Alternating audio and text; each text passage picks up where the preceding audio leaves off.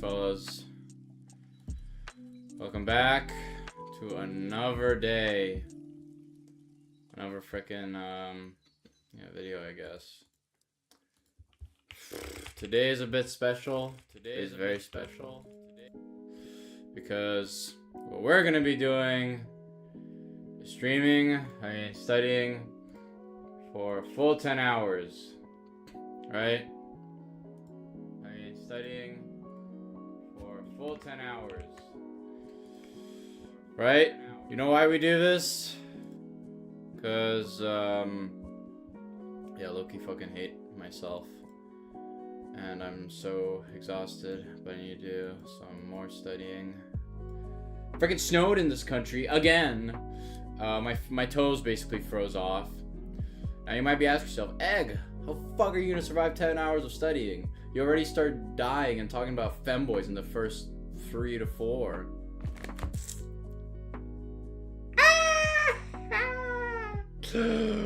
I have 3 different monster energies, right? And yeah, right now we have 3 different ones. This is the monster juiced energy, right? Mango Loco Monster. Okay. Now we're gonna see. Yeah.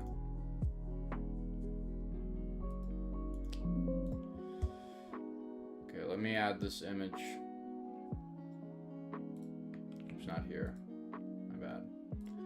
For every image, for every one of these that we drink, we're gonna basically add the image of that monster. So we're starting off with this one. Right? Boom. Sorry, let me put that on the Twitch stream as well, guys. Image. Now, you must also be thinking, wow, did you just finish class right now? Because your hair looks messy, or did you come from a nap? No, I just had class.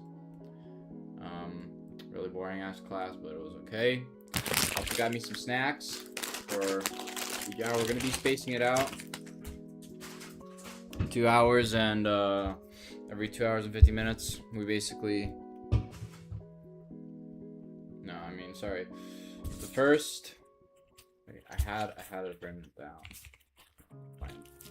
I had it kind of scheduled out how I would drink it. I also got a shawarma right now because I'm low-key hungry and starving. I froze basically my toes off because of how cold it was. Yeah. So in the start, we're gonna drink half the monster. Second part.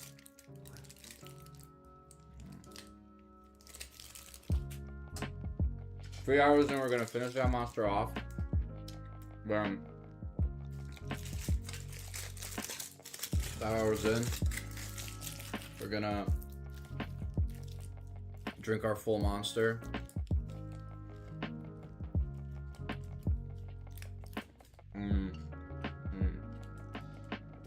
And then,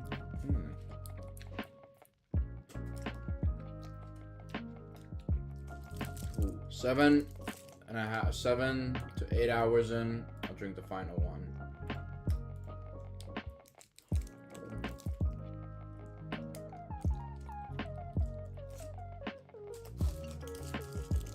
Welcome, Aries. That is a debate that I had. Honestly, the tomboys are dying out. Anyways, we're doing a 10-hour study session, gang.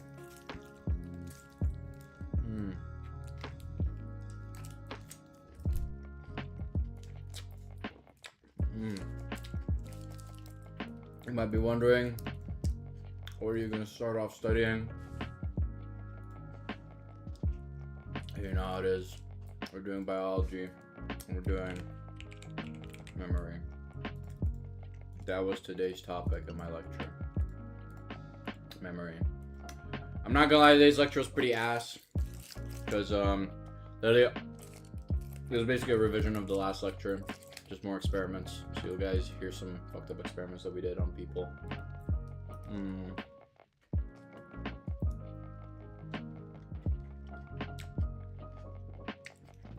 All the experiments that we did for memory to figure out how memory works better was literally gaslighting the fuck out of people and telling them like, oh, did you know you got lost in the shopping mall as a kid? Then you'd probably be like, maybe. You'll start by saying maybe. But then like, if we were to ask you again next in like a week or two, you'd be like, oh yeah. Because you start creating a false memory of that event.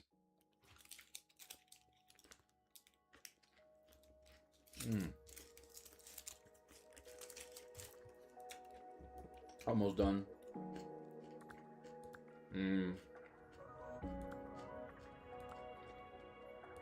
Oh my god.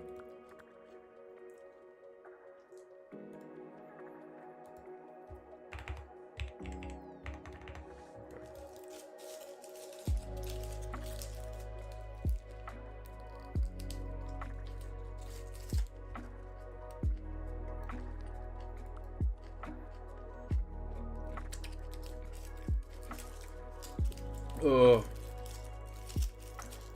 It was so bad outside. I was cycling back home, and all the fucking snow was flying into my face and mouth, and I was like, bro, it kept on flying into my eyes, and I was being fucking flashbang, bro. Pissed me off.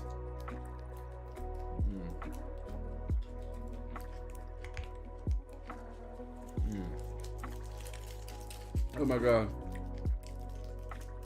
Oh god.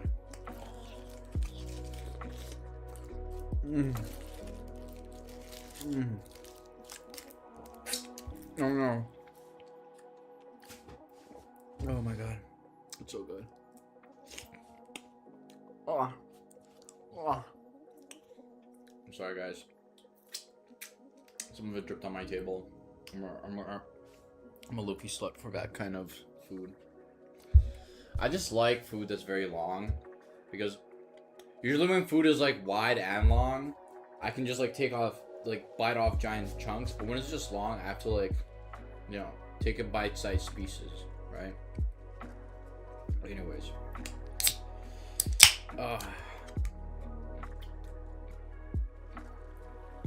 What happened to the South African boy I was talking to yesterday? Oh, this is good. This tastes like a vape.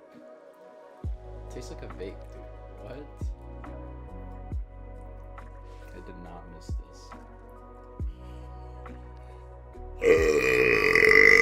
Oh, we're on stage 2 already, bro.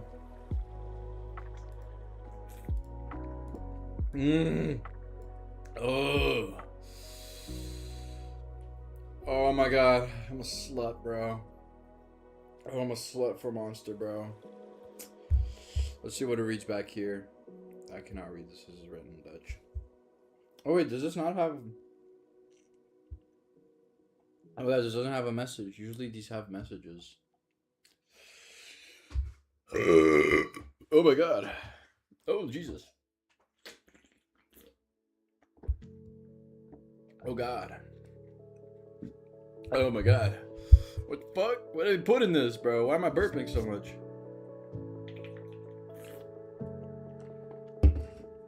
Alright, fellas.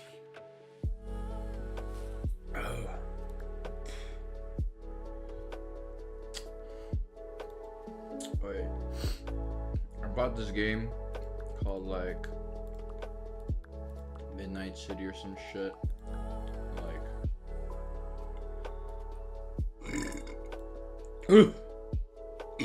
Sorry.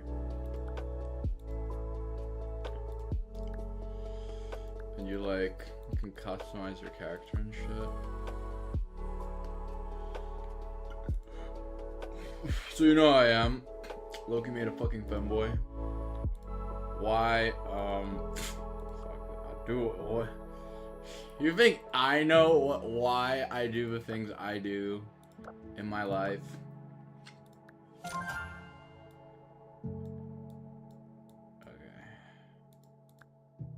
Oh dear lord. Oh dear lord. Alright, fellas. My toes feel good. Wait. Let me hit a trip real quick. I gotta prepare myself like mentally for this shit.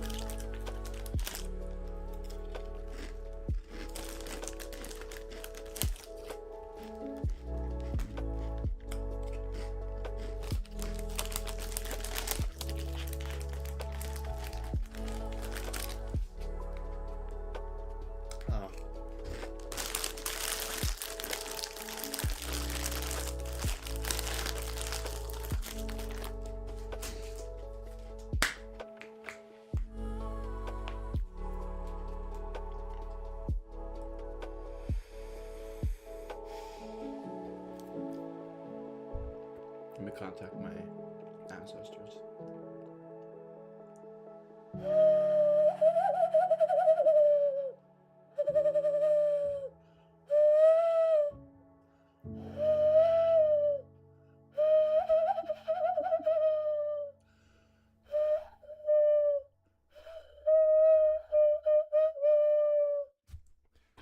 All right. We are locked in and gooning, bro.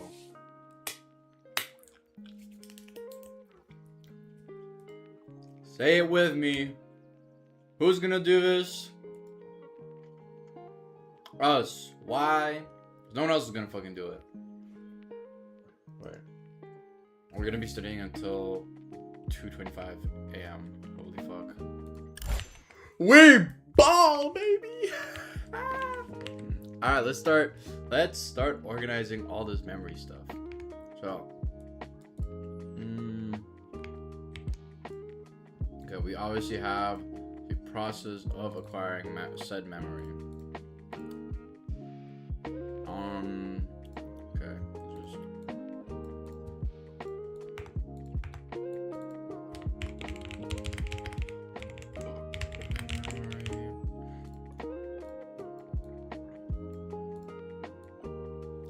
this won't take too long. Because I have 3 things I want to get done today. It is biology. Oops. No, I only have 2 goals, sorry. Well, yeah, finish 3 goals. Finish all study biology notes, finish notes for all lectures for research methods, and drink all my monsters and eat all the crap that I have with me. Right? And not wake up my neighbors. Alright. So we first... Wait, no, I actually should just have it in circles.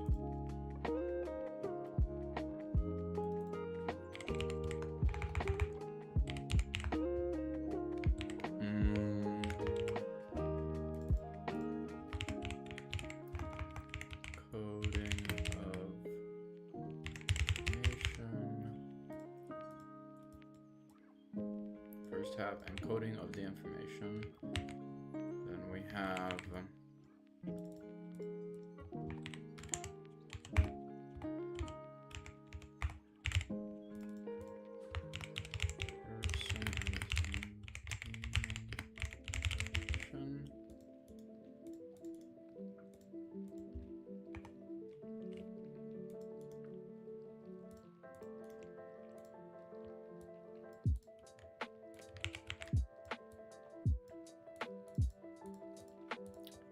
and third,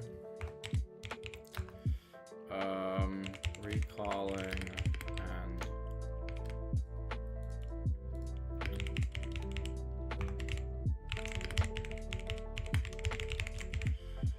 you might be asking, Egg, why the hell are you redoing all this? Because isn't this what you basically did yesterday? Answer is, yeah, it is. But the main difference is that in this lecture we discuss more experiments, which I'm guessing is gonna be on the exam. But, you know, my freaking lectures are low-key fucking weird, so might not be. Gotta have a point in there though. Okay, then we talked about...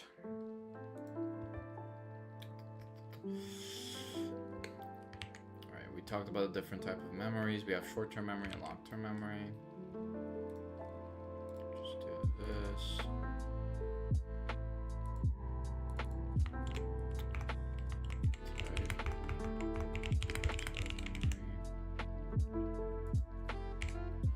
Memoroy.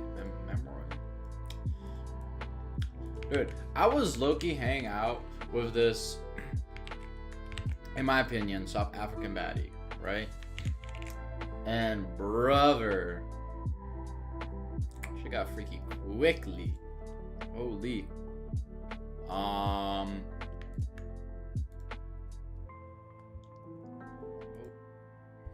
Like, what basically happened was, you know, we kind of met, you know, and we were just chilling and chatting, you know, and bro, they started petting me and shit. I was like, hold up, dude, you don't know me like that. You do not know me like that, bro. But you know, I was feeling a bit mischievous, a bit peckish, and I was like, all right, I'll play along, right? Bro, they started touching my face and shit. It was over. It was over for me, bro. I folded so quickly. Like, you know, y'all know that as a dude, you gotta keep up the nonchalant act. But when you meet, like, a person that low-key breaks that, you become a low-key kid. Right? And I was like, fuck!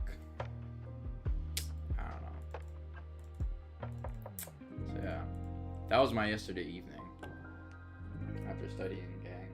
Oh, it's fucking hell. Short-term memory.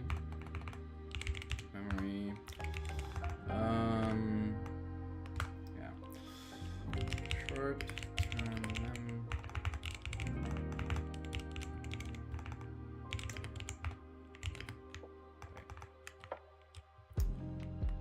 Right, short type of memory, that's all it is.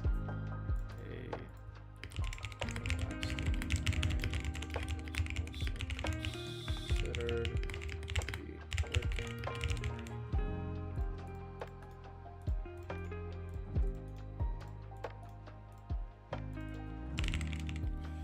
memory. Also considered to be working memory. Short lasting memory, which is also considered to be working memory. Lasts for around 30 seconds.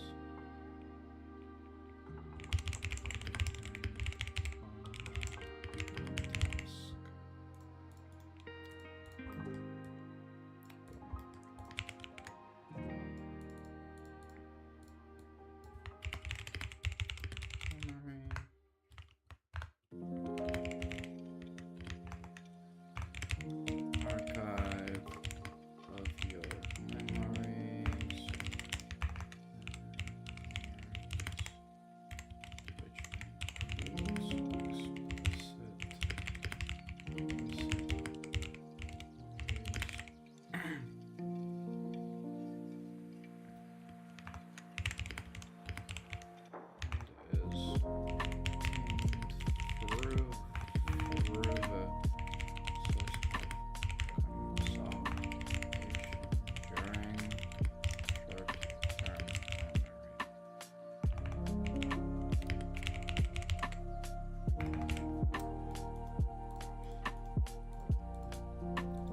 Explicate. Okay.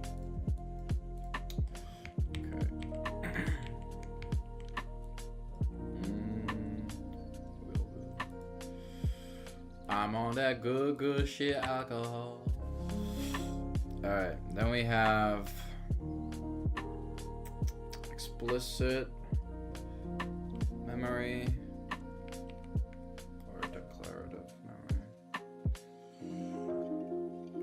Memories and is obtained through process of consolidation.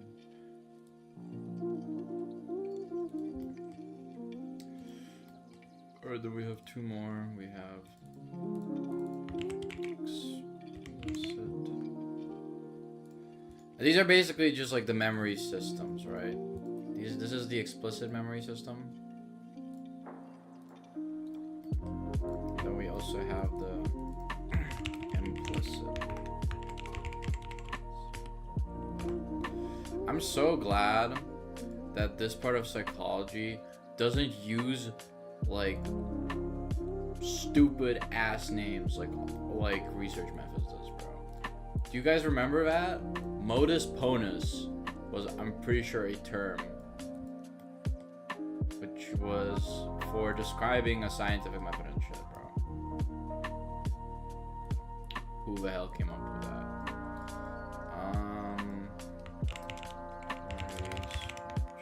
Let me, because in my notes I simplified it to just memories which you like obtained consciously, like you knew that. Yeah, okay. So explicit memories are called declarative memories. Also called declarative memories are the conscious recall of facts, events, experiences. Okay, yeah. Memories which can consciously be recalled as facts or places. You guys don't remember yesterday we talked about a lot about explicit memory, especially about how important it is in actually managing your own location of where you're at, right? And it's mainly stored in your temporal lobe from what I remember. And taxi drivers had like exponentially like a lot bigger size of those temporal lobes, which are responsible for managing locations, right? So we have semantic memories, and we have episodic memories. And simply put, bro, semantic memories is just like facts, bro. It's just, these are memories and knowledge of facts, information.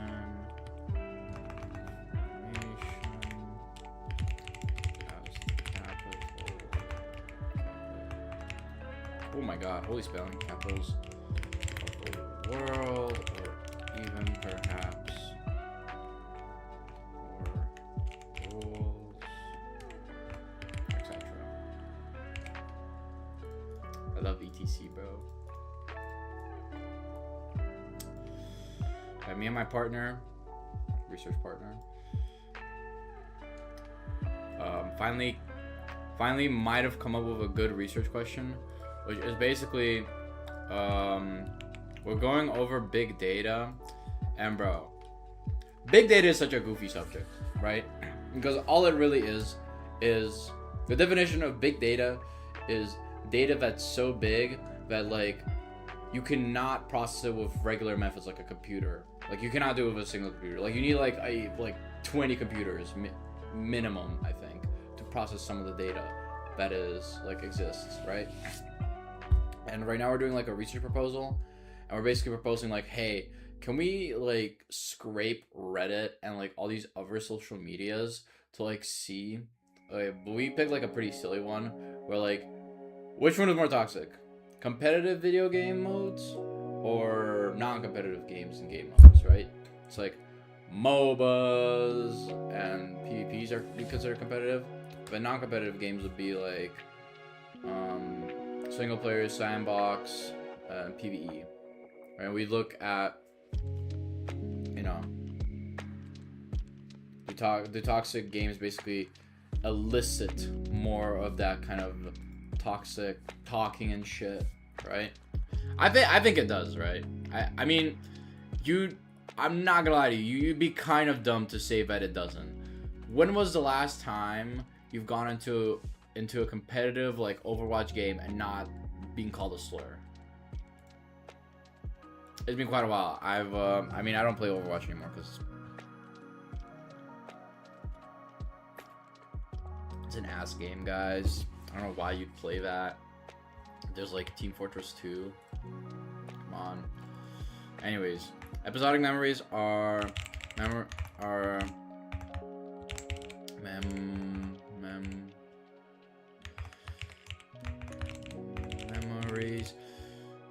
Oh my god, holy spelling, bro.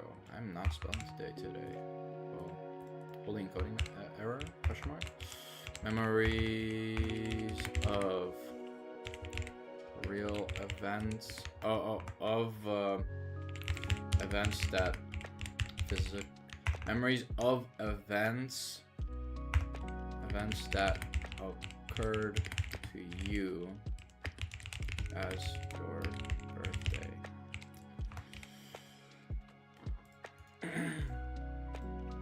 And the thing is about episodic memories is that it does include some semantics, right? I'm gonna include here.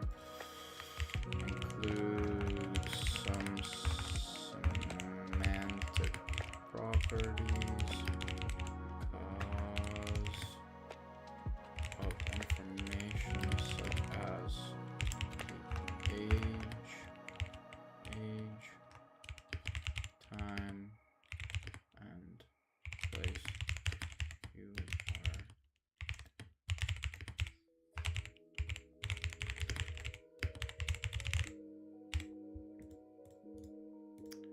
Right. Simply put, it's memories of physical events that occurred to you, such as your birthday. Wait.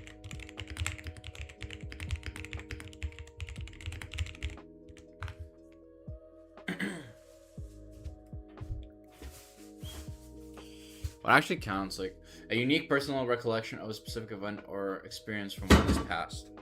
Whoops, that's my bottle. Okay. So more specifically, it's memories of physical events that occurred specifically to you, such as your birthday, seeing your girlfriend cry.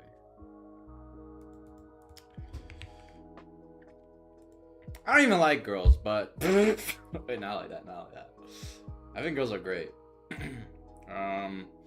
Would I date them? Why?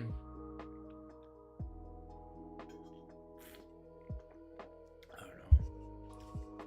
don't know. I feel like once you drink a Monster, you just can't ever start liking girls anymore. Because you kind of enter the gay area instantly, right? Alright, now we have implicit memories. Ooh, what are those, you might be asking? Wait, let me organize this a bit.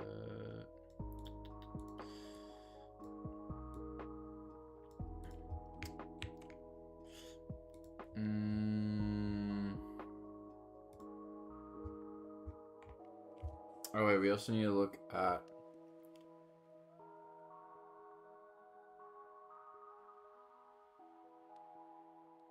a double dissociation for short-term memory and long-term memory. Yes, was based on lesioning studies. Okay.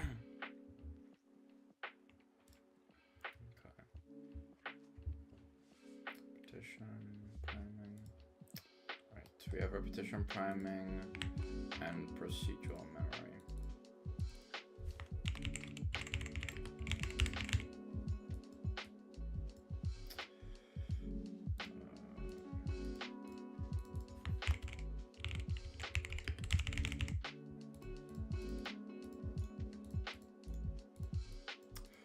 Residual memory is basically memories that you're not like physically making aware of.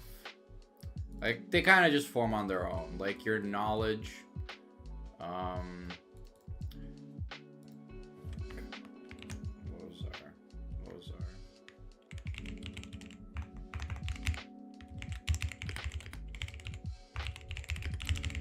it also falls into the category of motor memory because it's unconscious, and it helps us in learning like special skills, like riding a bicycle. Consciously learned skills. Actually learned skills through experiences.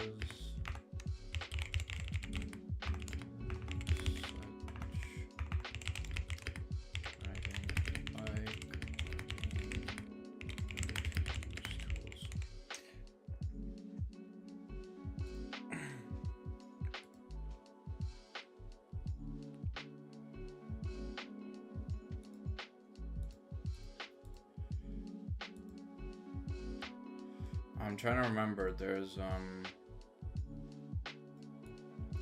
wait, what was it called? There was like a deficiency in being unable to use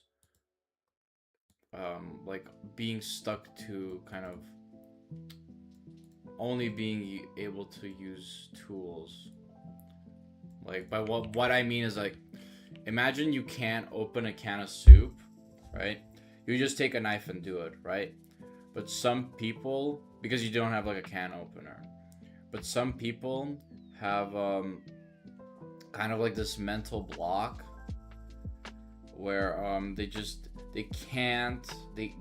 can't comprehend or even come up with the idea of, hey, I don't actually have to specifically use this tool.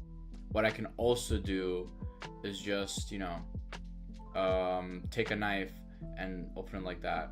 It's called it's not tool deficiency.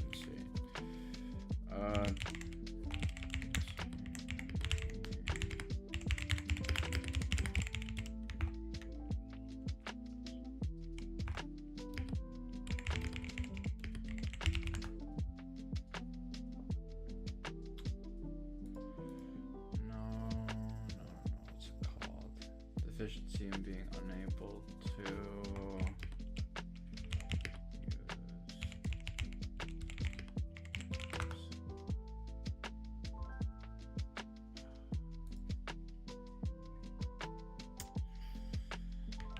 No, what is it called? Okay, now I'm stuck on it.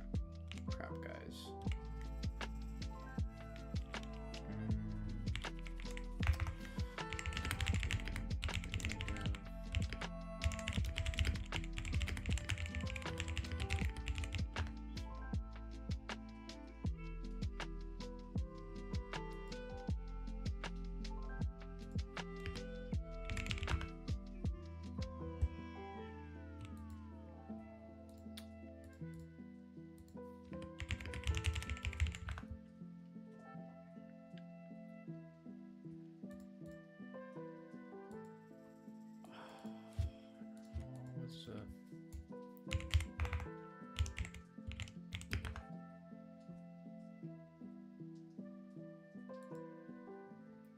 Functional fixedness. Yeah, because you're functionally fixed on only being, you know, on only being able to use a screwdriver to screw something in and or screw something out. But you can't come up with its use to be able to, you know, pry open something. Functional fixedness, that's what it was called. Okay, repetition and priming. Repetition and priming is pretty evil.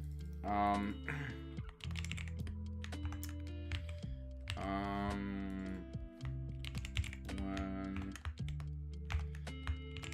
we are primed or conditioned into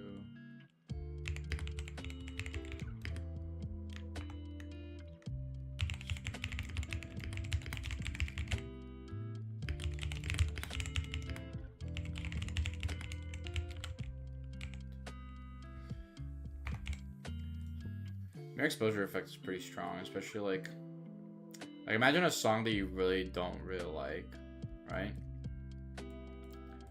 If you just keep on listening to it like passively in like the mall, you're gonna probably start liking it. And this is what a lot of advertisement companies also do. Oh, also brands. This is why brands are so strong, right? because typically you don't really think why you want a certain brand, like Apple and Samsung. I mean, like, I don't know, some people say like, oh, Apple's evil, or Samsung is like freaking cheap and from China, right? But it's really because you've repeatedly been exposed to these phone companies, right? And so, if you're more exposed to positive traits of Apple, you're obviously gonna like Apple than compared to Samsung, and vice versa, right? Or you can also be primed into thinking a certain way. Like, if I kept showing you fruits, you're more likely to recognize a fruit faster and stuff. I don't know, it depends. Right? Oh my god. Alright, boom. What else do we have? We have... Solomon contains because use descriptive words and facts. Okay, we mentioned that.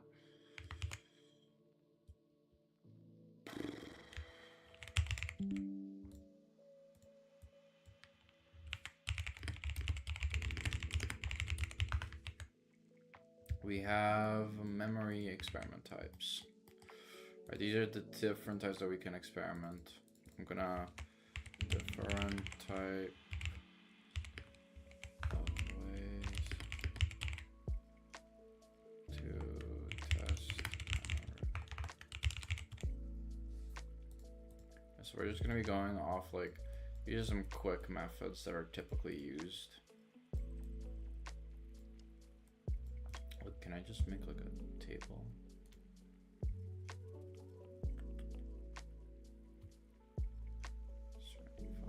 Not really. That's fine though, because they're pretty short. You can also just do a bunch of blocks.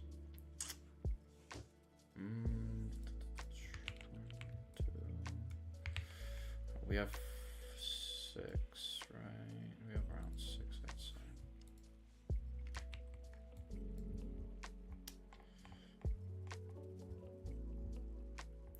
One, 2, 3, 4, 5. Yes.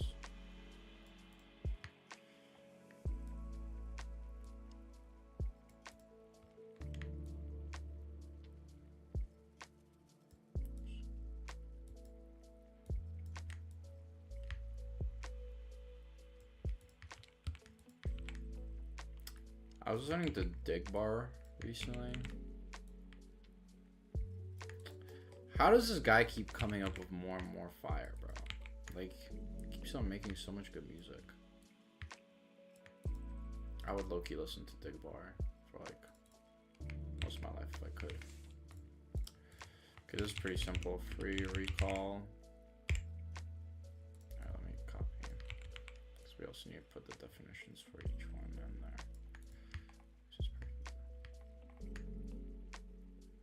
By a pixel. Okay, there we go. I noticed it, bro. Any order. Then we have serial recall.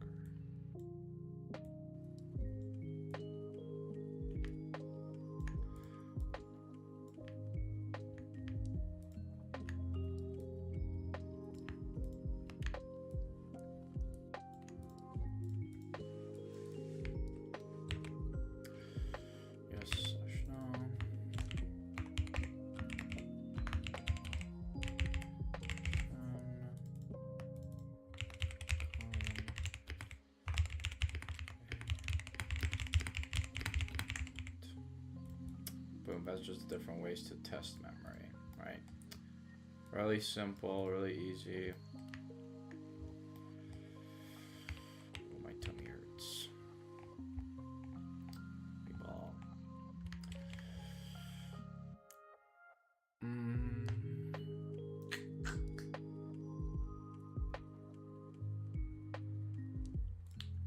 Wait, actually.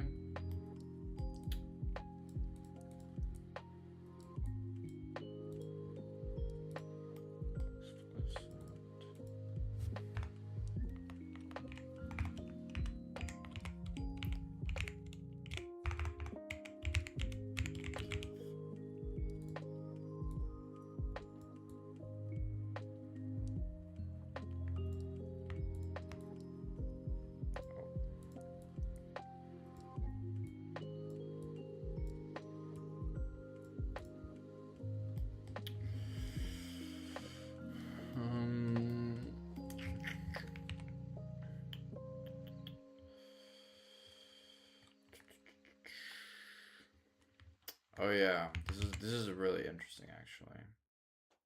So a study by Cabeza and Nyberg in 2000, they found that episodic memories, interestingly enough, right, they actually use a lot more sectors of the brain, right? So in the semantic, you see it uses the temporal lobe and a bit of the frontal lobe. You know, they kind of overlap. Because, of course, semantic is just facts. It's just facts, right? But you see for episodic, it's, you know, you have it all over the place. You have it in the frontal lobe. You have a lot in the frontal lobe, right? In the occipital and, God, I think, yeah, this is the temporal lobe. This is the...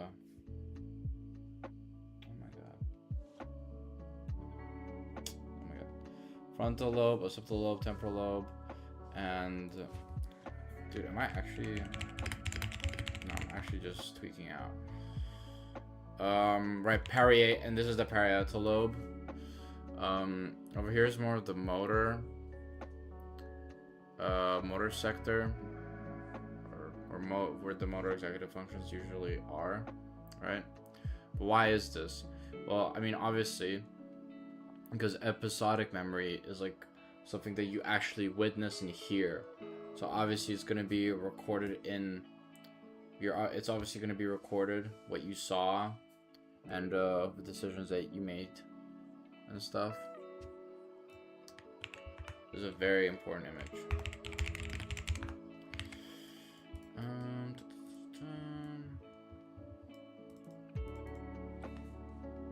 Let's change this to more circular because it actually looks really nice. Semantic memories.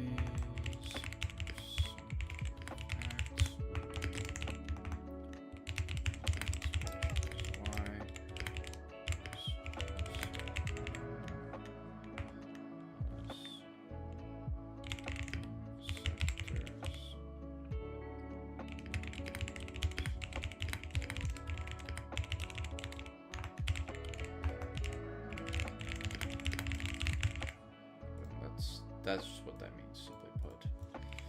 Then we have this.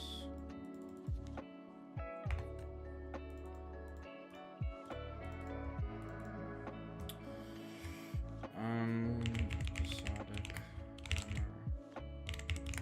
are incorporate multiple senses, including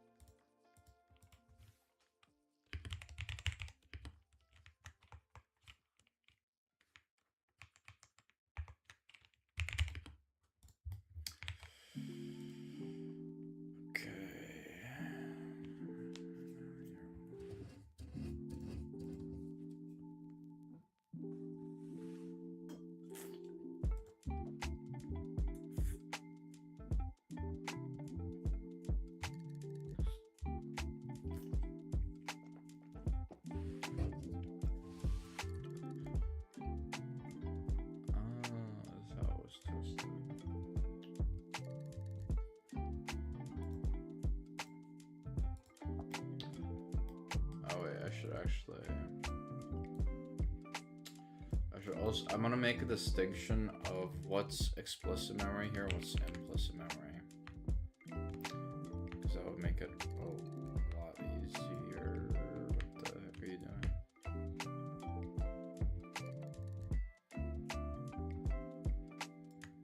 Alright. So this is recalling words in any order. That would that be implicit or explicit? Wait, I know serial positioning would be explicit, right? Could recall. This would be implicit.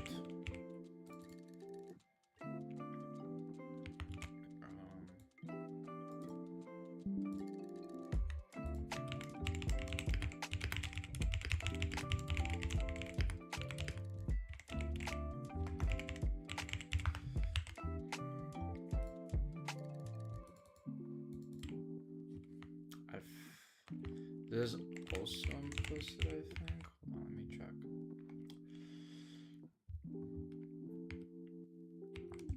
This is also right, because they don't give you the words directly to work with. That's why it makes it explicit.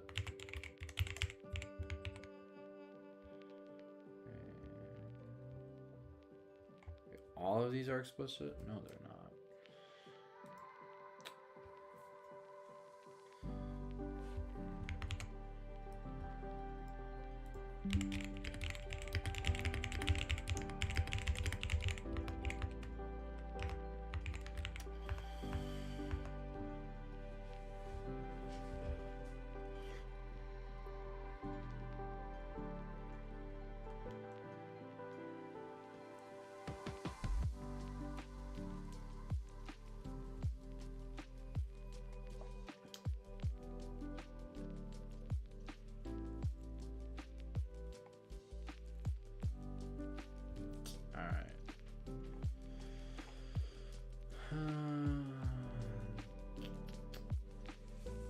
Testing explicit and implicit. Whoops, sorry guys.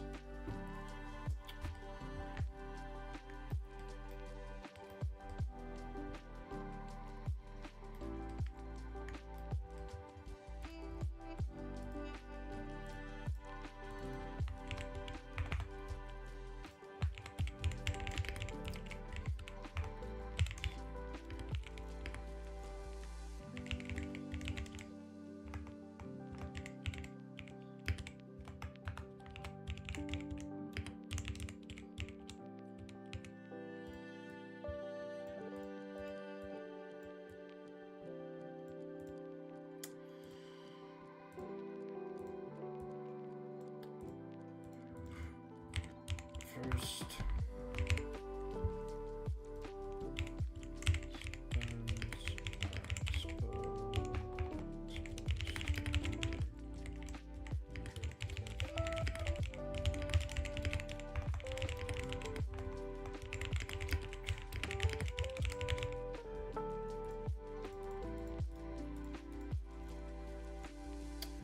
alright guys, I'm gonna get some water because I was reading online and it's best to also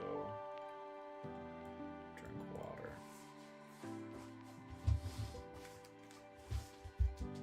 Let me pause my timer then since I'm kind of taking a break.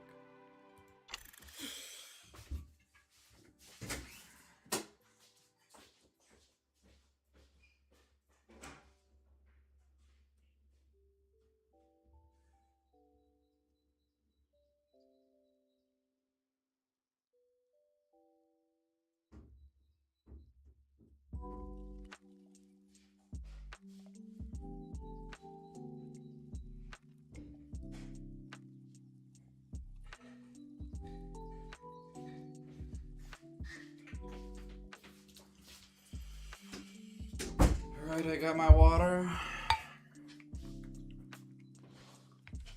Okay, let me take a little water break, gang. Pause my timer so we're not cheating.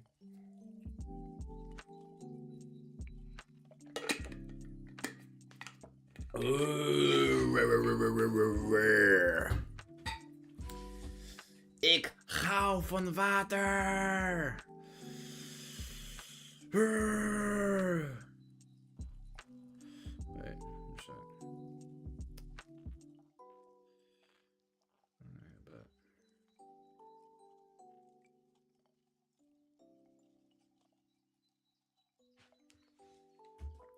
see, this is what gives me depression. Does my mom love me? She does love me. But I can feel when the love kind of decreases when I tell her that I'm not studying for like an ungodly amount of hours. I know kids in like Asia fucking study for 36 hours in one day. They break time itself. Good for them. What the fuck? Anyways, lock back in, gang. We are 40 minutes in for my timer. Let's do this.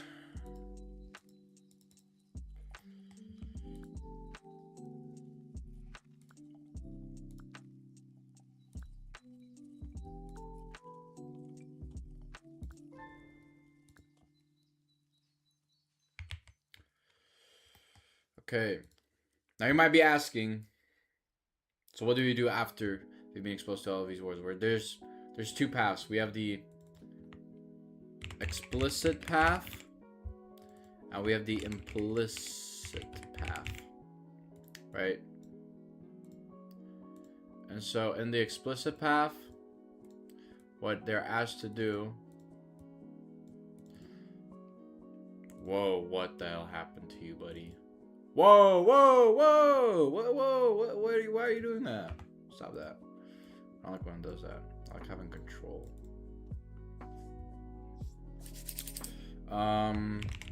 Which is basically they are asked to recall as many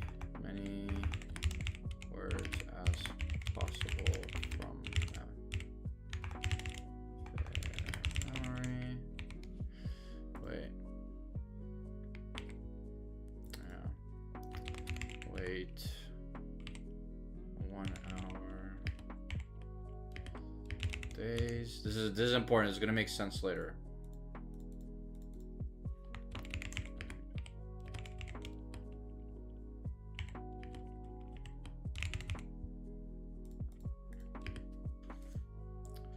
Recall.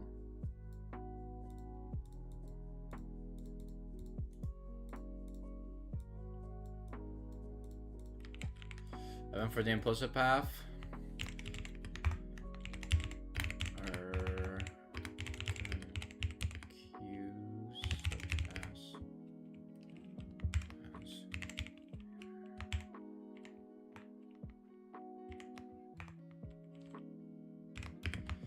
That would be here.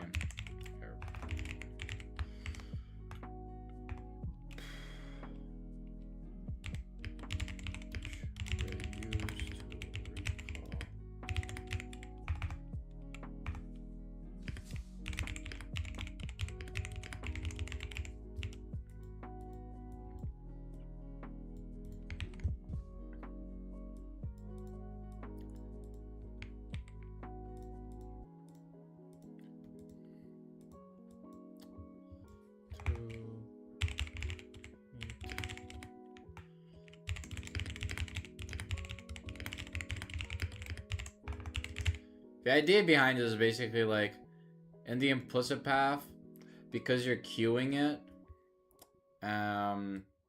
you're not really directly using your memory. You're kind of in a sense using, what do you call it?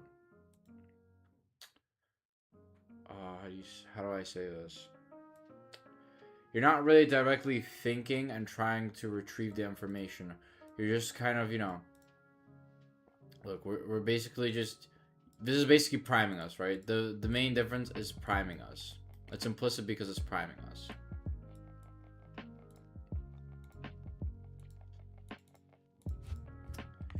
Implicit because it's,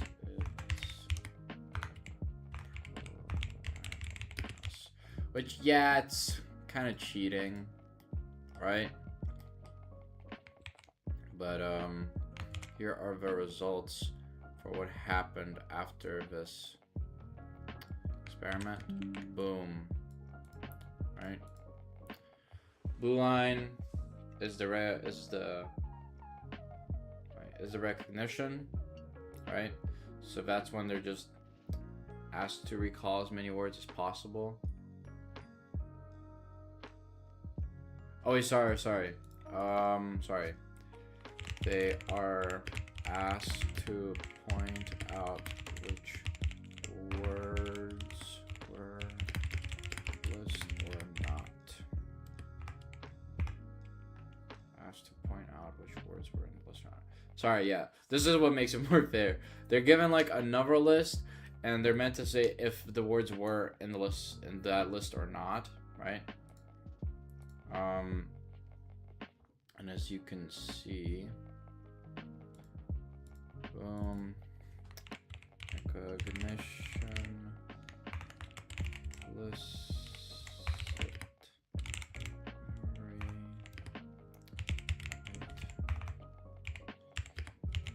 decreased over the span of 7 days.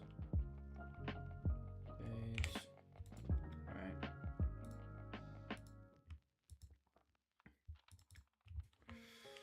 Implicit stayed intact. Only slightly.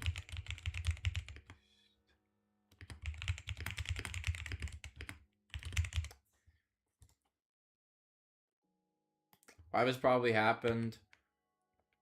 Again, queuing is really important when it comes to memory, right?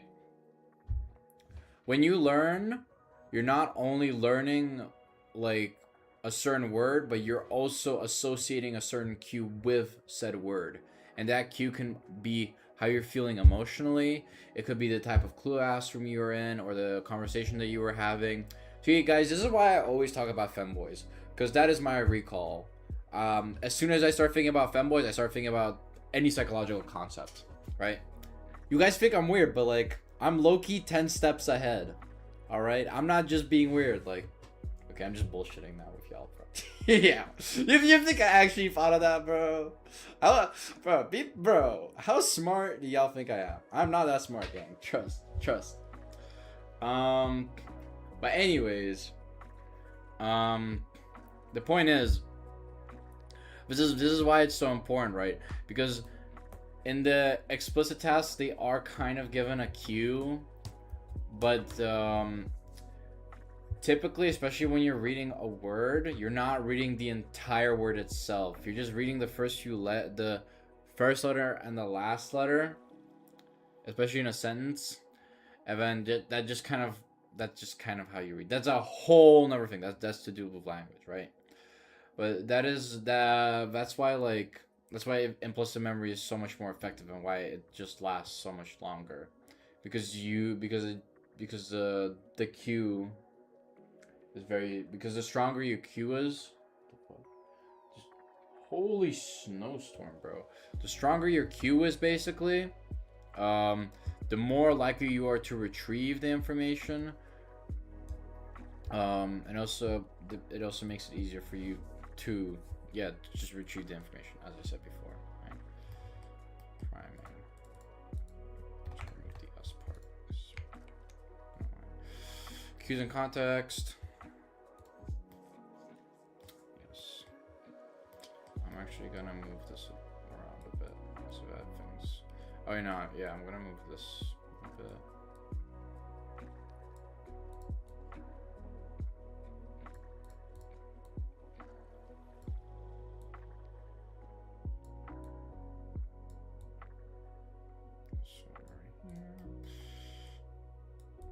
What I like making that, why I like doing this is because I learn better making something, and this is like me making something for myself.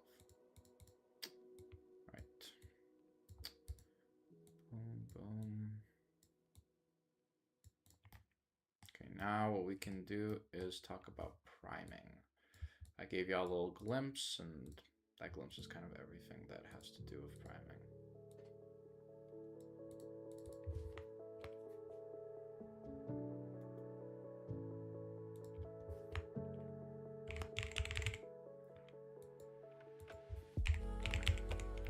Wait, cues and context, sorry. This is actually a pretty big portion of the lecture, so we're gonna move it over here.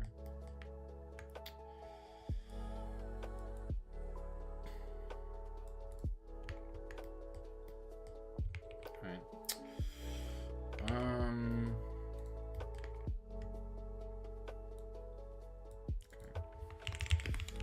Away. Learned information. Determines our cues. Context.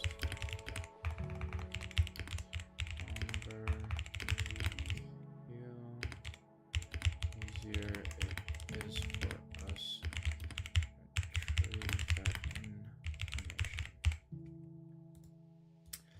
I wonder, like when you're riding a bike or something bike shaped, that also kind of has maybe okay, I'm just thinking out of my ass right now, fellas, but like think about it, right? If like memory is based on cues, right? Especially when we talk is based a lot on cues, right? Is motor memory, which is implicit memory, right? Is that also affected by cues? Like, hear me out. You sit on a bike, the feeling of the bike on your butt cheeks and like the pedals is you know, is basically the cue for your brain to remember how to bike. Even as you're biking, it cues you to remember how to like turn and stuff. Yo! Did I just figure that out? Are cues and context a part of motor memory? Oh! I'm right. I am right. I just searched it up. I mean, it's pretty obvious. If you think about it, it's pretty fucking obvious, right? But like, when I'm doing it, you know, for me, I always like to surprise myself. All right. All right. Anyways, we have cues and context. What do we say later on? Right, the cue strength. So, free recall, names, and I'm gonna cues and context.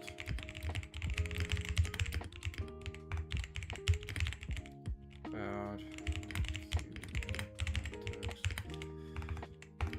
impact our memory.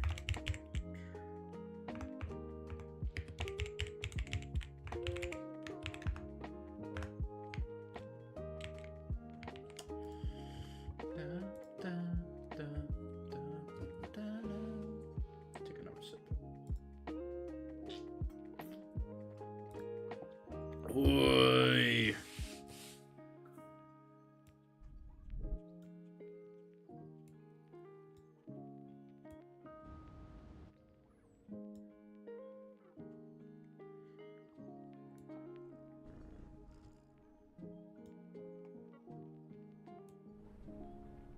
The fuck is pink? What is brown noise?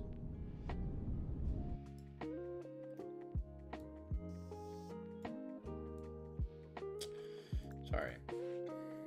Anyways. Let me look a bit more into this. Q. A thing that points a category fruit for first letters of a word, the actual word itself. Name as many items from the list. General context. Q to recall. Context plus a cue from first to one or more items. Definition of which of the following items? Mmm. Alright.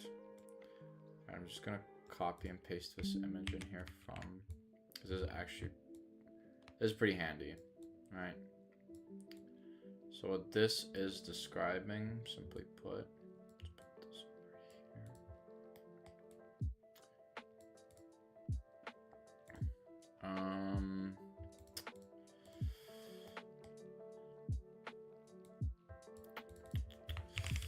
Different cues that are used to determine chances of recalling specific word we saw possible.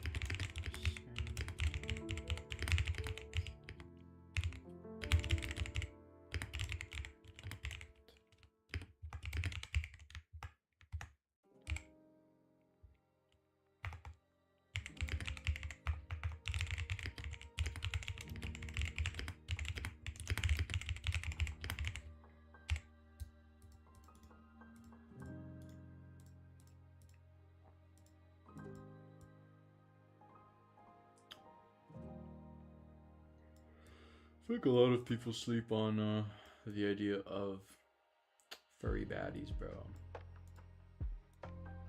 Right? I ain't no furry, but right? Furries are just kind of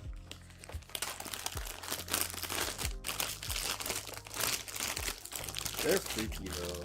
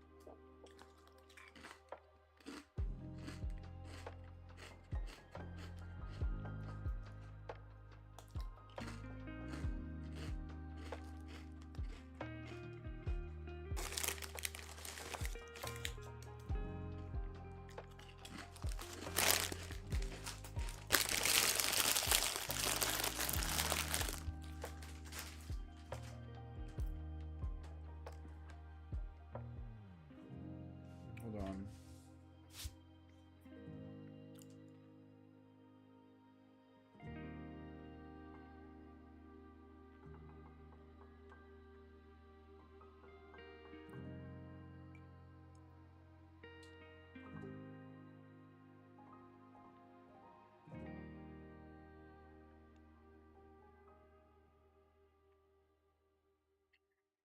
The fuck? 650 for a ticket, bro? Oh, 650, sorry.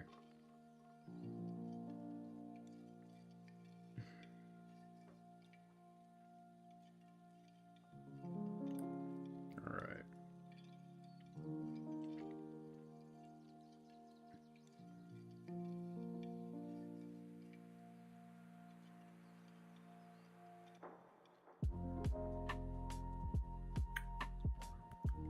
I've never really enjoyed concerts, frankly.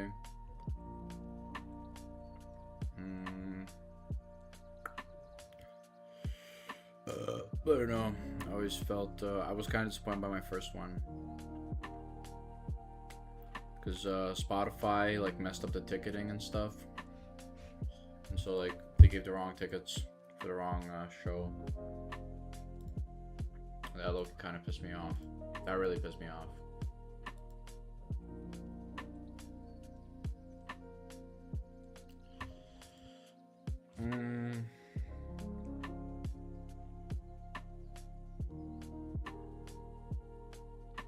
Let's see, I'm buy a ticket. Right.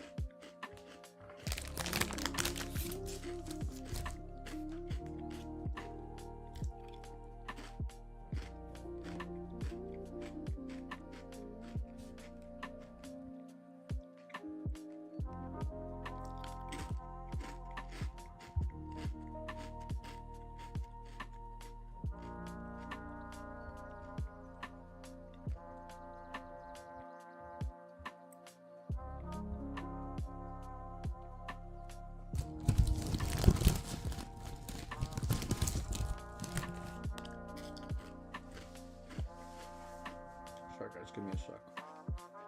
I need to buy tickets for tomorrow's concert.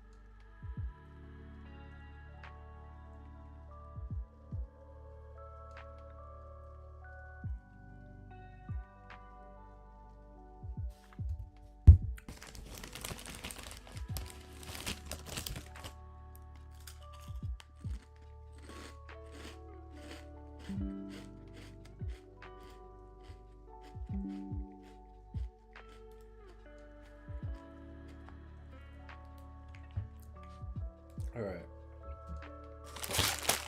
This shit is addicting, bro.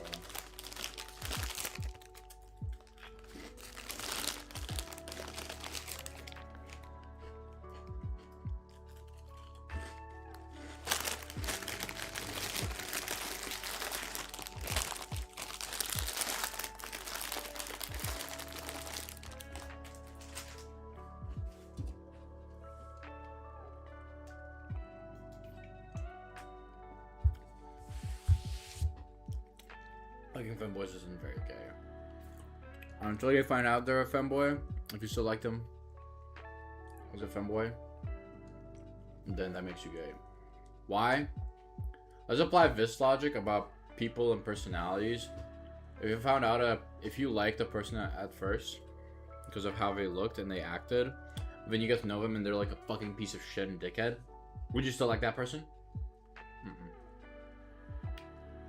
You would not like that person. If you do like that person, then got some mental issues, bro. Boom. I just ended the whole debate. Okay. I don't want to hear about it. It's like, no, but they look like girls. Okay. Yes. They look like girls. But if you don't know that they're a girl, right? You don't search for the term like femboy and shit, it's not gay. But as soon as you find out that they're a femboy, but you keep searching for their posts and for femboys directly, to look at femboys, you're gay, bro. I'm sorry.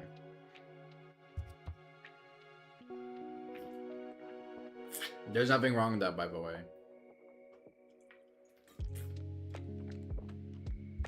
As a rabbit hole that I went down.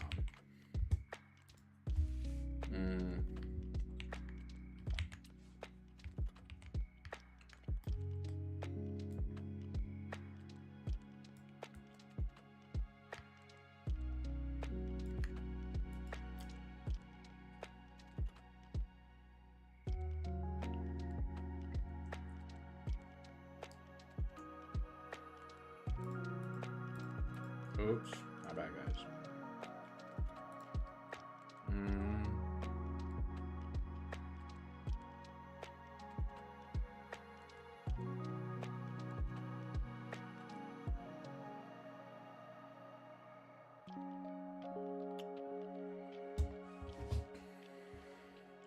Encoding specificity.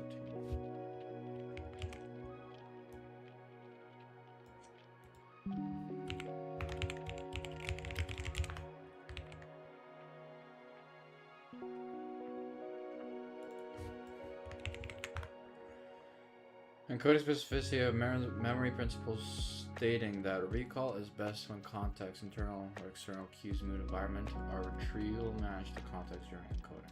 That is what I said basically.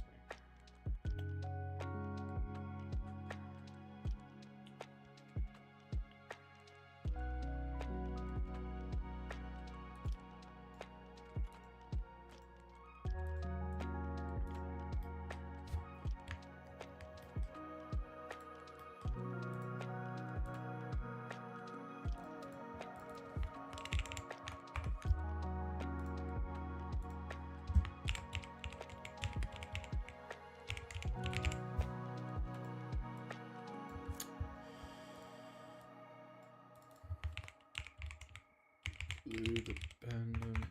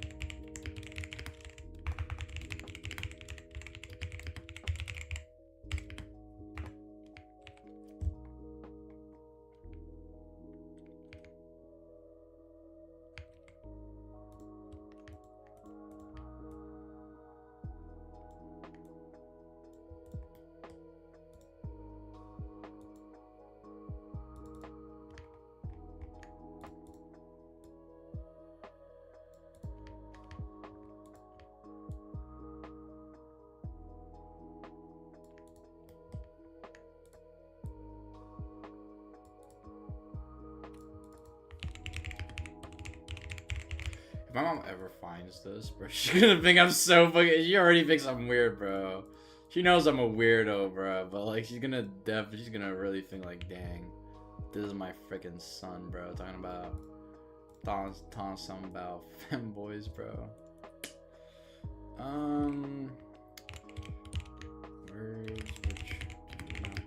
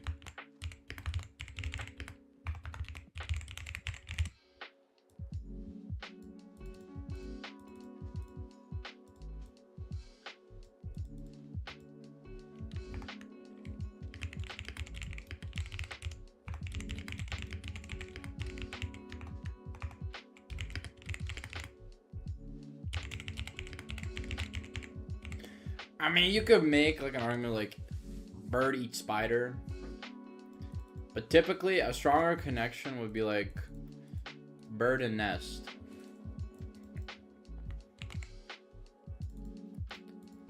What the hell?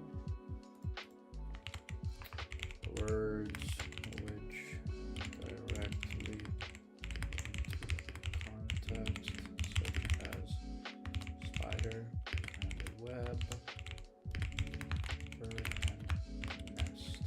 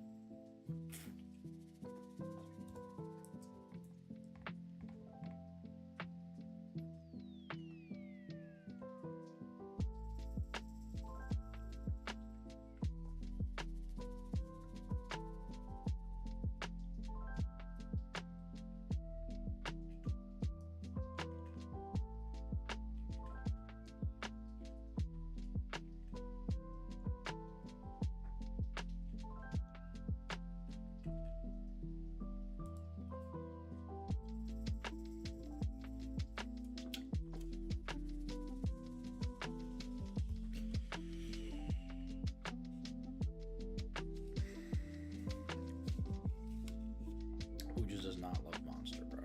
This was just so freaking good.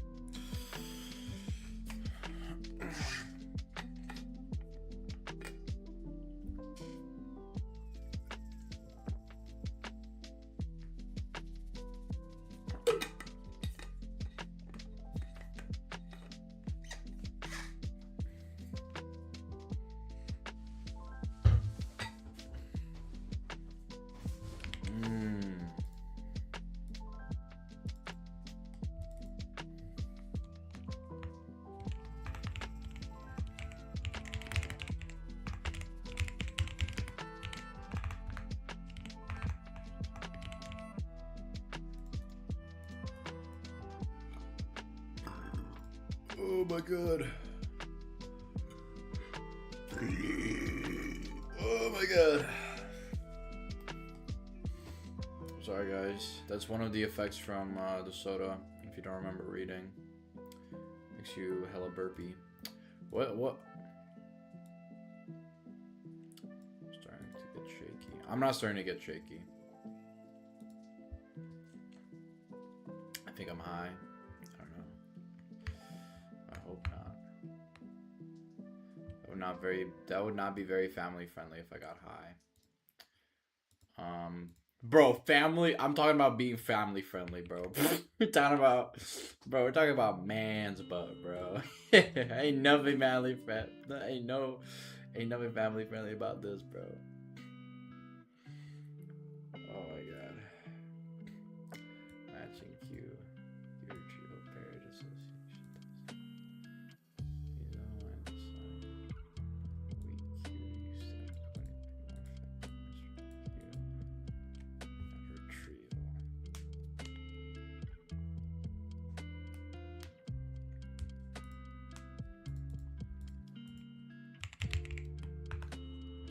Smash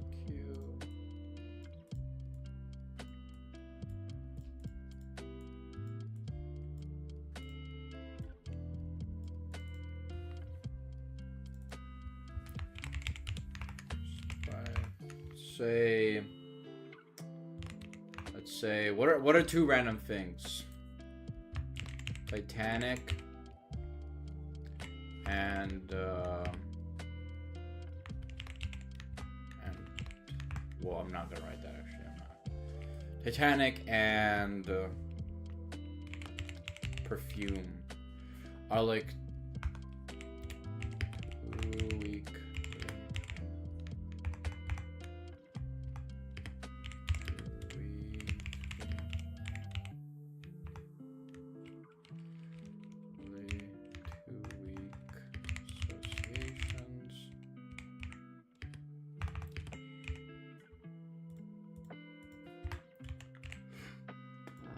Oh my god.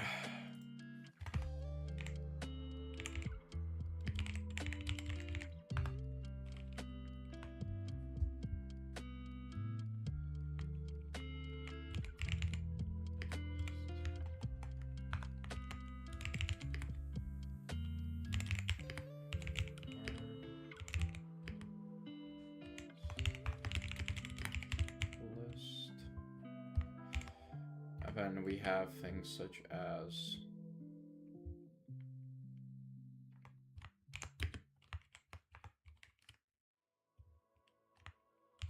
smell, perfume,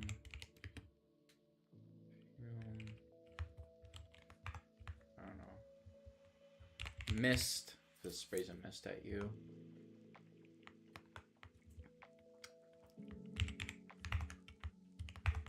Participants picked fume.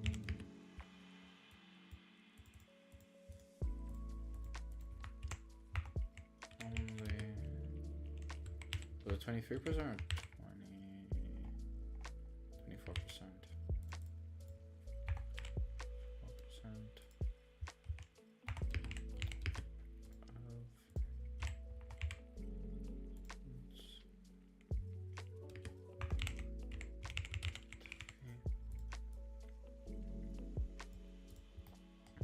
Because it had a weak association, because this is a very weak association, right? Then connections.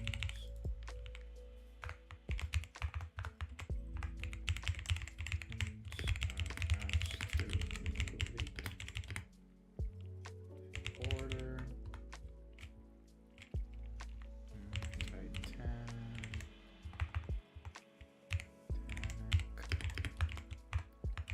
Question mark.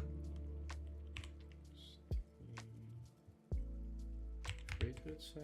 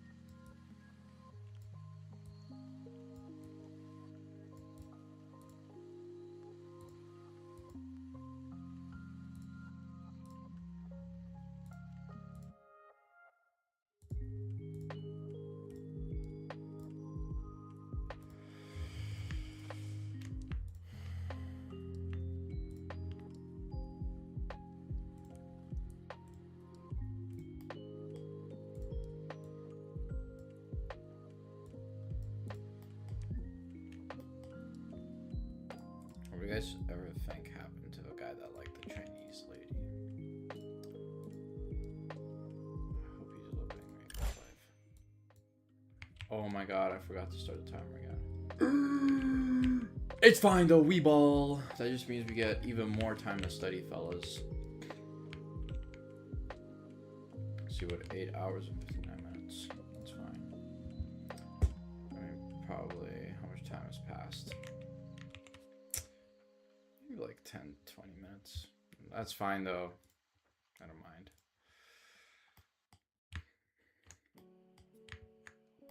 And look at this. This is not looking too bad. It looks a lot less impressive than our previous ones, but that's honestly because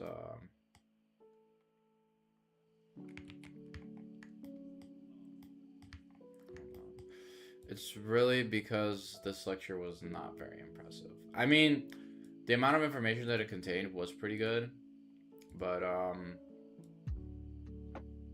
you know, this is kind of revision, like from everything from what we studied in our last lecture.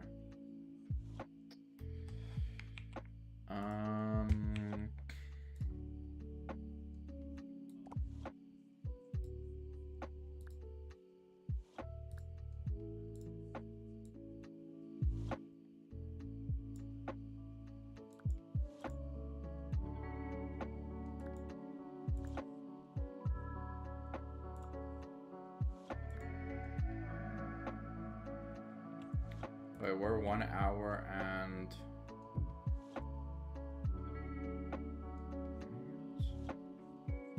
We're 1 hour and 41 minutes in.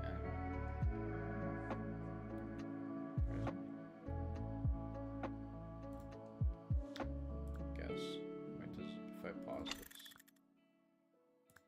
Oh. No, we're not. We're technically 1 hour and 3 minutes in. We're doing pretty good on time, fellas. Hopefully we'll be done to have 8 hours to study all of research methods. Okay, cues and context. Context dependent, words learned and tested in the same environment. Water. That's weird. Oh, I mean.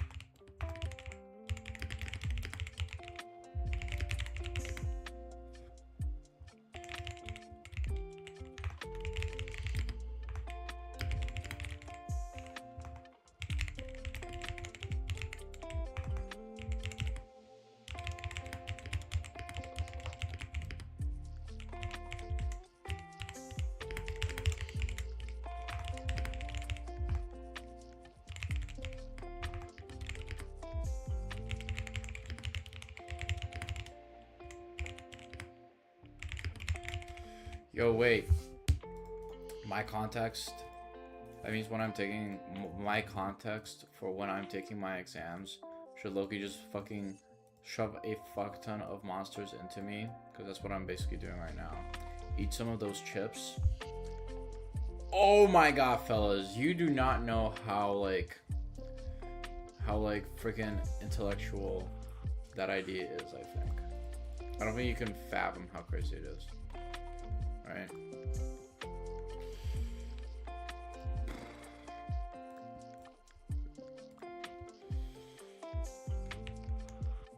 Anyways. Familiarity and source monitoring the butcher on the bus. Remembering requires retrieval of some aspects of the word's presentation, any mental travel. One must present a recollection knowing is related to the sense of familiarity of the item.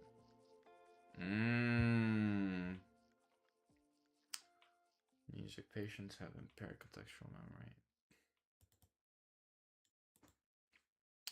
Hobbit empiracy showed amnesia and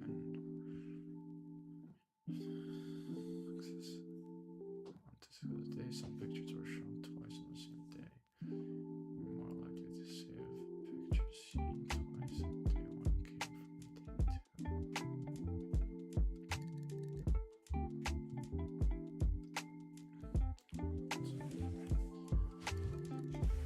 Patients are more likely to say that pictures seen twice.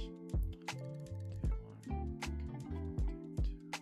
No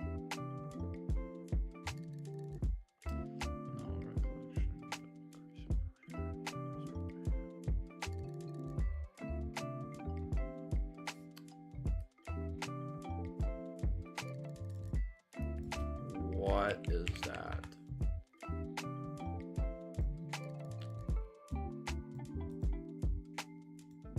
Parahyle cortex. I see.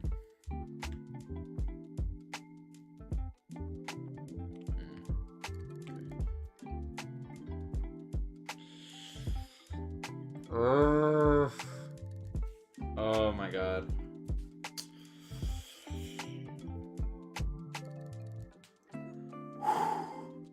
Let's fucking do this game. Butcher and source monitoring.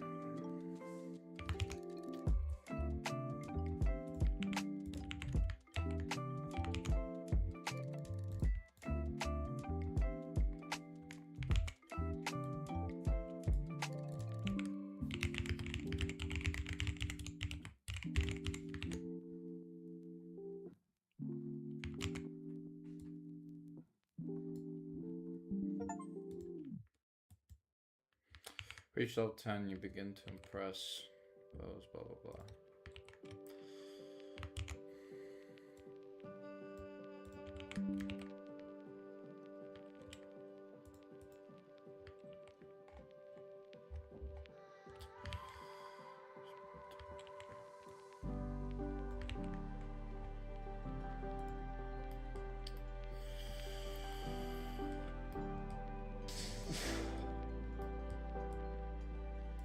Put this up here again.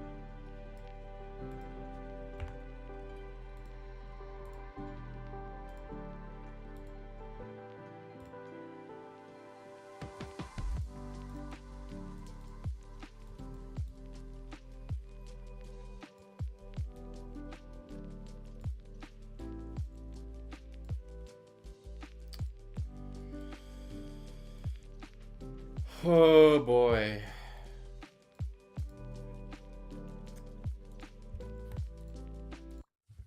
You guys ever question if there is really a person who can reciprocate the same feelings as you and love you the same way that you've always wanted to be loved and cared for?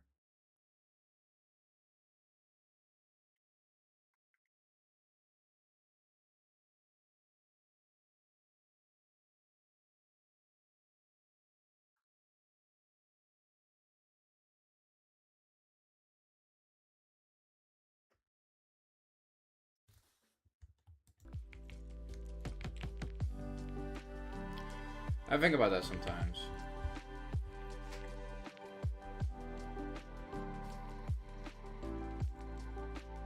But you know, we ball.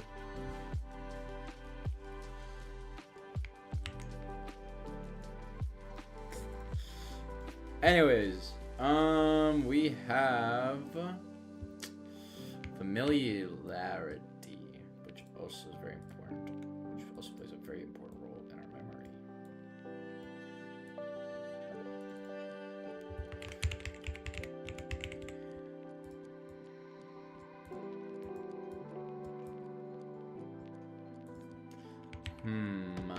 Okay. You see something and think I've seen this before, but judgment can come from two different processes or collection. Remembering familiarity, not a gut feeling, but something is no detail about where it came from.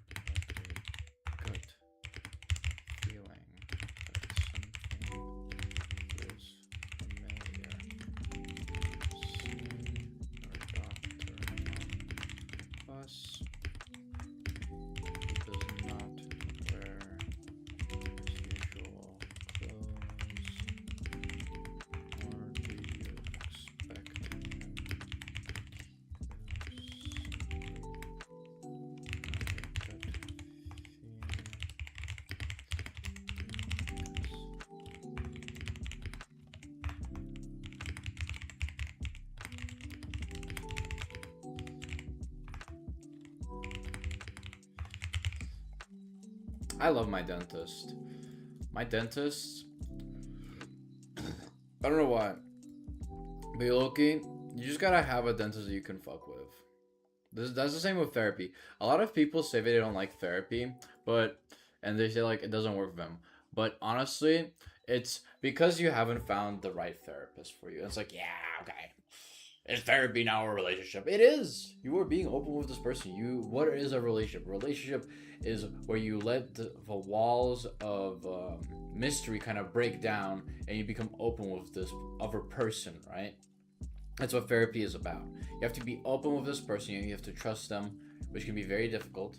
I know it can be very difficult, but if you don't trust them and you don't show them how you actually feel, then you're not gonna get anywhere, right? And this is why for a lot of people therapy just doesn't work, because they can't be open with the therapist, and they think like, they treat the therapist more as a like teacher or doctor, right? But that's not what a therapist is about. A therapist, you have to think about them as a friend. If you don't like the vibe that the therapist gives off, you gotta find a different therapist, dude. You can do online therapy; it's a lot cheaper, and trust me, like, just keep trying until you find the right one. It's important, for your mental health. Like I got lucky and I found a therapist when I was younger that I could low-key like geek out with, like be a geek, not like friggin'. But I was just chilling with him. Look, it was nice to chat with him. He helped me a lot. Anyways, that's besides the point.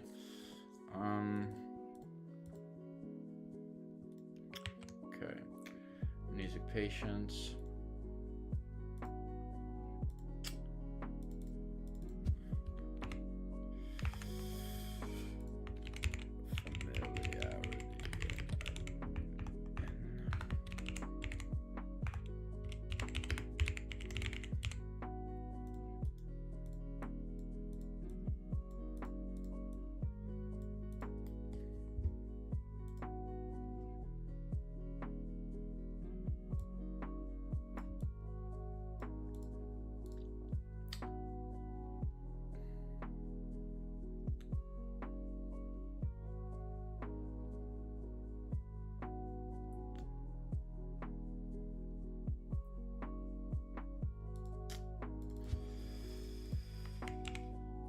see.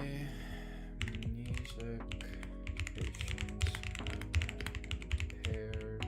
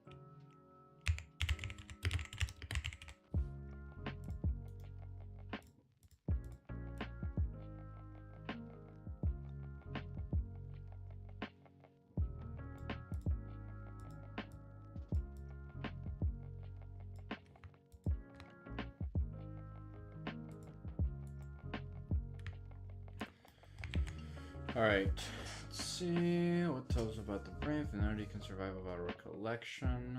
It's like support of a sort of like.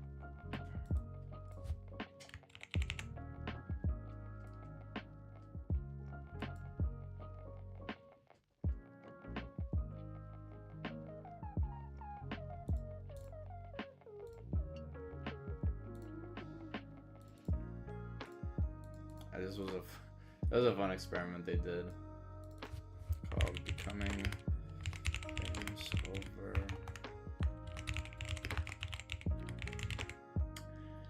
Alright. This was a this is a pretty funny experiment. I like the name for this experiment. Basically the focus of this experiment was to test familiarity, memory, and how it worked was people were shown like a bunch of non-famous names, right, on the first day. And I believe it was yeah.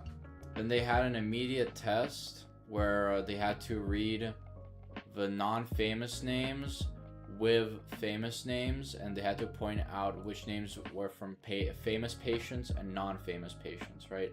And the accuracy was pretty high in pointing out non-famous patients because, well, they one had, first of all, just read them, and two, it was because they were more familiar with them, right? Because they read it from like kind of like they had similar cues and context, which is why it likely was so much easier, right? But then, let me see. But then 24 hours later, it like completely went downhill for the participants. And what happened was they started thinking that they started confusing the non-famous names with the famous names, right? How do I say this? You know, that's what happened. Their familiarity, it was still strong, but the problem with familiarity, you don't know where you actually learned it from. You don't know the context for it, right? And so they knew these people. They knew like, oh yeah, I know this person because they're familiar with that person, or I know the celebrity because I heard about him or her, right? But they couldn't extract where they knew them from, which is why they started mixing up the celebrities and the non-famous people with one another. And familiarity can really be a bitch sometimes. Okay, let me write that down now. Participants learned the names of non-famous people and then were exposed to a list of the same non-famous people and famous people and another list of non-people. Participants were able to easily pick out who the popular, who the famous celebrities, famous people were and which non-famous people they had just read. But 24 hours later, the same test was administered.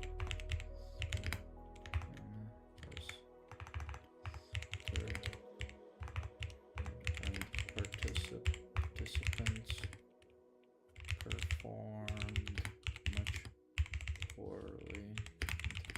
Mixed up famous people with non-famous people they learned about is because although they are familiar with people they had just read about familiarity quickly drifts. Familiarity is not held together by context, meaning that this is because although they are familiar with the people that they had just read about, familiarity does not use context, which, right? Am I tweaking? Wait, hold on. Familiarity,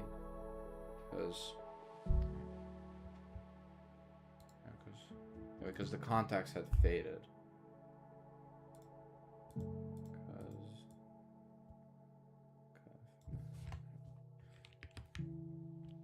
about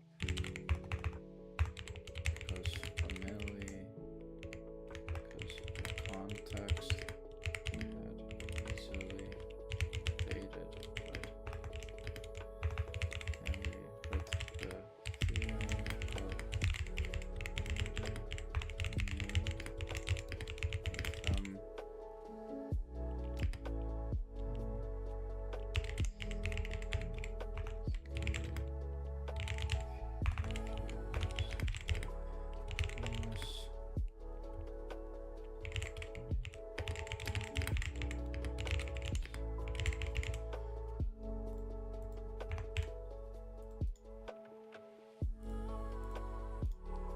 mistakenly. I always said mistakenly. I guess mistakenly does make more sense.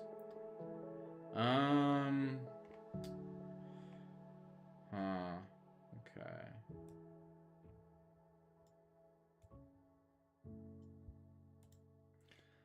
Oh, you guys know what this is about to connect to?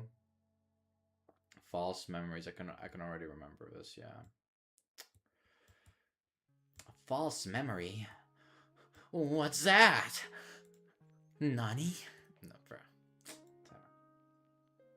out, bro. Time out. Anyways, this is gonna connect instantly to false memories, bro. I already know it. I don't even have to look. False memories.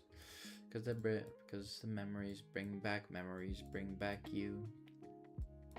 Da da da da da da da da da. False memories.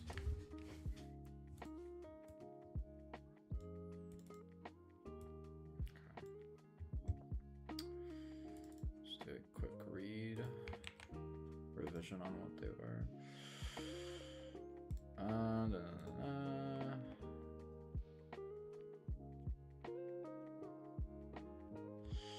Lost memories, information presented post and influence, cues help retrieve memories, but also information can also change. Great memories. These are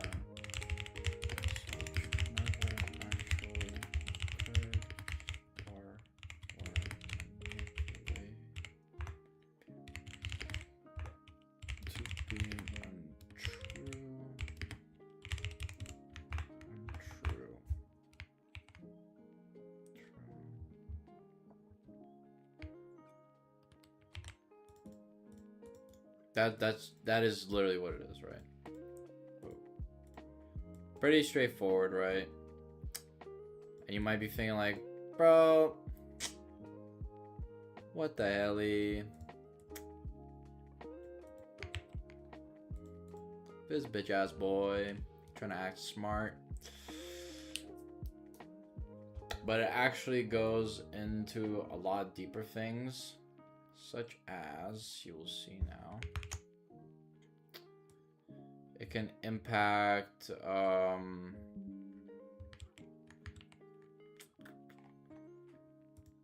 we reminisce or like how we remember events. Boom. Let me explain this, okay? So a car crash occurred, right? And basically, there were two groups that were separated, and group one was told how fast were the cars going before they hit each other, right? And then group two was asked how fast were the cars going when they smashed into each other, right? And and you might be thinking, okay, yeah, they use two different words. What the fuck does that do, right? But look, because of just the two different use of words, right?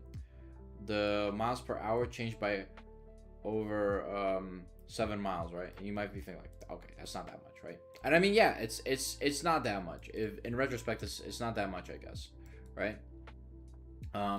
But either way, this still shows proof that memories can be impacted by how we phrase things. And this is really common, and especially experiments that were done. I don't know, fucking a while back. Let me put myself down a bit. Basically, like think about like you guys remember when you got lost in the supermarket, right?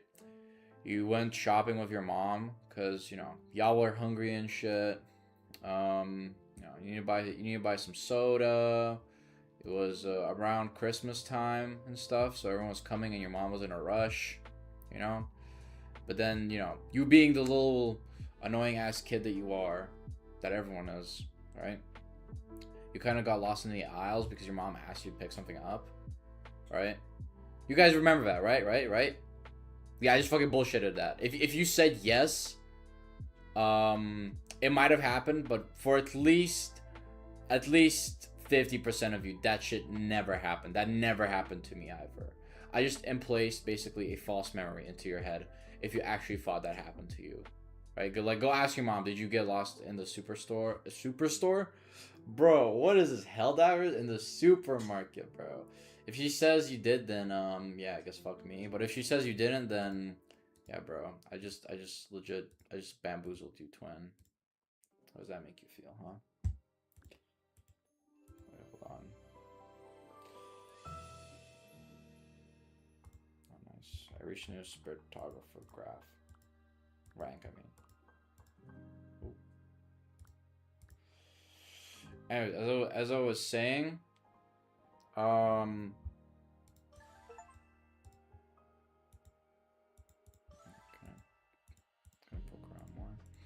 Anyways, these false memories can be pretty easily implanted, especially if you have more context about the person. These kind of experiments that they did, they literally went and talked to the parents of the participants before and just before trying to implant those fake memories.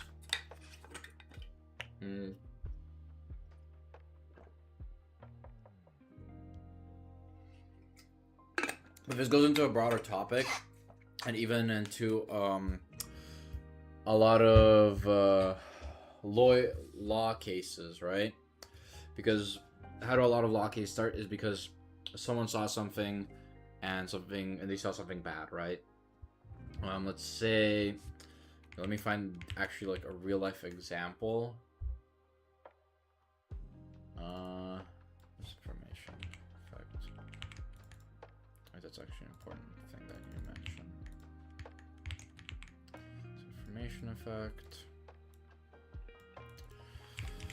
The way that question is worded, presented, impacts the response and perception that participants have about the crash. Right? Anyways.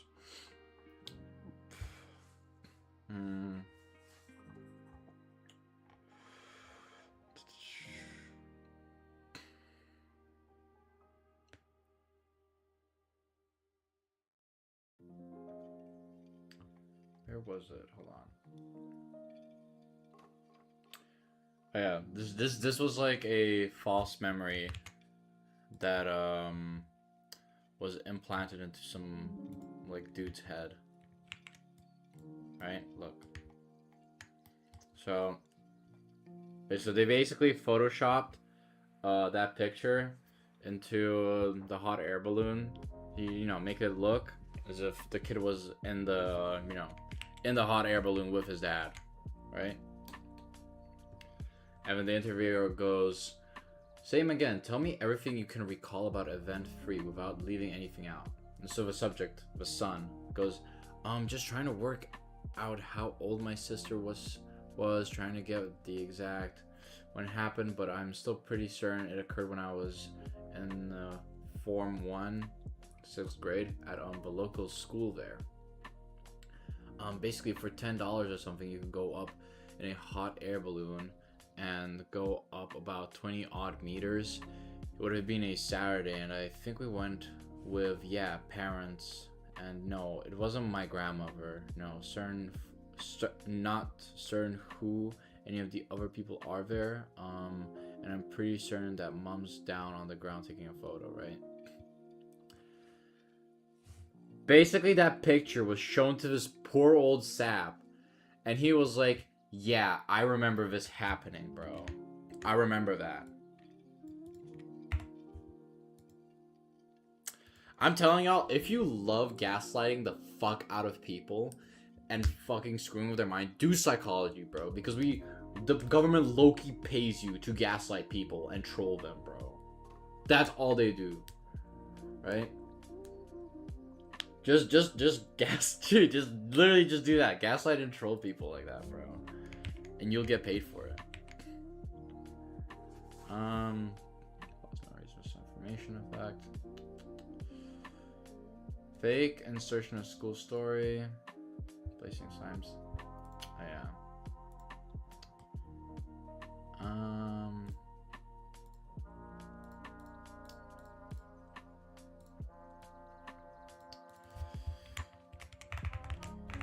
Use of an image can greatly increase the chance of false memory being formed. Chance of false memory being formed. Oh my god, I'm sorry, guys.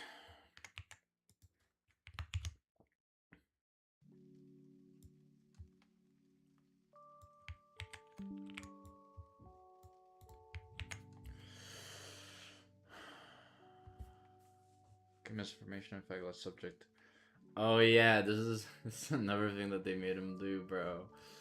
So, they wanted to test misinformation effect on people, and if people could like low-key gaslight themselves. This was basically what the entire experiment was: people gaslighting themselves. And so first, they were presented with a questionnaire, right? Where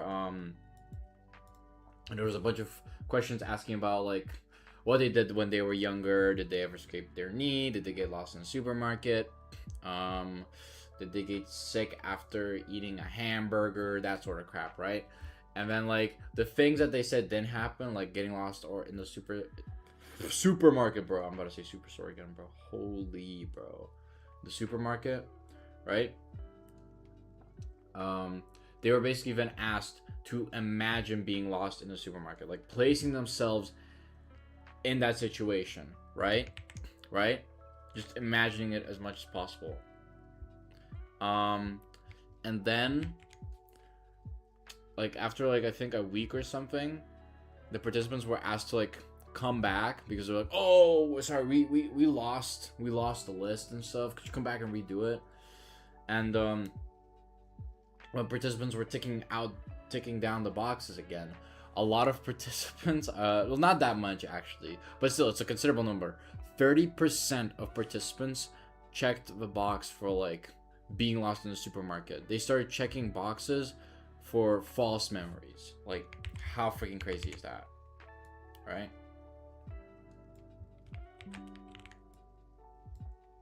Let me just put this here.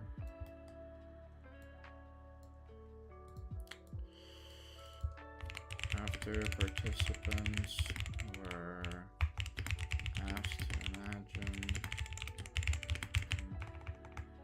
themselves in that situation, place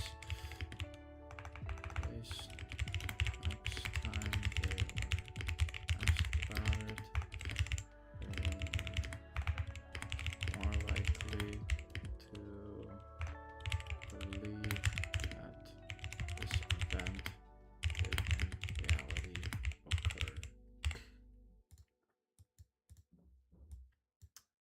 Caffeine is just such an amazing drug, bro. It's legal, it's cheap, and it's easy to get, bro. Oh my god.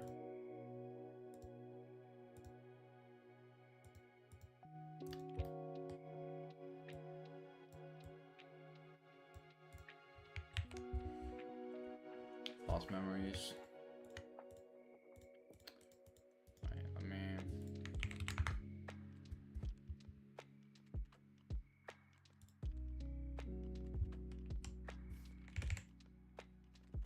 Can you go so far as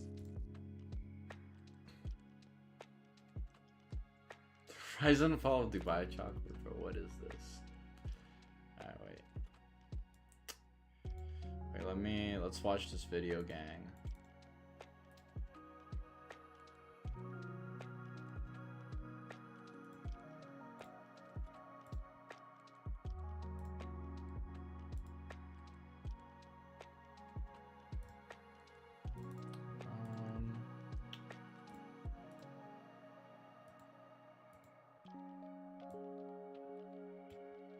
What the hell?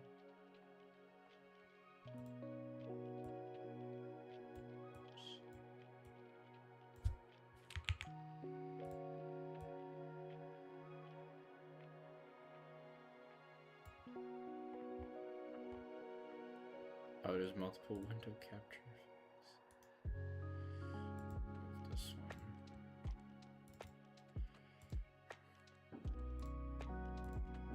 Let's watch this video real quick, gang. Give you a better idea on it.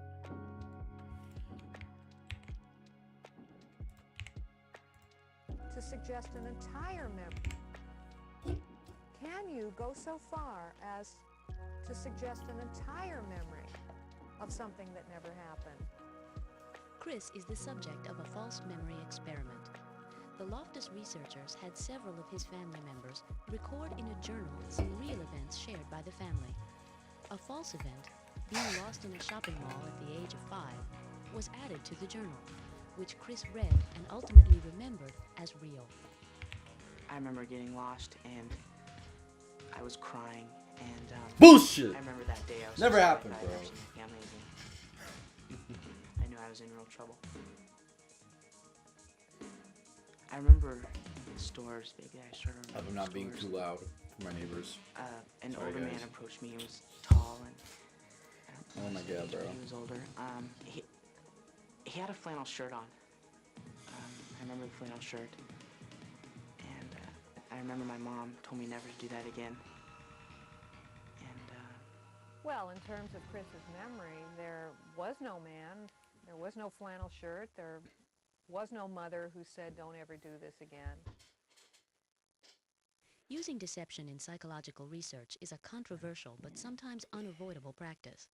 When the Loftus research team informed Chris that they had implanted a false memory, they followed a debriefing procedure designed to minimize any distress that participating in the study might have caused.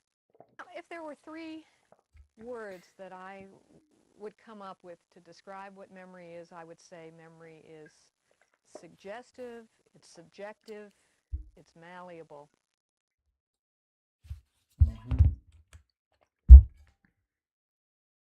Bro, what the hell are these video suggestions? Anyways, gang. Isn't that so cool, though? Brody got literally gaslit into that, bro. What a bum. I'm just kidding.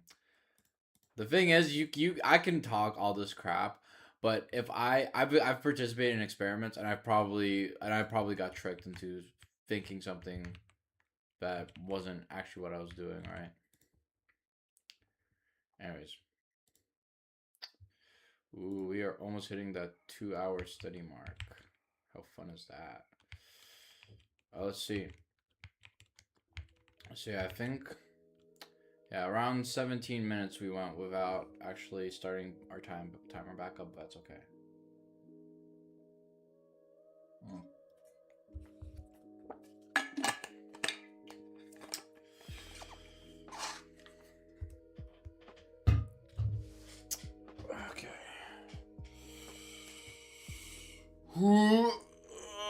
Okay.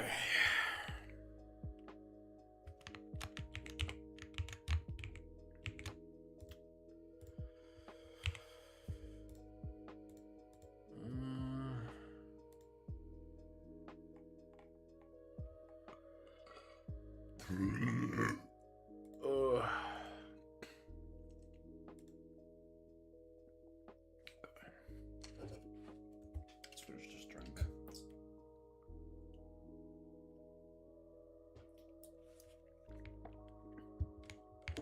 Oh, I gotta shave. Oh my god. Holy bum beard.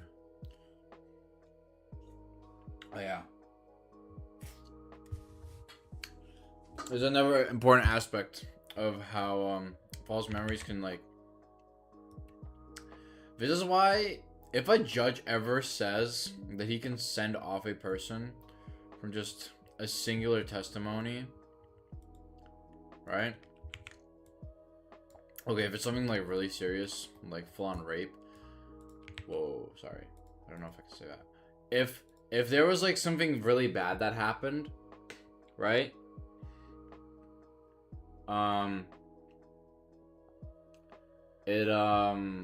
You know, and one person says like, yeah, that happened. I saw these people do that. It could, it could actually set them in prison.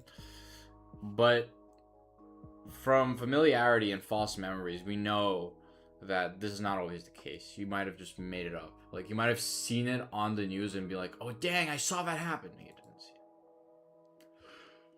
it. You didn't see that happen. Trust me. Anyways. And then on the left is Ron Kahn, who spent 11 years in prison for the rape of Jennifer Thompson. The man on the right is the rapist. Oh. During assault, Thomas made careful effort to remember her rapist's facial features. Nonetheless, she generated a composite and then picked out from a police lineup. Police lineup innocent man. Her memory of the portrayer's face was changed by these activities without her awareness. She identified that is so depressing, right? Look at this young boy, bro. Alright?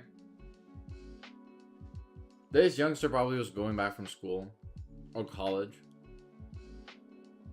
I mean, this white lady's like, he did it! Bro, dude, do not look alike, bro. But look at this guy. He ain't ever had a beard in his life. This lady's saying, like, she remembered, bro. Be careful with what you say, fellas, because this low-key could ruin someone's life. Eyewitness testimony. Oh, there's another video. Solank, bro.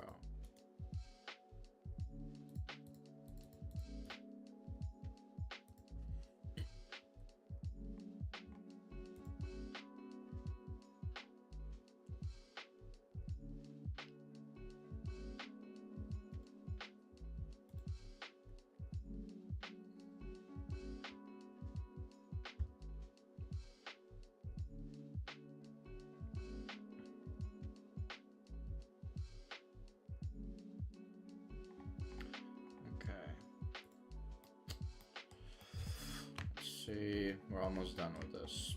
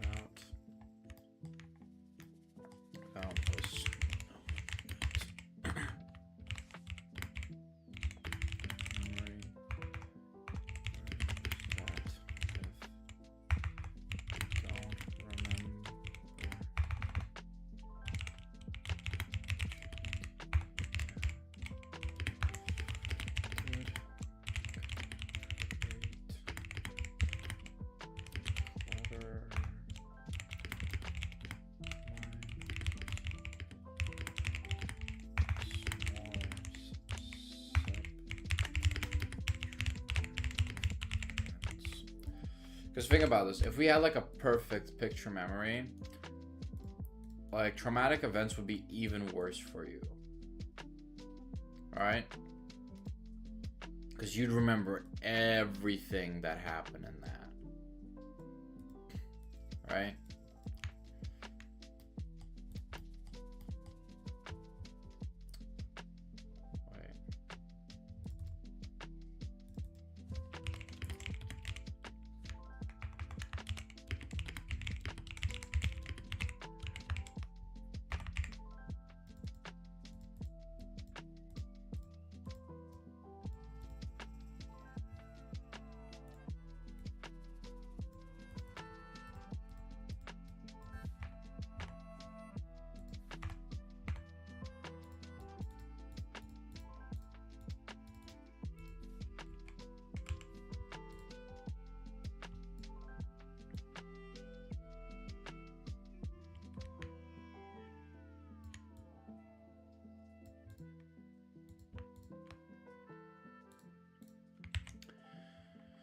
Semantic networks.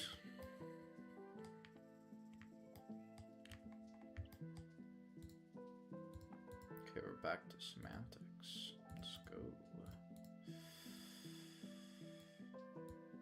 Oh, we don't actually need that many lines.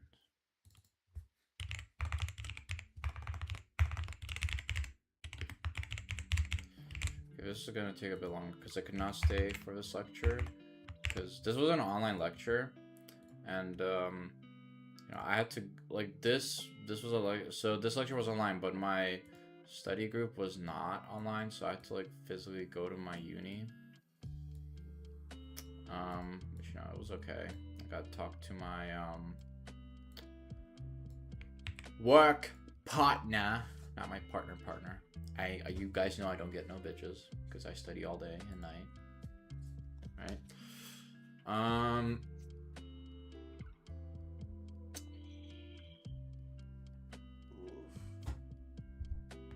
We got quite a bit of work done, so that was good.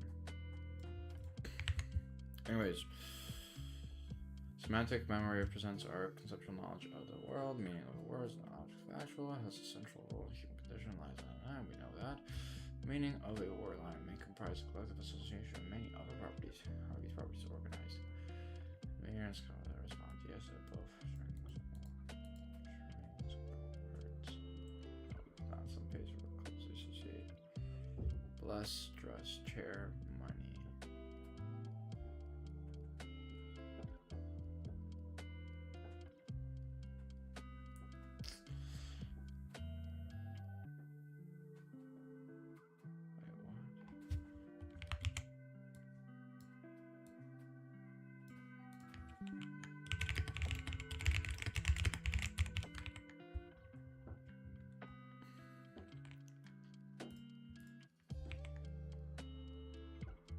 Okay.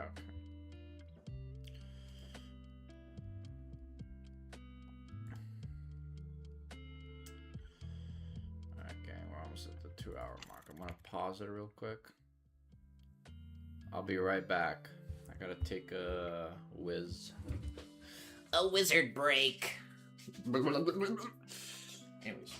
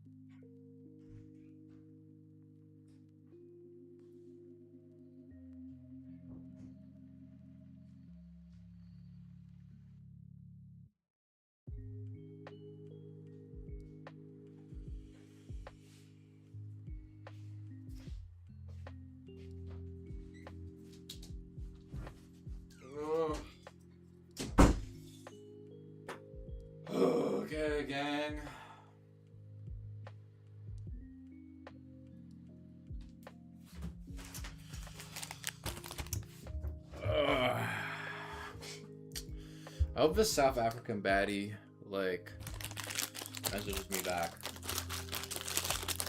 It'd be pretty cool if they did, you know?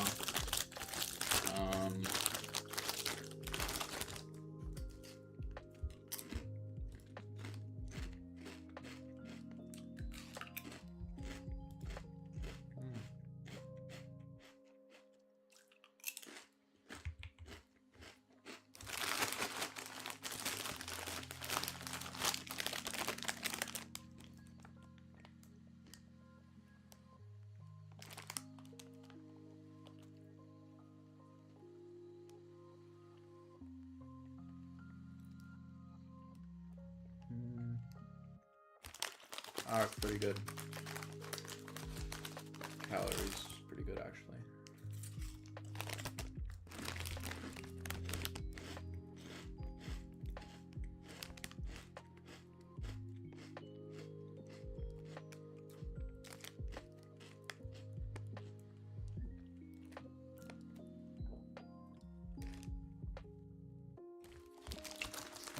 I like how all these items in Europe, a lot of items in Europe are legit.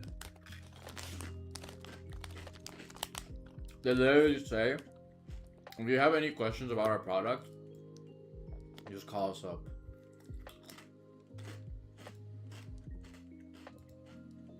Like, they just chill like that.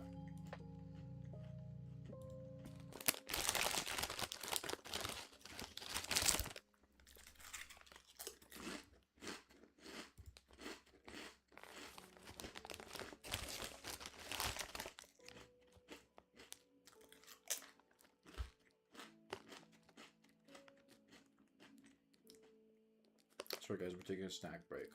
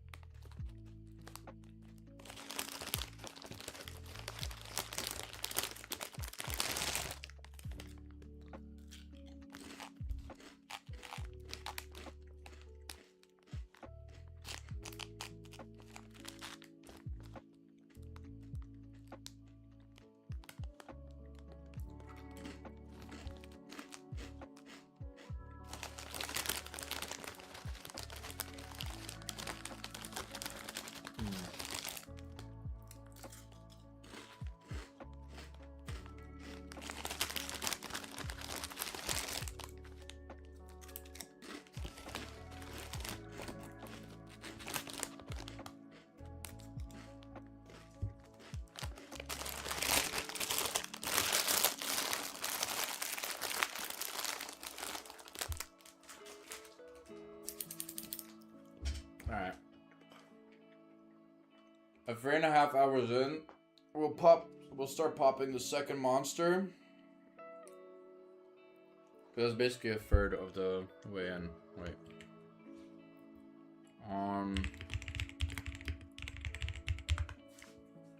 That's 600 minutes, right?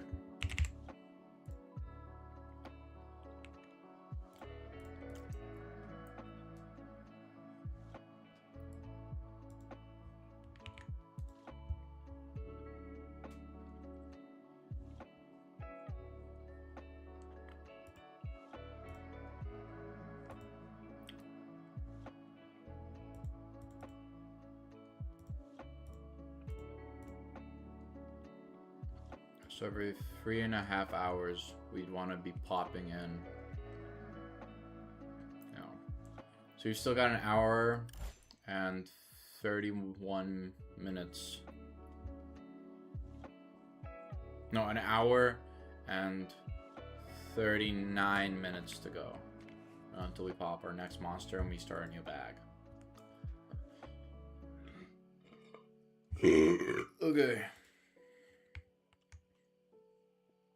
Size about how meaning is organized in memory and why some pairs are others. Semantic memory is organized in a network that connects concepts and activating one concept. Right.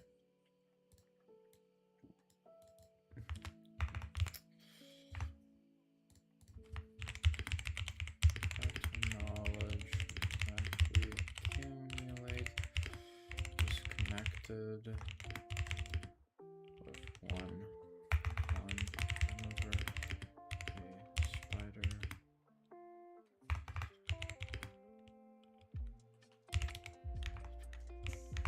A sort of activating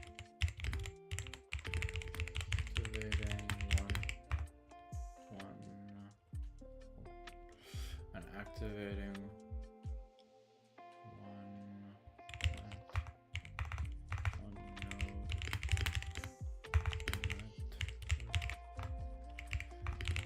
can activate can allow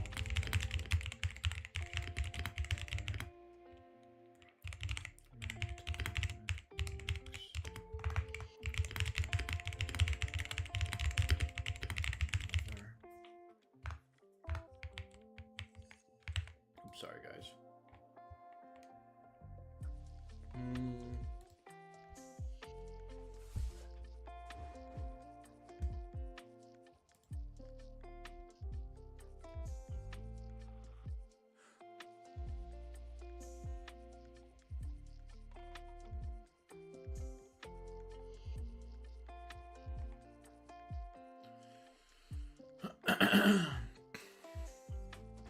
Alert.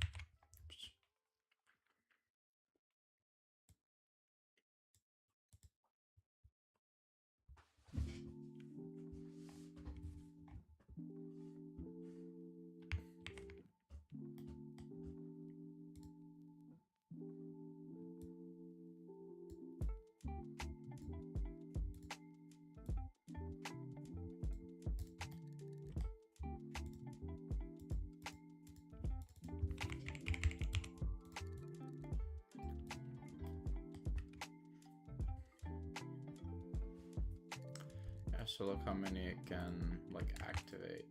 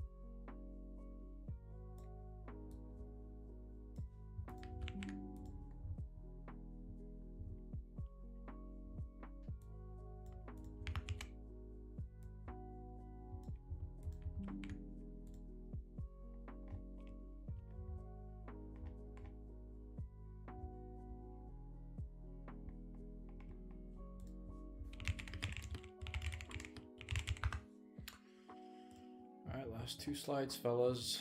Come on.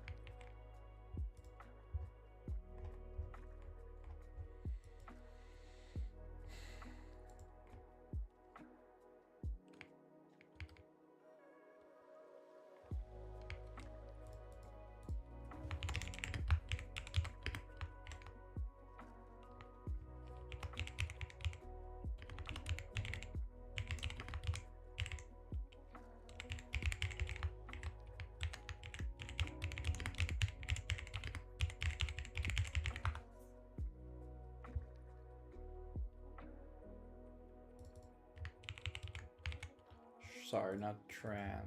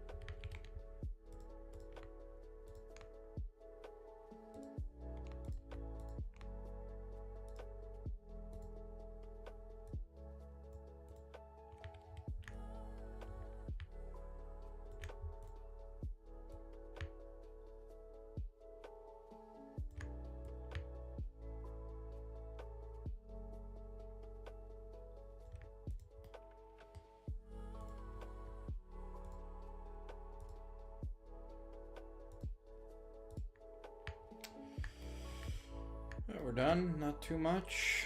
Let's see. We have familiarity, types of memory. We have short-term memory, long-term memory, working memory. We have implicit, explicit, which is made for procedural and priming memory. We have explicit slash declarative, which can be episodic memory and semantic memory. Implicit memory is a lot easier to retain, especially if we're given an implicit cue. Context is very important. Wow. I am so proud of us, guys. We just did that. What is this? Let me just this into the images folder.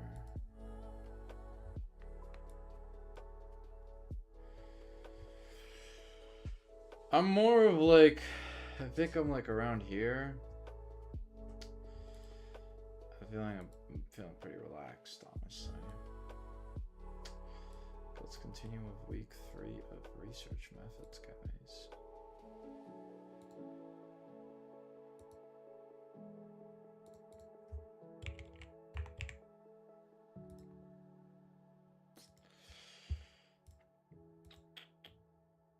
Research methods.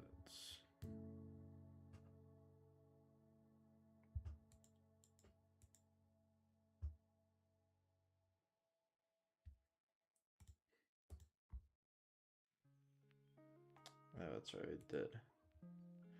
I forgot that they flipped the food pyramid. It's pretty goofy.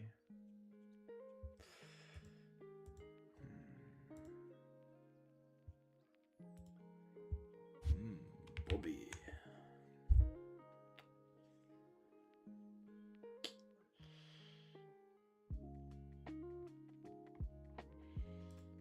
See, we're on lecture 3. Week 3, lecture 6. And we were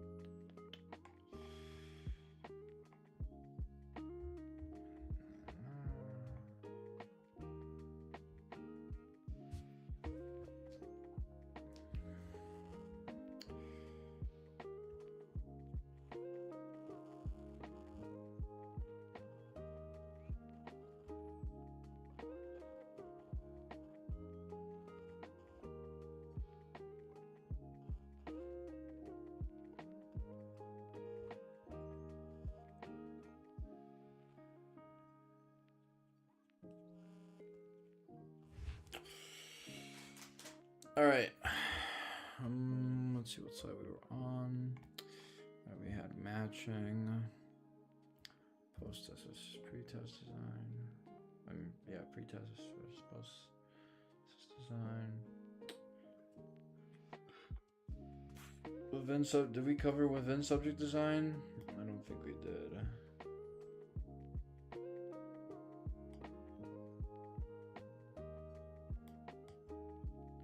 Yes, we did within subject design. Okay, we covered that quickly. Complete counterbalancing. For X conditions, you need X participants. Okay, this is what confused me. I didn't understand what counterbalancing was.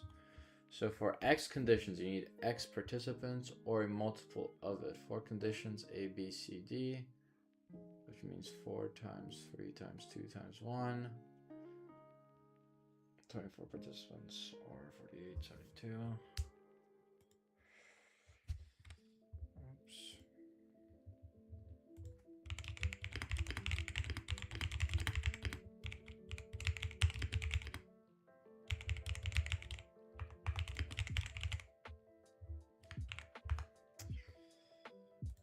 Okay, I'll be back again. I'm gonna go refill my water bottle. And let's pause it. It's 7:45. 7 hours and 45 minutes left. Let me get some water. Whew. Water's pretty good.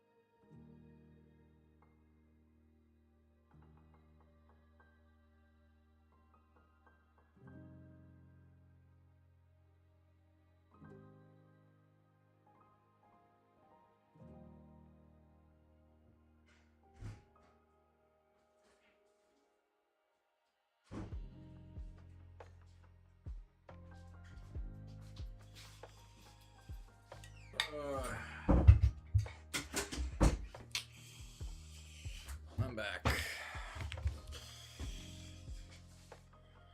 I think... What do I think about? I think these chips taste pretty good.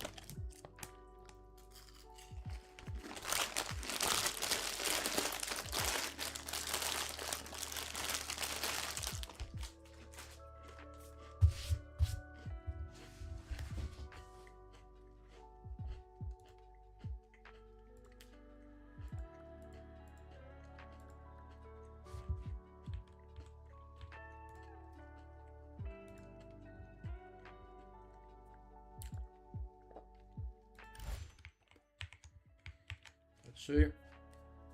Okay.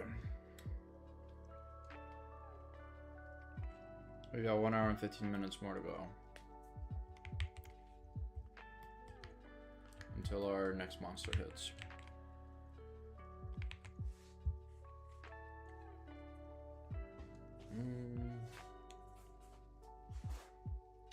The order, orange condition I present can affect results because of Alright,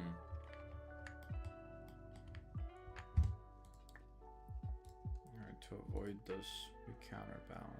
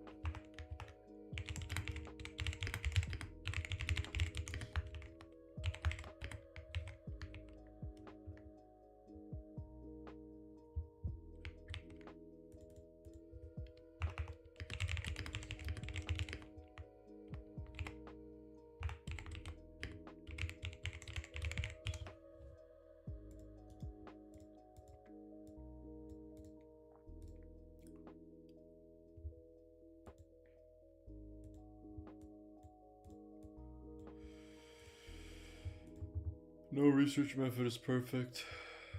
Because if it was, then we'd be using that one all the time.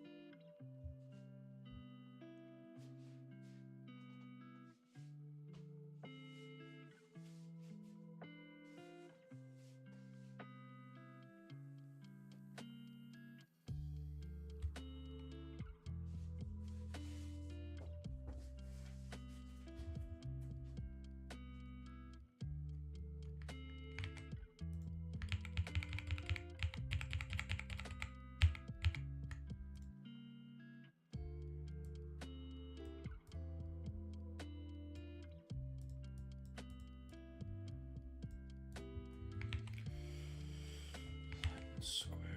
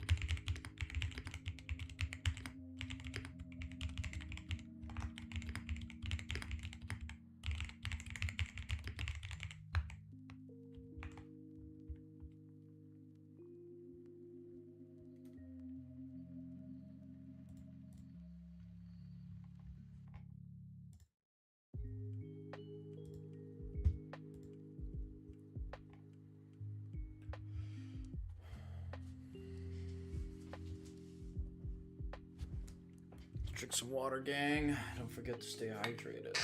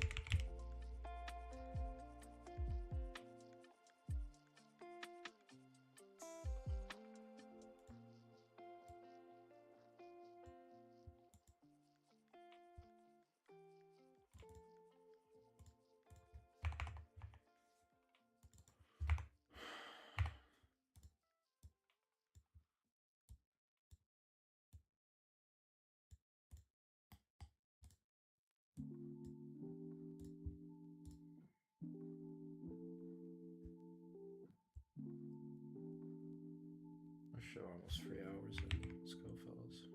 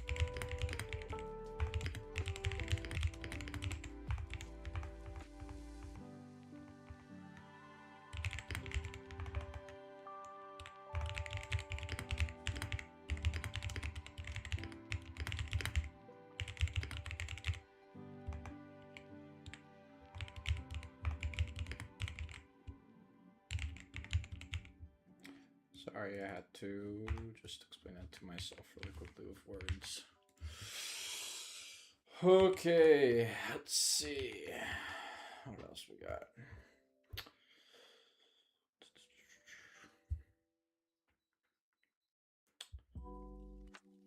What if measure, control, measure, measure.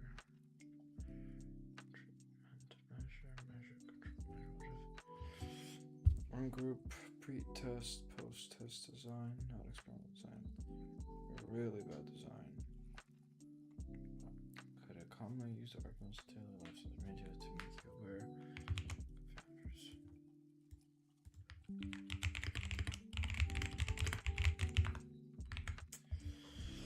What if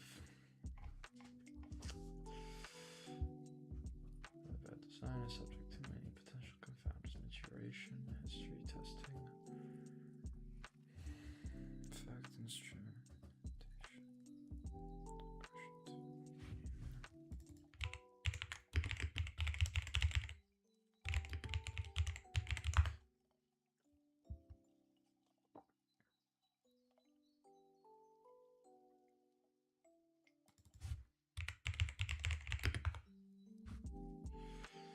Loss of participants over time.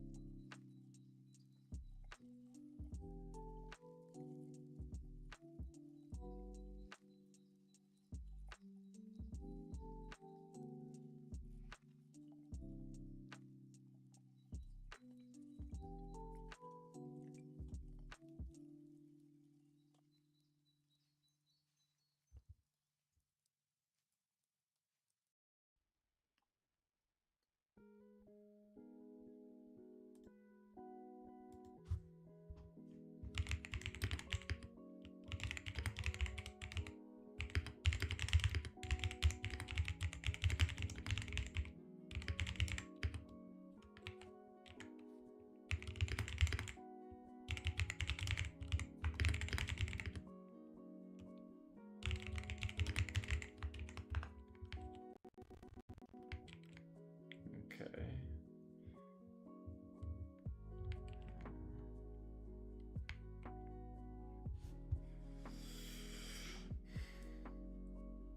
And on group protest.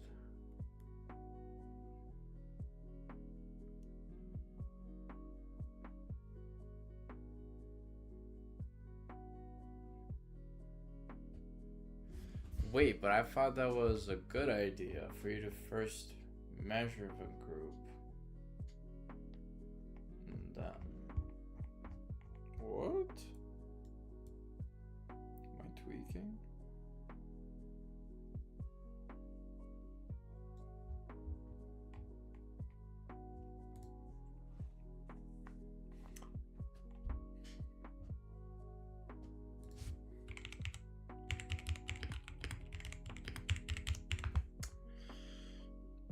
Pretest measures knowledge.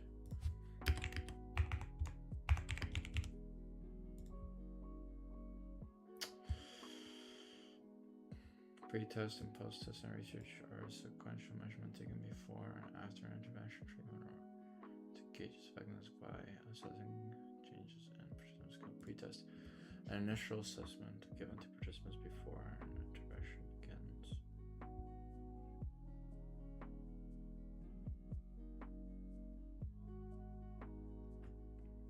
So there's a baseline initial measure. Scores before new program.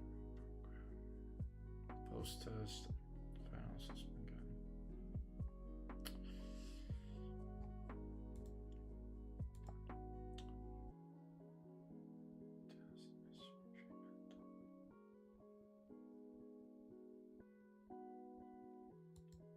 Pre-test.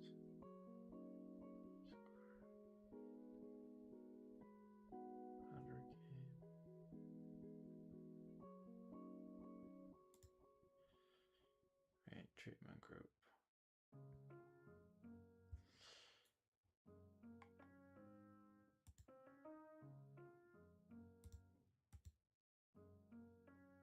Huh. What the hell?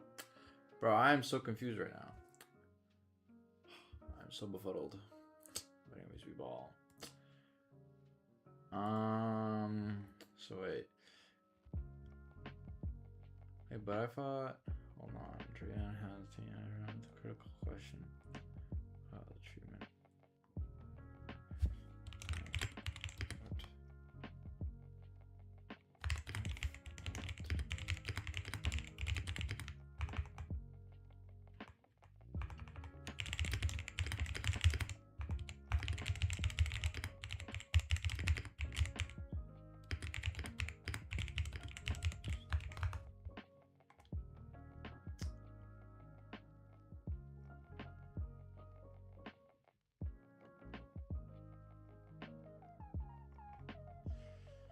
In a one group pre-test post-test design, participants are measured before and after a treatment, but any observed changes cannot be attributed to the treatment due to the absence of a control.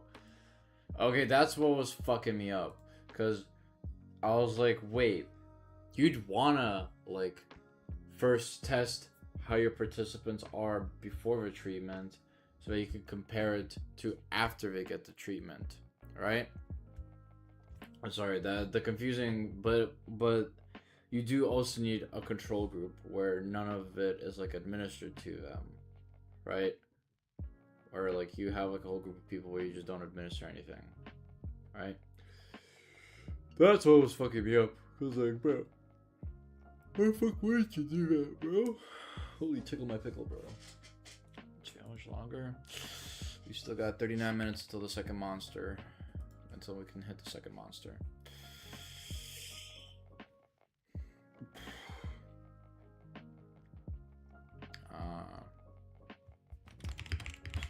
About a control group.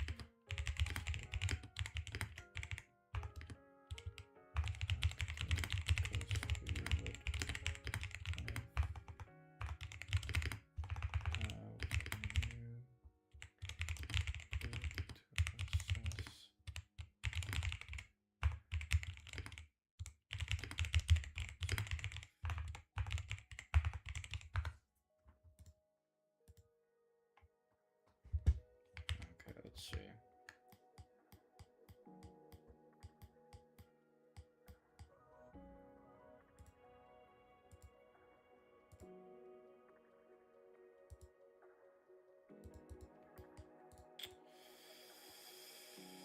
Bad experimental designs.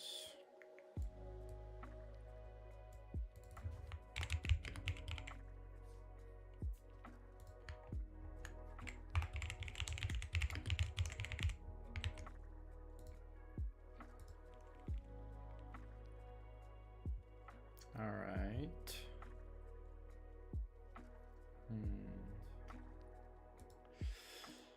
Oh my god, bro.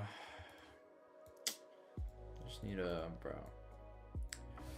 I low-key, I feel like everyone who does studying or does like hard labor, especially with people who do hard labor, they stay up very late working. I feel like they all need a special someone who can just come up to them and be like, "Bae, you've been working way too long. I miss you. Get back to bed, bro." You do not understand how fire that would be, bro. Like, oh my god, bro. Listen, if they pick you up, bro, then they take you with them, and then you're like, or whatever, bro. I don't know, twin. That would be so awesome.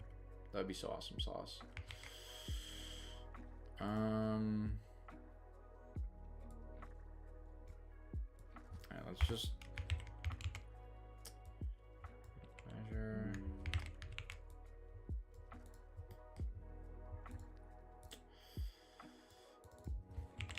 S is bad because there is no control group, meaning that the results cannot be compared to a control group which did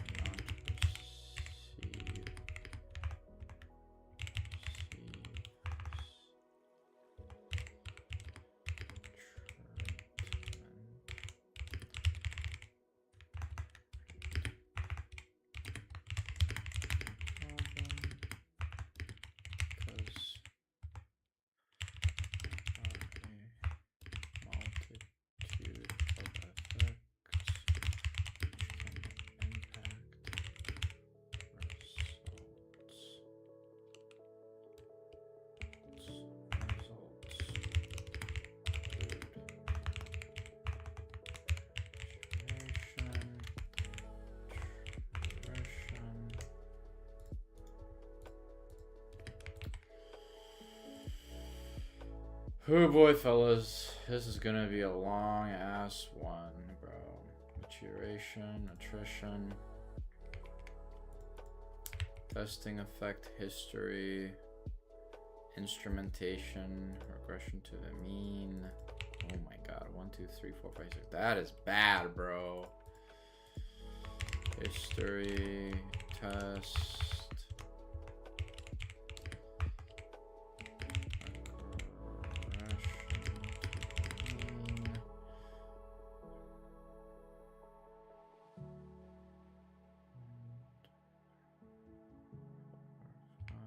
What's the sixth one? Instrumentation. We have instrumentation, bro. That is horrible. Let's go slide by slide. First we have maturation. Maturation.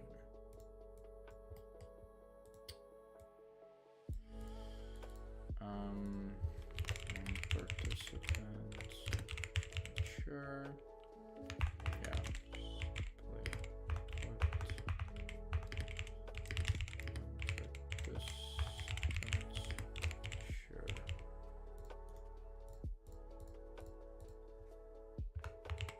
Example. Children are bullied.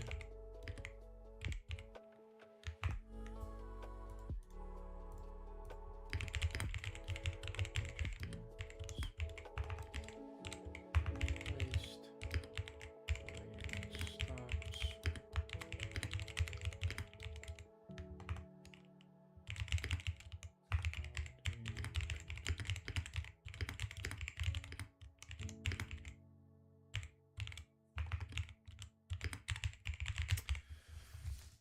Dude, if you still...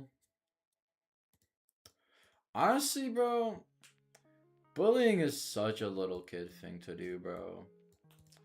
Like, you're low-key just making fun of someone for the hell of it. I mean, if you bully them for doing something, like, really bad or stupid, sure. But like, I feel like there's a fine line between bullying and, like, actually mentoring and teaching someone. And I feel like we should all try to mentor and teach each other. Unfortunately, not everyone does want to learn, and some people are just really stubborn and they can't admit when they're wrong, right? Unlike me, I'm never wrong, and everything I say is true. Just kidding, gang. I am right about femboys, though. Don't ever date a femboy, gang. Do not ever do that. That is one piece of advice I will always give you. Never date a femboy. Never, ever, ever date a femboy, gang. Unless they have a fuck ton of... Oh, not even when they have a fuck ton of money, because... It's either... There's two jobs that femboys can earn a shit ton of money. It's either through IT work... Or the naughty sites. I know what you're thinking about. I know what you do. I know what you goon to. History. It's good history, gang. I loved history. History was like my favorite subject, to be honest. Brother.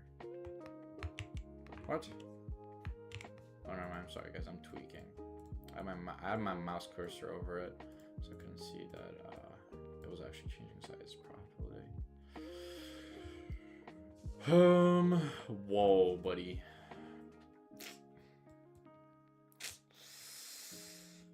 Wouldn't you wanna be my lover boy? Please be my lover boy. Does anyone want to be my lover boy? Please be my lover boy, gang. I need me a lover boy. Do I need me? I don't need me a lover boy, bro. I'm low-key happy on my own. Like, bro, being on your own is so chill, bro. I can come back home whenever I want. I don't have to worry about another person. I can talk to you guys. It's so fun talking to y'all. I guess I like talking to myself. Who doesn't like talking to themselves, gang? Let's be honest. If you don't like talking to yourself, you don't like yourself. I think. Probably. I don't know. My mom always told me that, like, it's good to talk to yourself.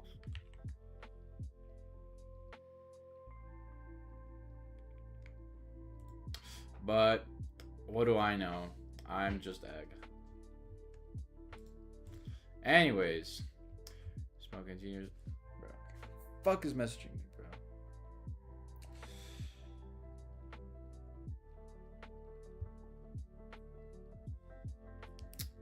Gustavo Fring. Reduce smoking among teenagers not because of anti-smoking campaign treatment, but because same period pop star died. Oh. Yeah, I mean that makes sense. Historical and event impacted participants' behavior. Sample. People eat healthy.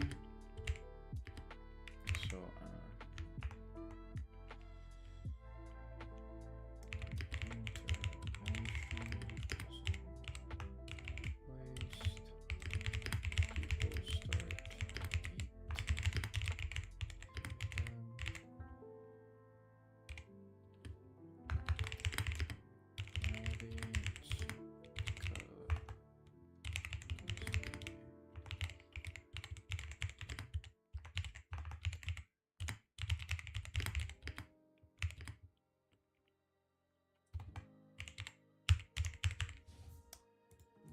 obesity is such a sad thing that so many people have to face. Right? Being fat is a really tough thing people have to face. I remember when I lost weight, I used to weigh like, at one point I weighed 120 kgs, which is 240 pounds, gang. That was bad, bro. And low-key people treated me like shit, bro. People treated me like a idiot, bro. But as soon as I lost weight, bro, people start treating you so differently. It's low-key crazy. The double standards that people have. It's honestly because we lionize beauty so much. And we think that if you're not beautiful, there's something wrong with you. That's not true, bro. Come on, gang. Bro. I mean, come on. Like, again, that is why beauty is in the eye of the beholder matters so much, because beauty is so subjective. But I feel like a lot of other things like kindness and care is not as subjective, right? Because you know, there's like levels to being kind and caring. There's some levels that people sure might not want, but at the end of the day, I'm pretty sure that most people won't consider being like smacked every day across the face for like burning the toast a bit. That's not caring at all, right? We can all agree that's abuse. Testing. Change in test scores due to practice. Yes. Yeah. Yeah. Change in scores practice. Participant.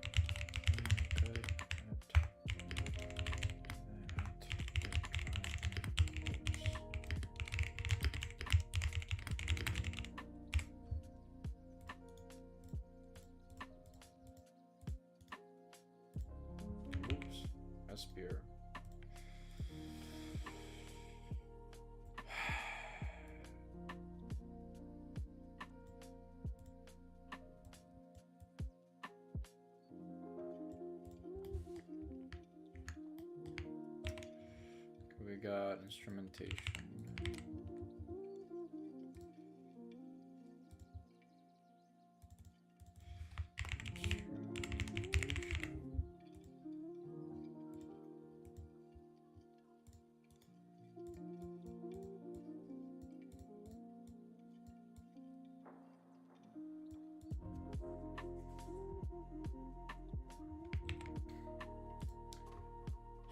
Changes over time.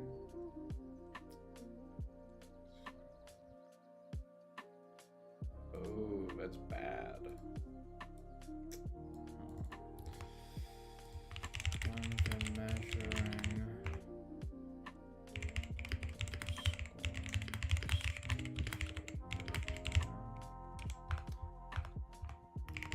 Kids.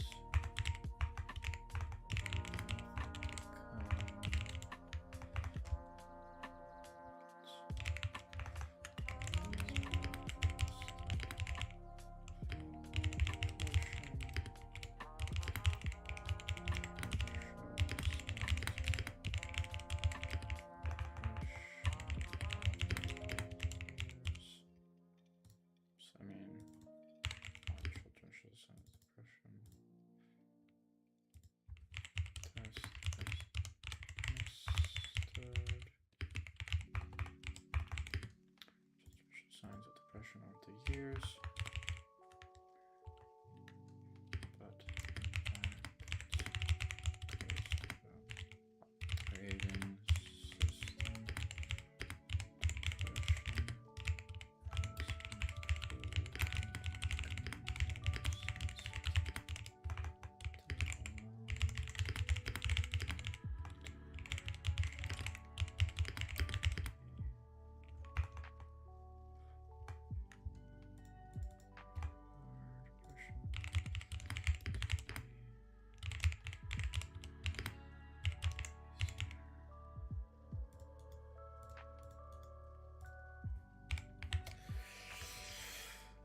Oh, bounce on my balls and call me daddy, bro.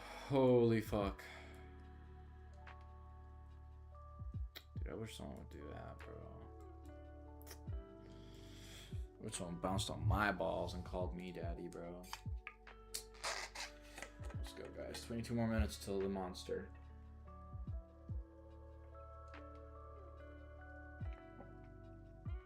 Ugh. Oh my god.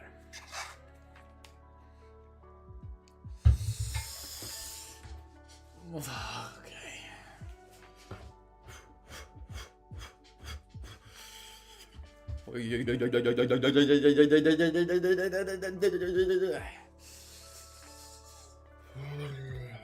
Gotta shake it off, gang.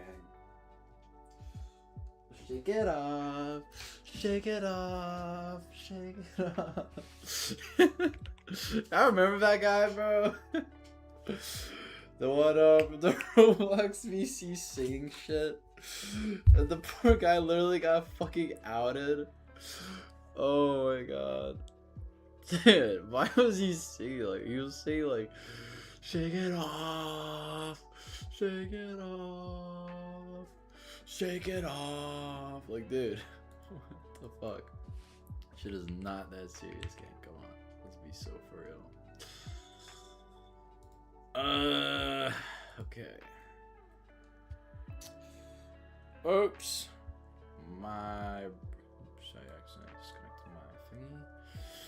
Regression to the mean, the phenomenon that participants with extreme scores on the first measurement tend to be less extreme on a second measurement.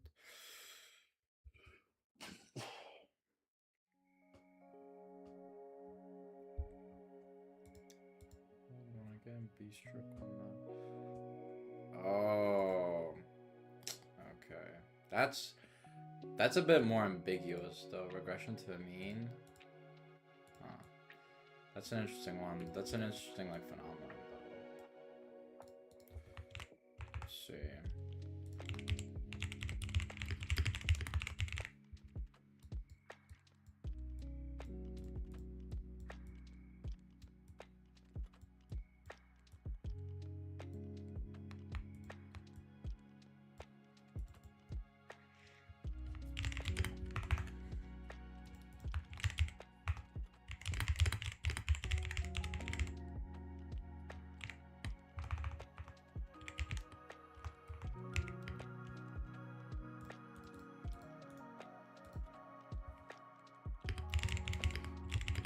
first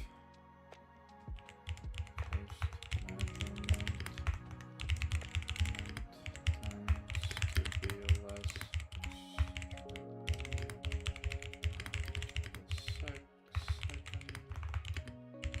one.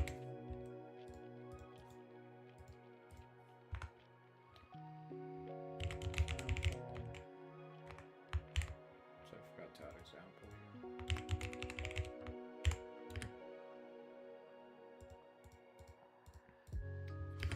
Let's see. Two equally good golf players, A and B. A hits a hole in one, B strokes out of bounds. They both hit strike again from the tree. A will not hit a hole in one again. B strokes will not be.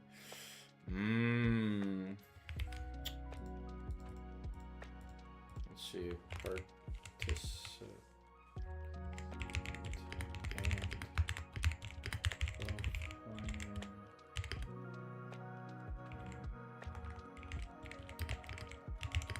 computer.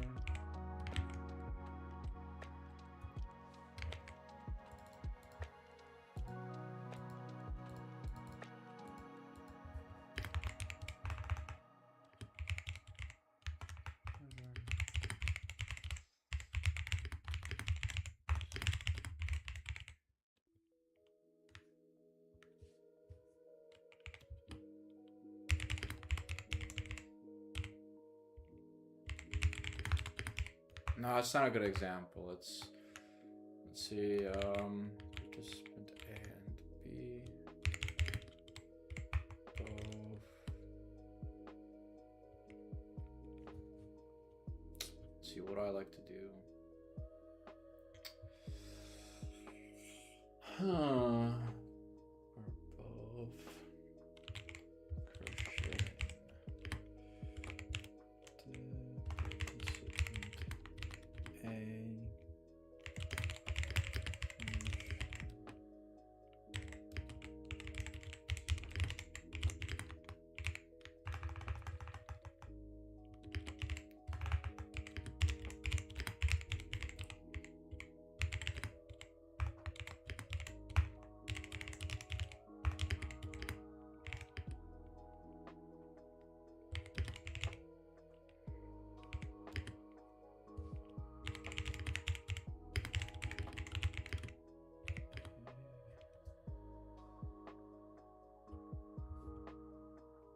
Oh, no. Percent A is able to finish.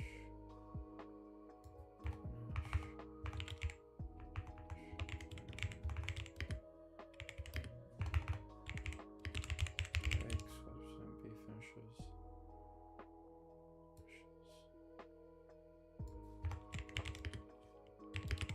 Six. When we're given a stitch counter.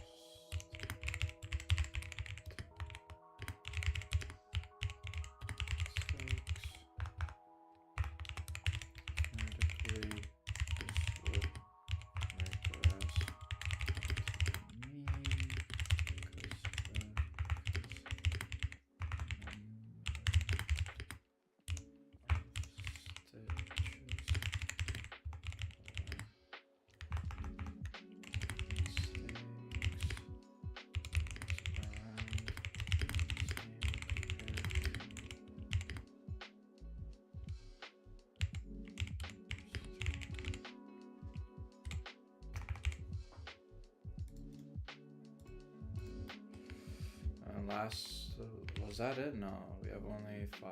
Lastly, so we have maturation, history, testing instrumentation, regression, and we have attrition. Right, we have attrition. I remember that one.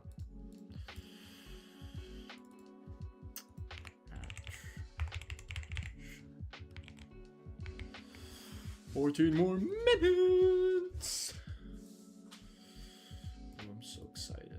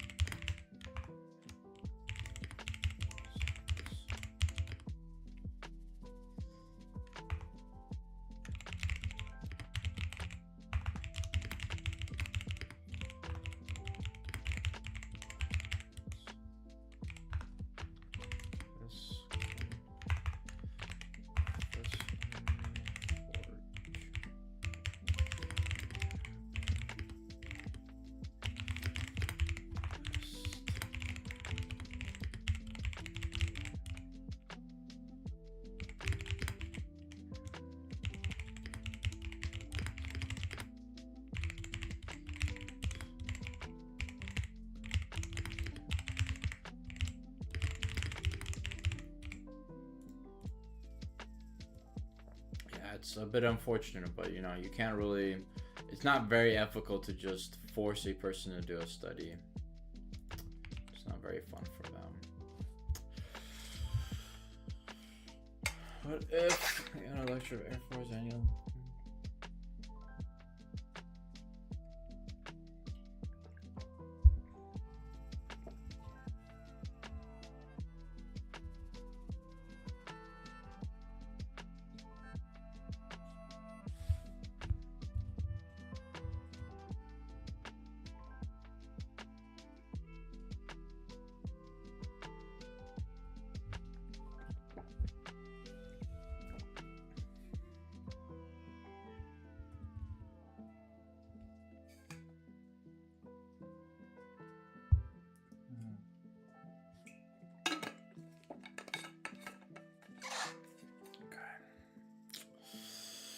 Single or double blind design.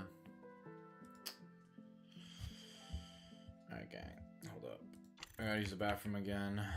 Sorry, fellas.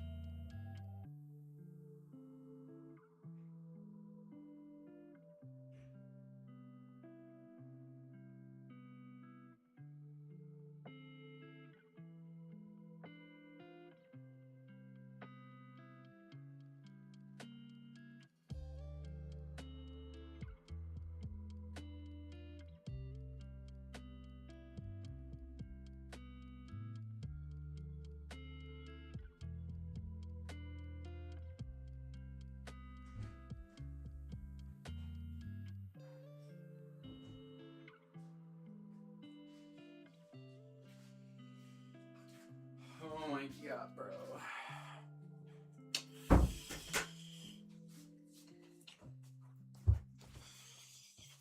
Alright, gang. Woo.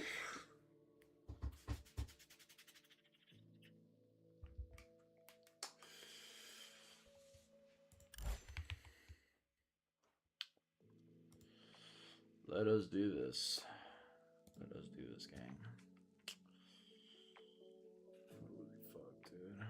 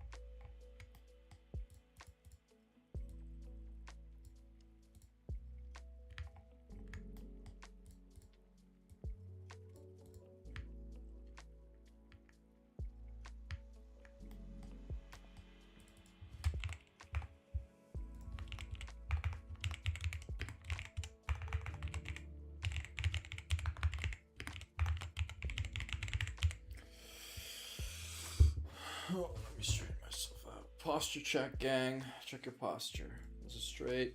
Or are you laying down? I'm so jealous of you if you're laying down right now.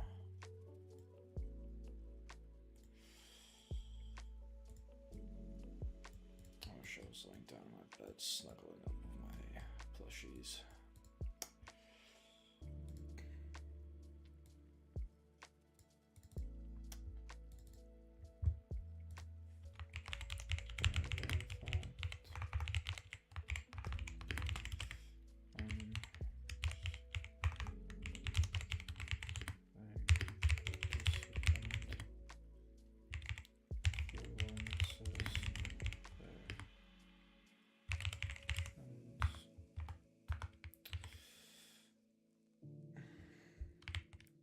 Server bias, sorry. Server effect.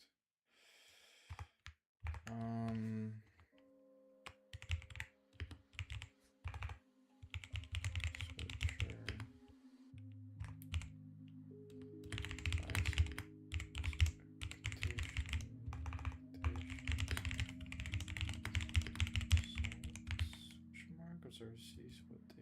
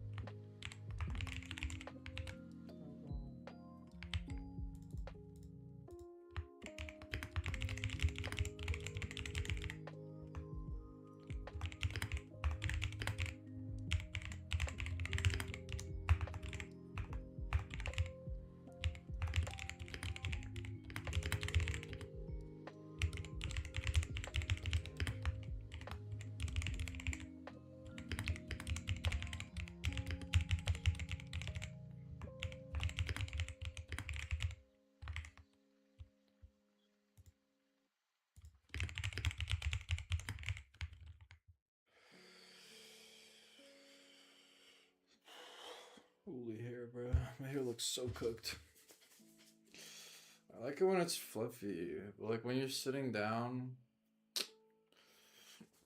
Oh my god, bro. When you're sitting down, it looks like ass. Because it gets in your eye and shit. I look like ass right now. Anyways. We ball, gang. We ball. 5 more minutes. I feel honestly really relaxed, really chill.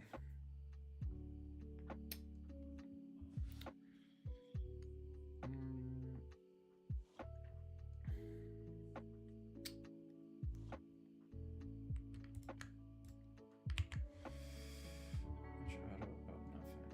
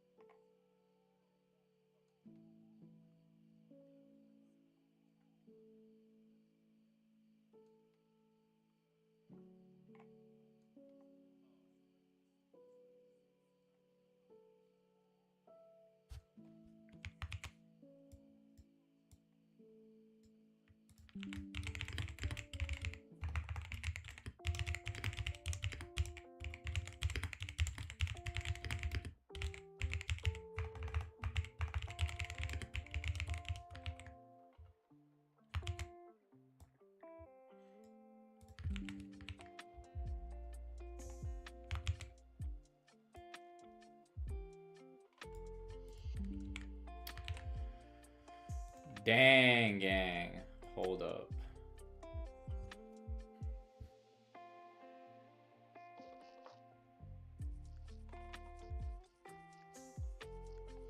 Would you rather have a robotic...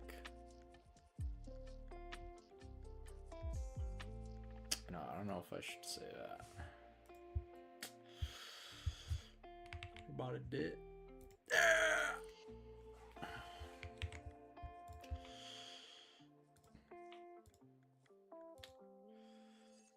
1 minute 30 seconds left. Gang, we are 3.5 hours in. I am proud of us. Let's go.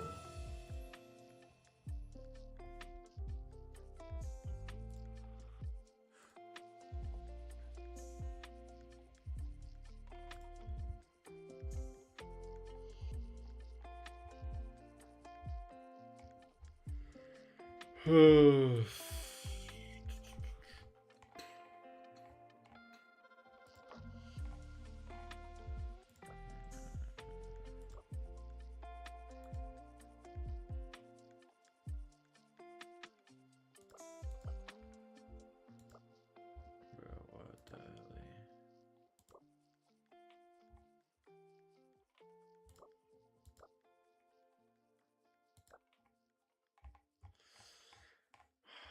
God dang it, bro.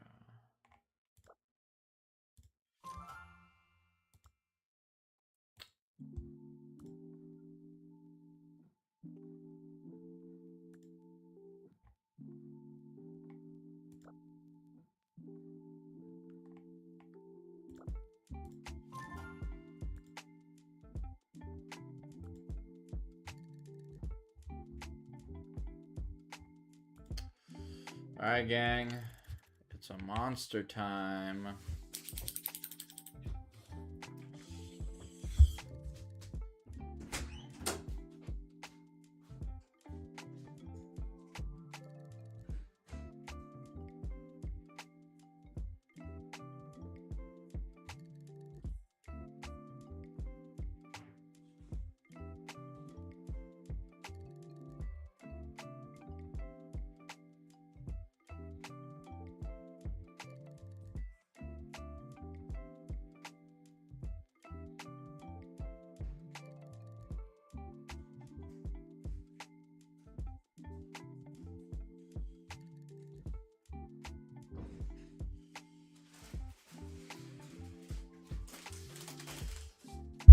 What's the monster?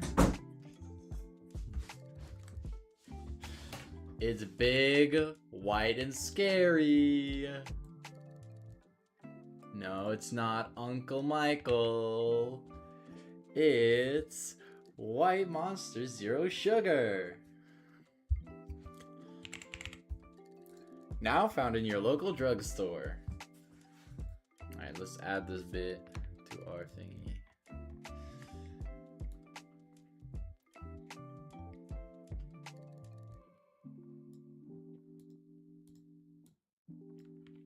Oops.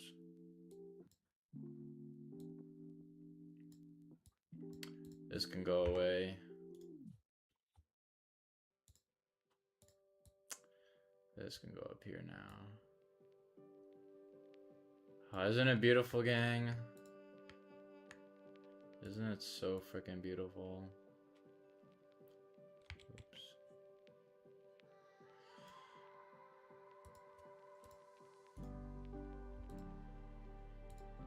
Whoops.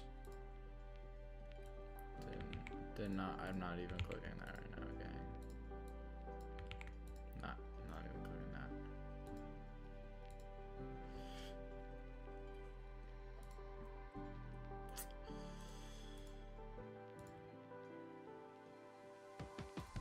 Let's see.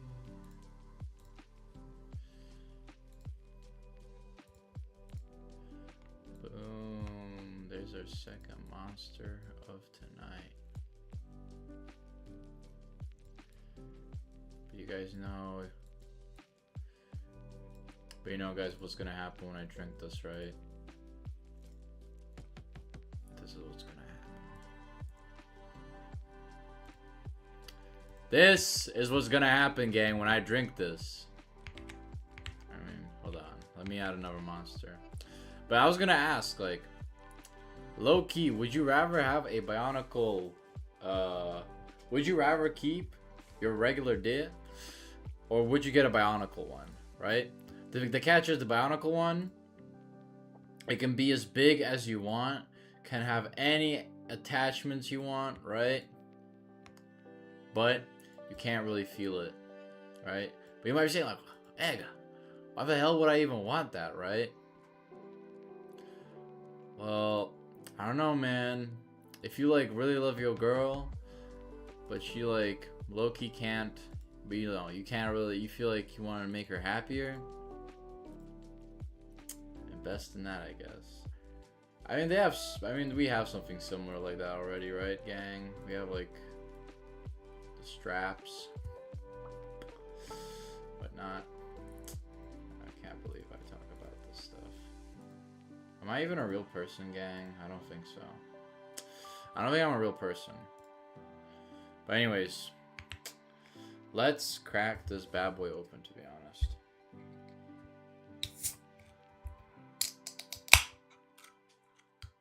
Ooh.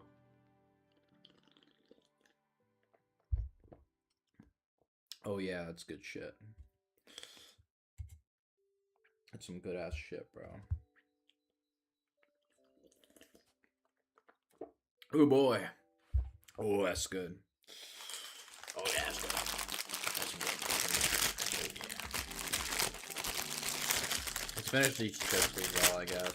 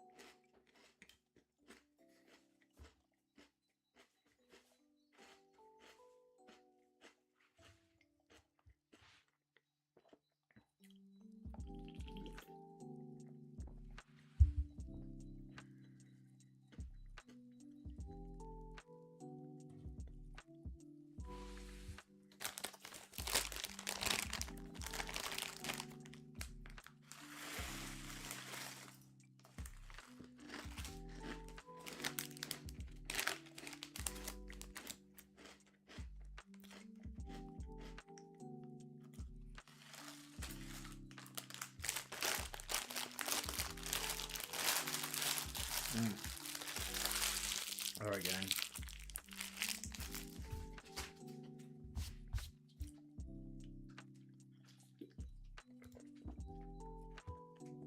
Okay.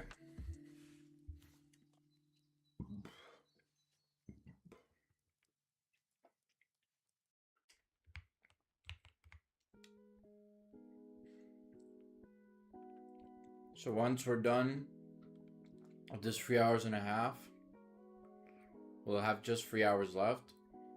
I have a really nice monster waiting. See, my favorite monster is actually the mocha monster, which is just like, you know, a coffee. But I'm a sucker for coffee. I am probably the only person that actually enjoys coffee. Like, I love the gross, rough taste that it leaves in my throat. I used to actually smoke a coffee vape when I was younger. And the main reason I did that was because I didn't want people to touch my vape. I quit vaping though, because vaping is actually for losers, gang. But I get that, like, if you're vaping, but you're having like going through like a rough period of your life, I kind of get it. But if you're having like a jolly life and you still vape, fuck you.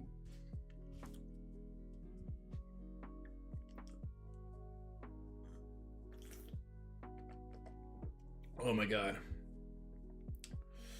My ex trans girlfriend used to tell me, she used to cuss me out because she called it carbureted piss. I'm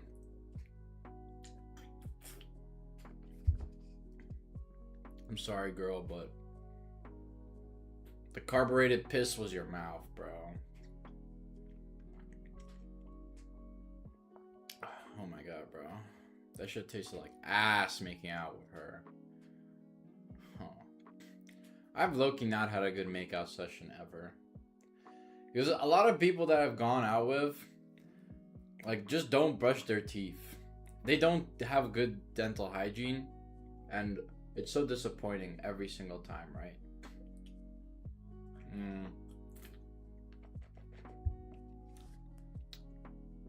And then I'm just left there, just like this one dude. I call him Chinese boy. This guy tore my lip as well, which was pretty scary. He was smaller than me, which is even scarier, right? But dude, this guy, low key, smoked like 10 to 15 cigarettes a day, bro. Those tiny ass Chinese cigarettes. And he tried to make out with me, and it tasted so awful. You guys would think that, like, I don't know if y'all seen those comics where you make out, where like this hot goth chick like goes up to you, she takes like a big whiff of smoke, and then she makes out with you, and then you kind of inhale the smoke. Trust me, it's not as fun as you think, because nicotine tastes like fucking ass, first of all, to me at least. Second of all, you're kind of being suffocated whilst making out like that. You'd really think it would be hotter, but it's pretty nasty. I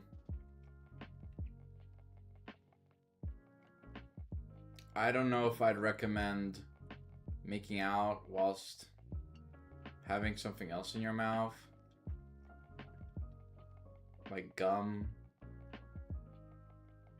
And the stuff that rhymes with gum.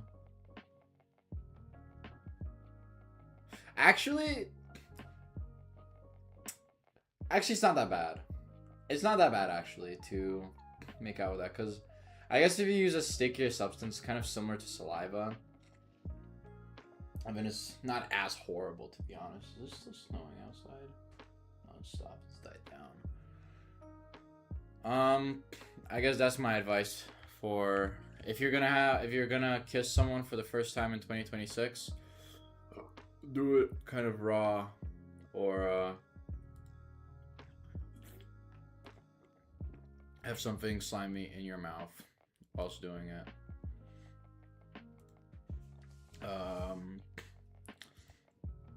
That sounds crazy.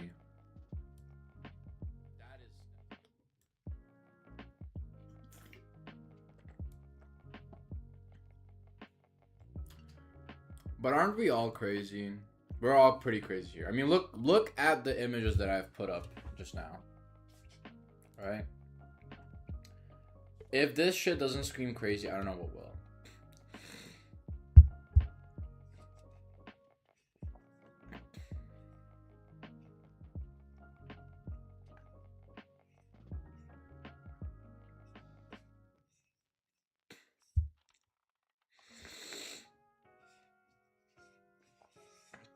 Would you cannibalize someone to survive on a stranded island knowing there is a 25% chance of rescue survival if you eat a corpse, but a guaranteed death if you don't eat it?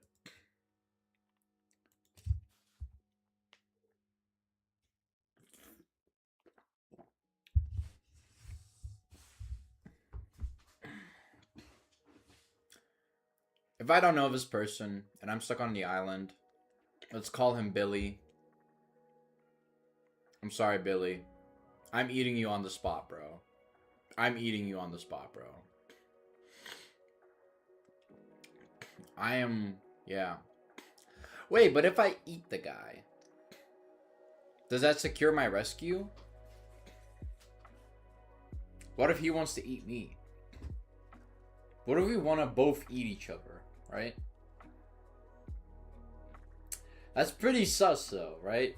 Like, two dudes on an island eating each other.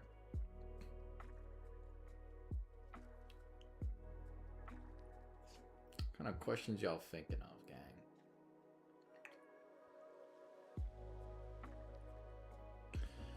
I mean, maybe I'd like eat a limb or two. That'll keep them alive at least. But I don't know. I don't know. Anyways, we're getting really off track here. Let's continue. Oh shit, wait, this was actually like a perfect ending. Because we finished week 3 lecture, sorry.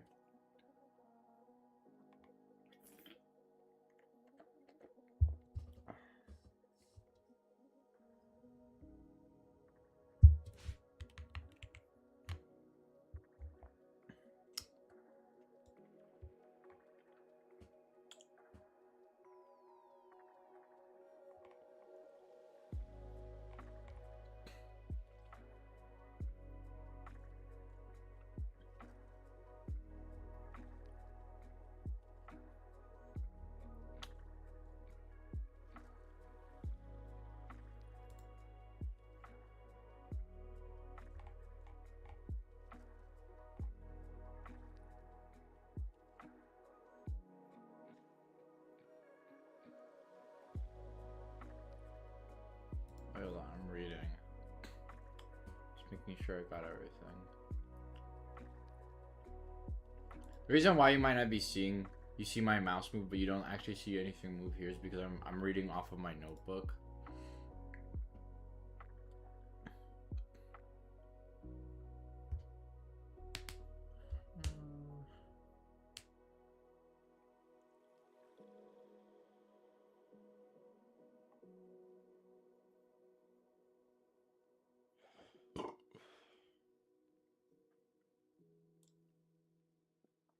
Okay, this was week 3. Now we can make a new one. After I move this to my images.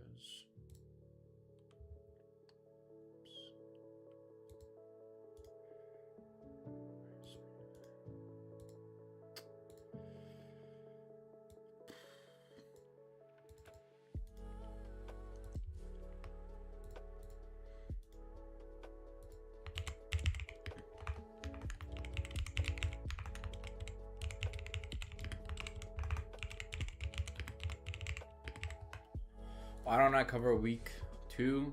Because week 2 is basically week 1. I'm not even gonna lie to y'all.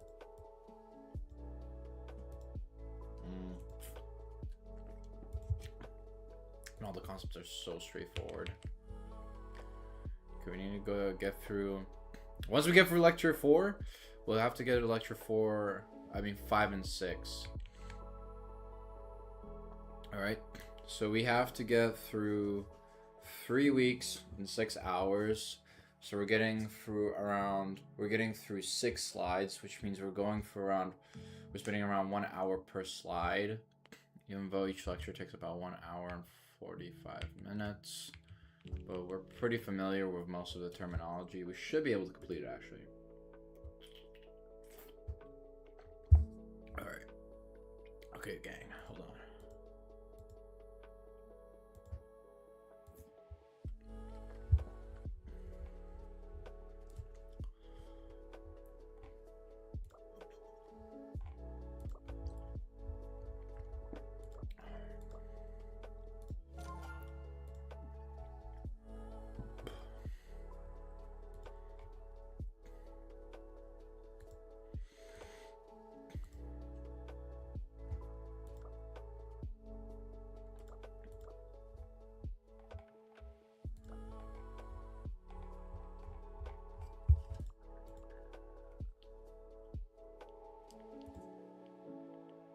Alright, gang, let's do this. 1, 2, 3, 1, 2, 3, 1, 2, 3, 1, 2, 3, 1, 2, 3, 1, 2, 3.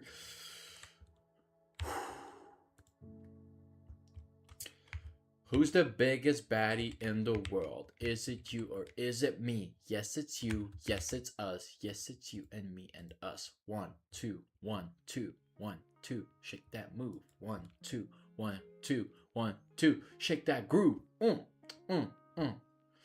Anyways, let's start it up, gang. Alright, research methods. Whoa, research methods. Factorial design. Design with more than one independent variable. Alright. What is this? What is this whole thing? Today, skip increasing number of overview. Factorial design, the role of statistics and research. Tutorial design. So let's just put design for now. And we'll put. Why is this so freaking messy?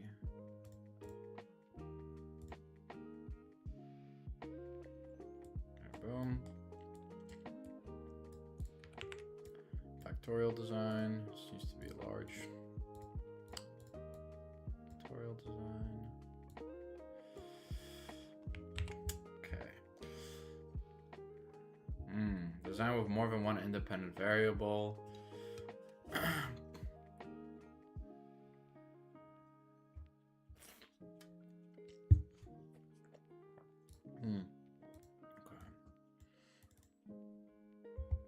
Let's use a square shape like we do for all of them.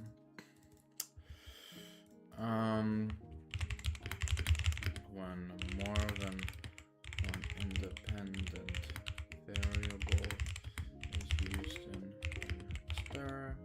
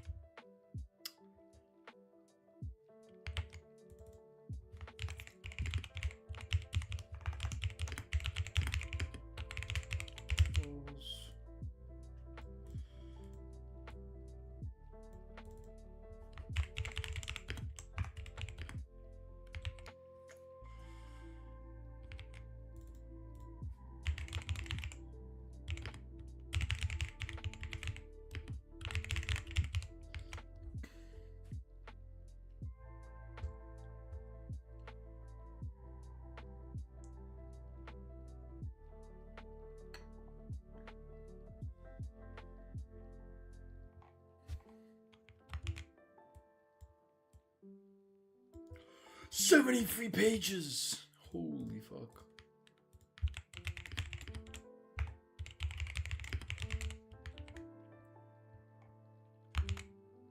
Alright, gang, we're using the chat. We're using the chat, gang. Because we low-key need to, like, hurry the fuck up if we wanna. I don't mind going over time, it's just, it'll be nice to be done within 10 hours.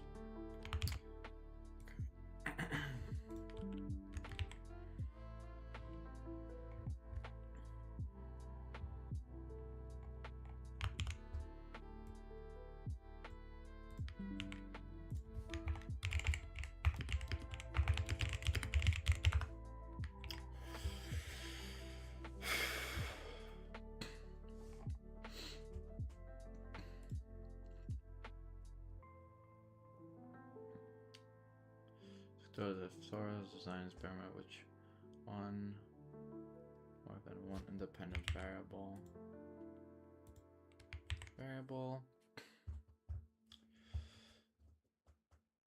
Key problem. Start with confounding from the first slide.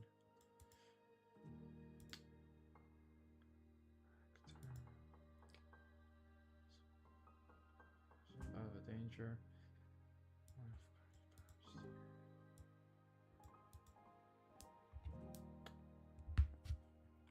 Wait, what? Do we really not? Hold on.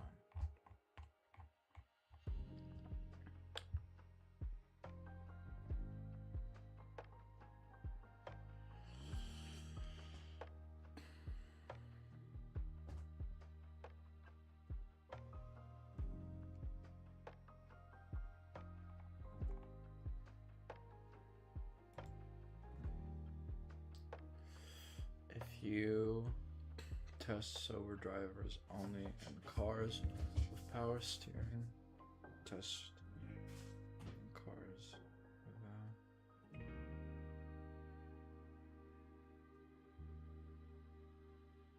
Shuffle crossing,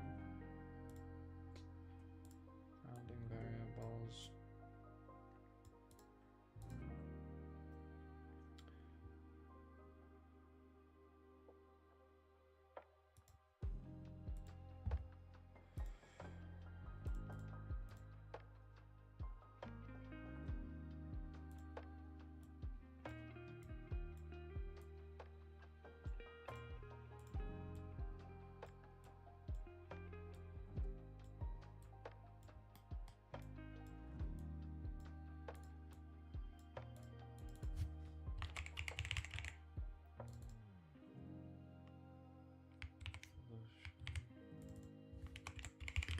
Crossing.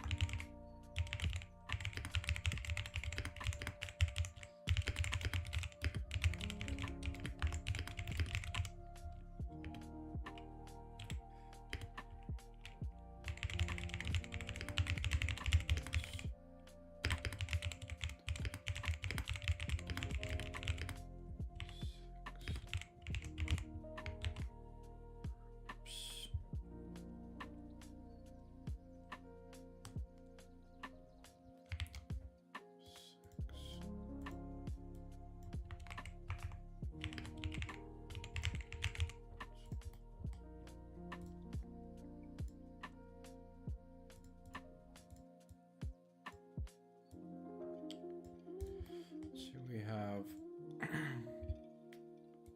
just a Katrina square.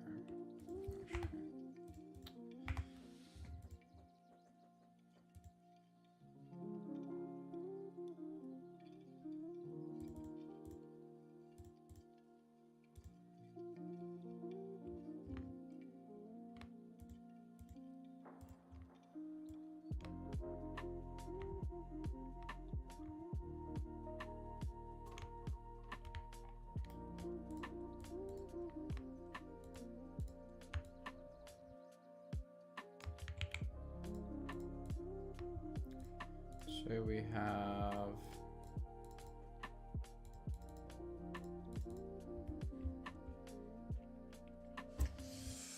what could our three independent variables be? The hours of sleep.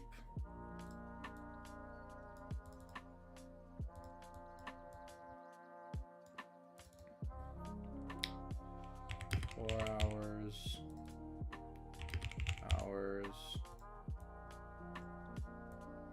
4 hours,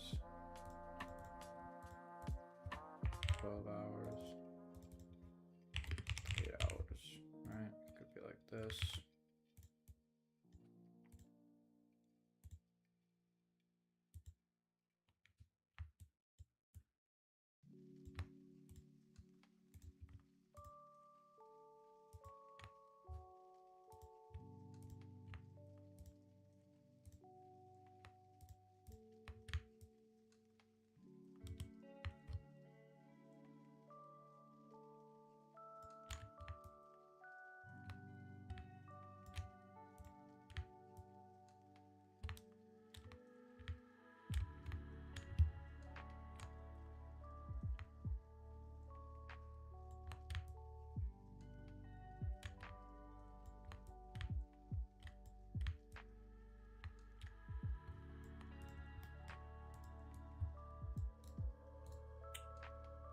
Then we have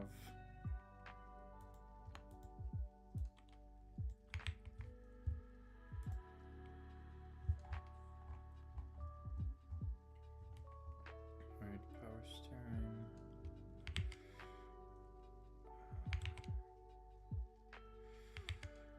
Then we have, for example,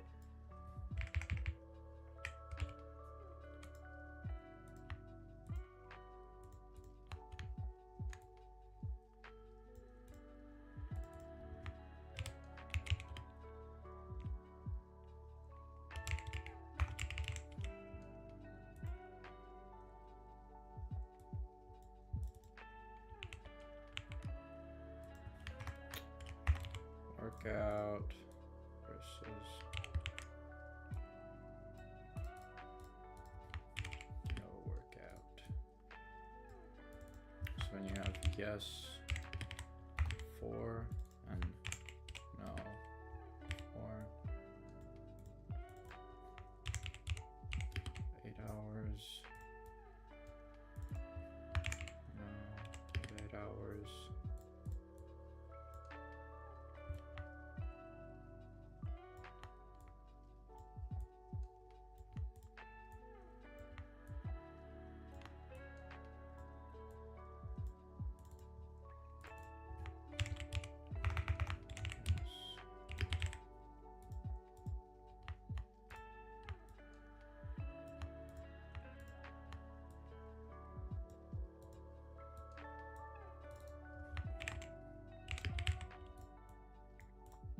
Right.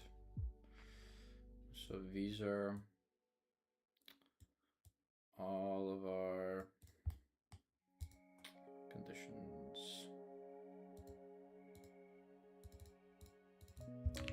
All 6 of our conditions.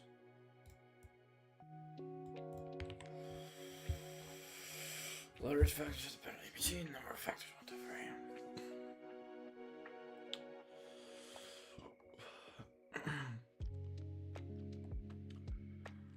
Station. Each box and field is one experimental condition.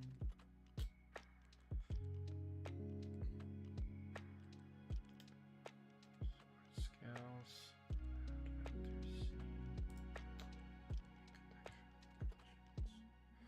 Factorial designs are powerful. Let's see one experiment. One experiment, alcohol, one experiment, steering.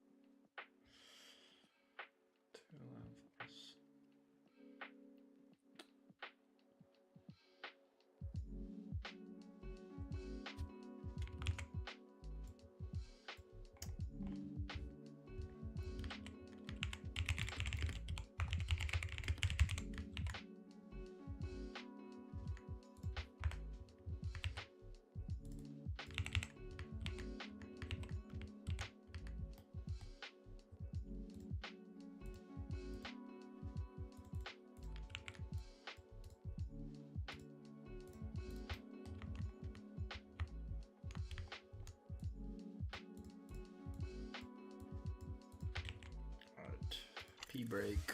Be right back.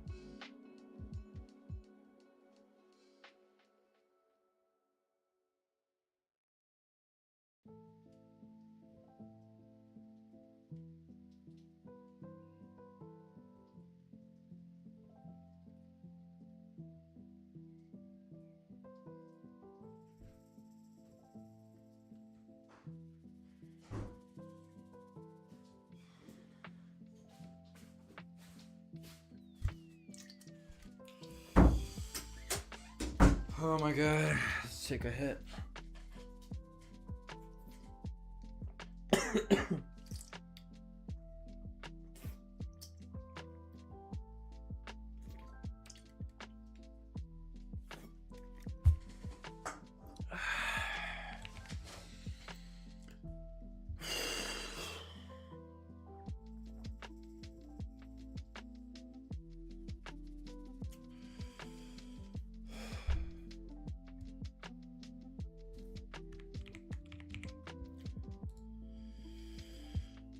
Boy, oh boy. Boy, oh boy, oh boy.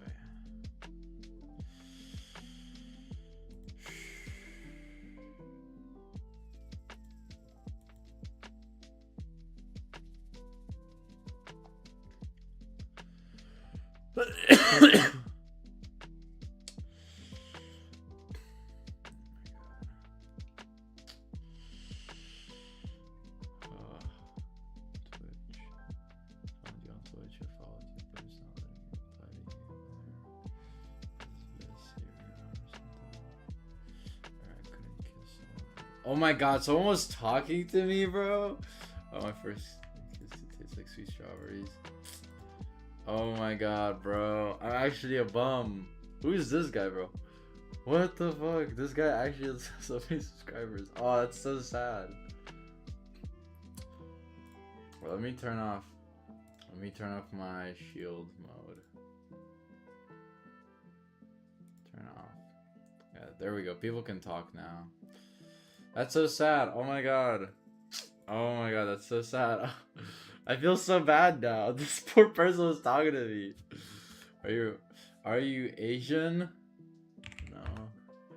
Wait, is this person still here? That's so sad. Oh, are you Asian? I am not Asian. Maybe. I don't know. No. My bad.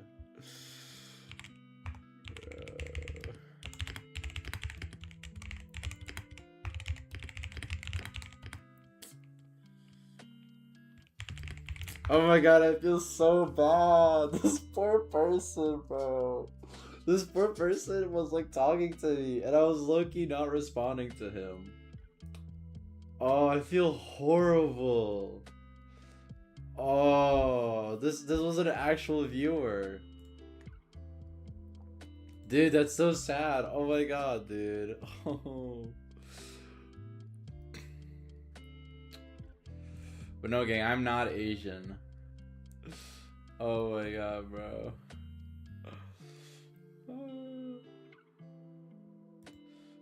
I found you on Twitch and I followed you, but it's not letting me reply to you. That's so weird. What? Dang it. Well, if someone is watching me right now, I did. You should be able to type here now. Your name, Anthony Dean, or whatever whatever his name is. You can watch me now or whatnot, right?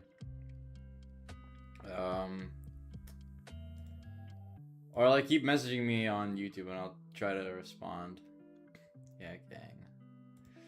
Dude, I feel horrible. This person low-key was like trying to talk to me. Oh my god. That's terrible. Oh. That's really mean, man. I hate it. I honestly hate when people don't respond to me. I hate when people especially ignore me. I'm sorry, dude. If you're still out there, I'm so sorry that I high-key fucking ignored you. That was not nice. That was low-key not nice of me. My stream is lagging a bit. Yeah. Dang it, bro. I feel horrible. Wait, when did they even join? They joined at 2000. Oh, they left like. Oh, that's so. I feel so bad. Oh my god. I had free views? That's nice. Oh, so sorry, Anthony. So sorry, Anthony.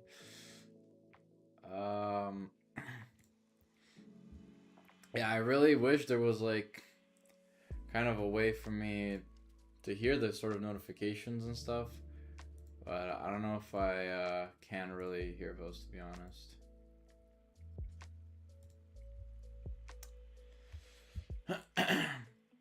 It says I have someone viewing me, but I don't know. I don't know who's viewing me. Ant spell version. Who's this guy?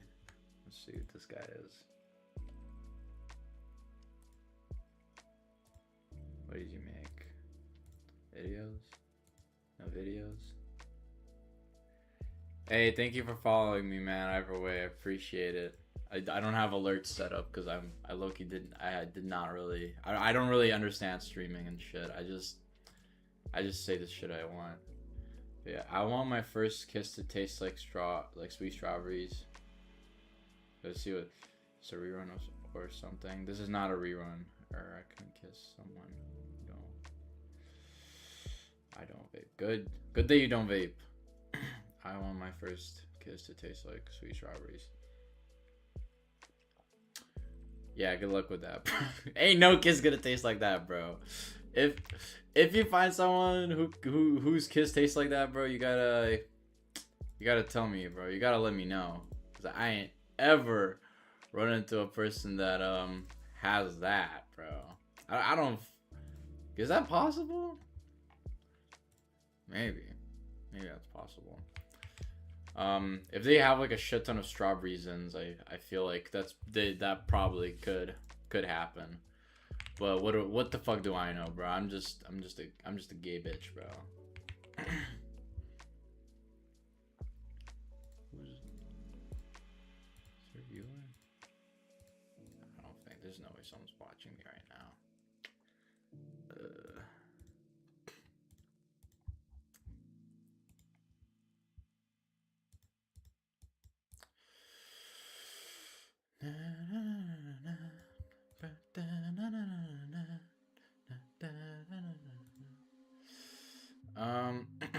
Anyways, yes, this slide is extending the tutorial one step further. And once you see the pattern, what does tutorial design three factors mean? It means the experiment has three independent variables and each one is manipulated with two tables, each one level of factor C1, C2. Within each table, columns A and B.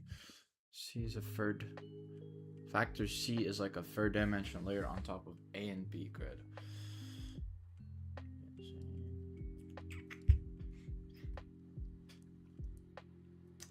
Right. So you have A, B, and C, two levels. BAC, Factor B, power steering. Factor C, course complexity. Oh, dang.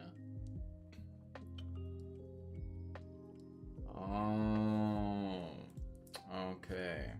So you're basically still testing, but driving. How well the person drives. How they have, but also into account difficulty, of course. This is so interesting, gang. This is so interesting. This is so cool and interesting, gang.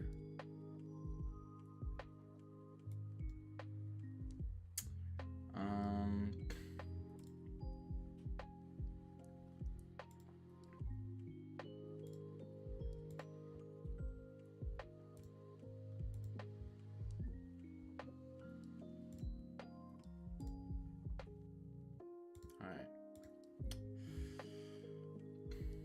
Isn't that just so cool, guys? Whoops.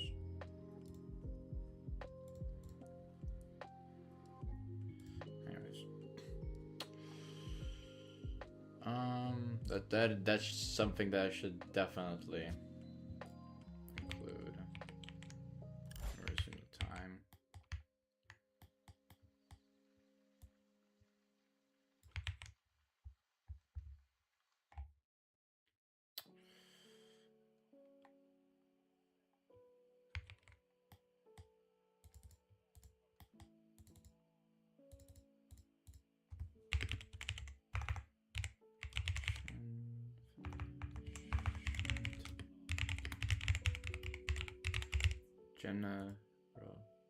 There's no way I spelled that right. Generalizable?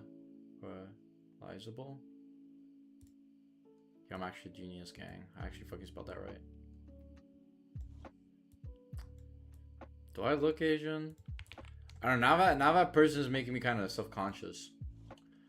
I am not Asian, gang. I am, if you... I don't know. I don't think I'm Asian. I don't have any really Asian heritage, so yeah, I guess not. What is being measured versus being manipulated?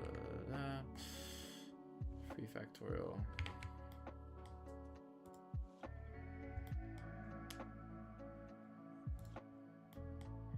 Also.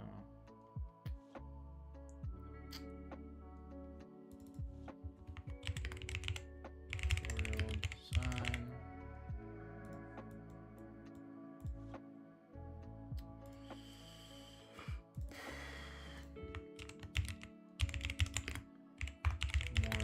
Just more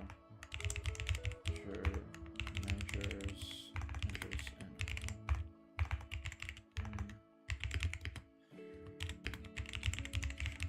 way. Example, driving test sample 2 tests are administered.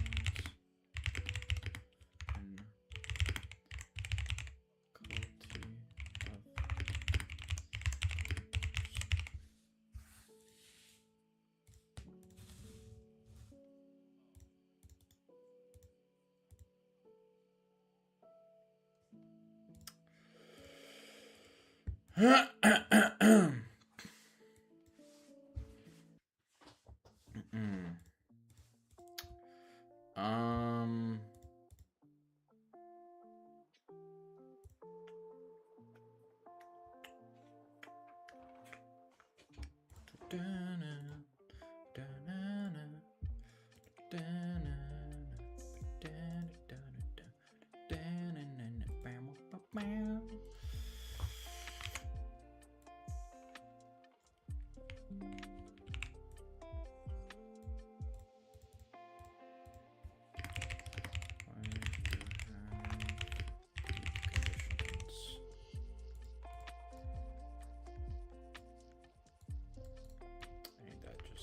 Ain't that just a peach? What the? Get that out of here!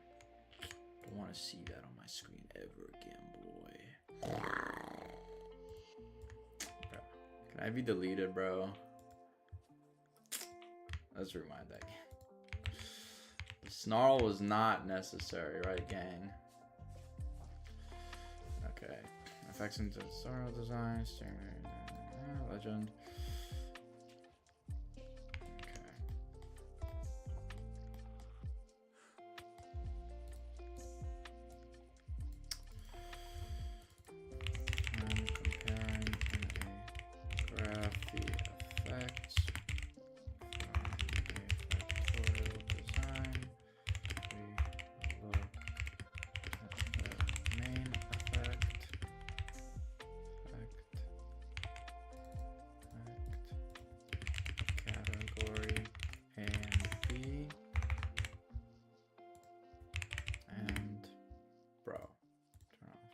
Shut the fuck up. And interaction type of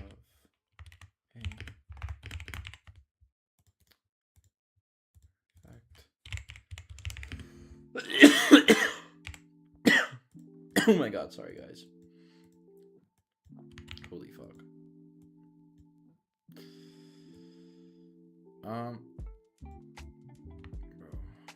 Holy wiener, bro. Who's messaging me? I swear to God.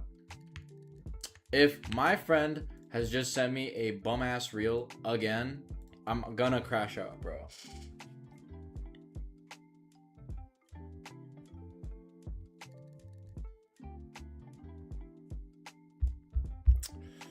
Oh wait, no, it's a new clothing drop for cool shirts.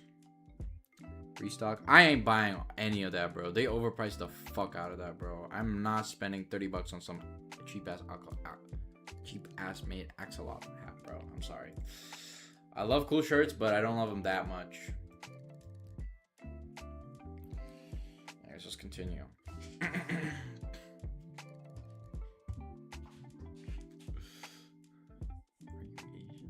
Again, I'm just befuddled that someone would think I'm Asian. I do not think I'm Asian. I mean, there's no way I'm Asian. Look at me. Do I look Asian? Maybe. I don't know. Maybe my mom. No, I'm not gonna. But I love my mom. I love my mom so much.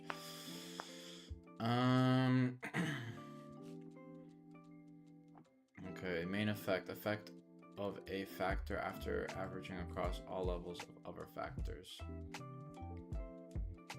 Main effect. B. Blood alcohol. Rage. Okay. This is something I struggle with as well. We have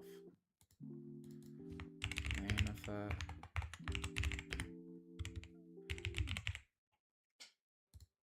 Holy fuck, bro. I'm going schizo.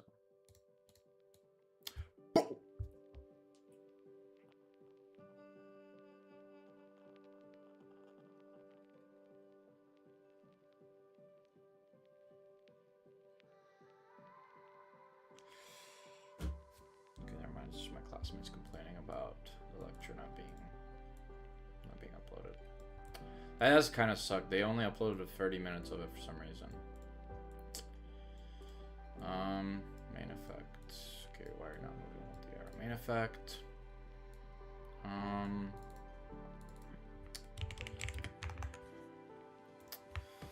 The levels of A / B are A or B are averaged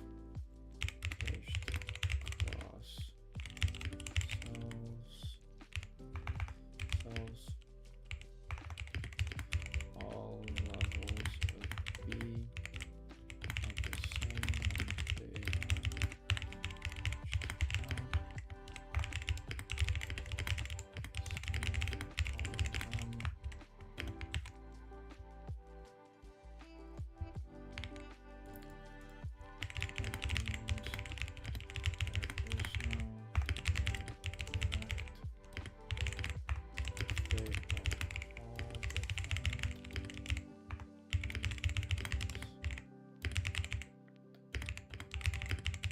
I don't know why this confused me so much. It's kind of obvious.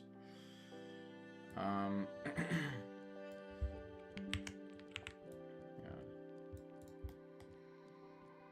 So you can see there's a difference.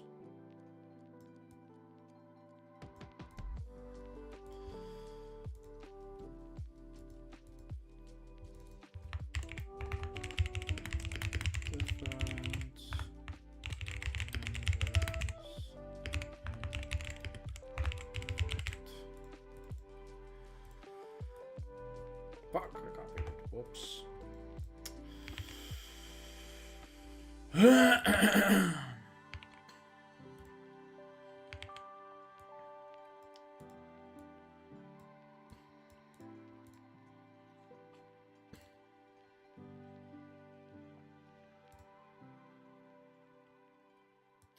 So they're like,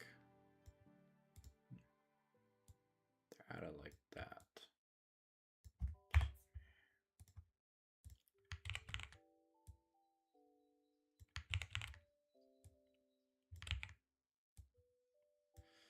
And vice versa.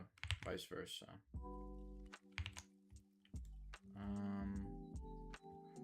Main effect, power steering across levels of.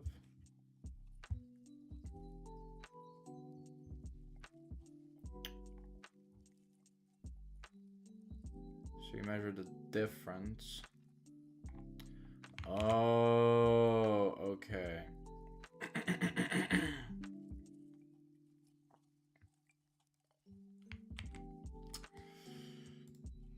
Okay, and then we have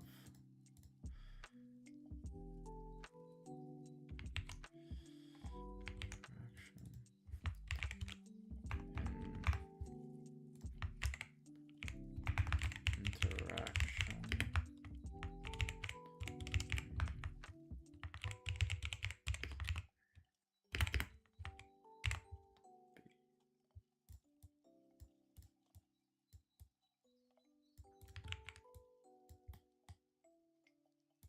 Oops, that's a bit too close. Let's move that.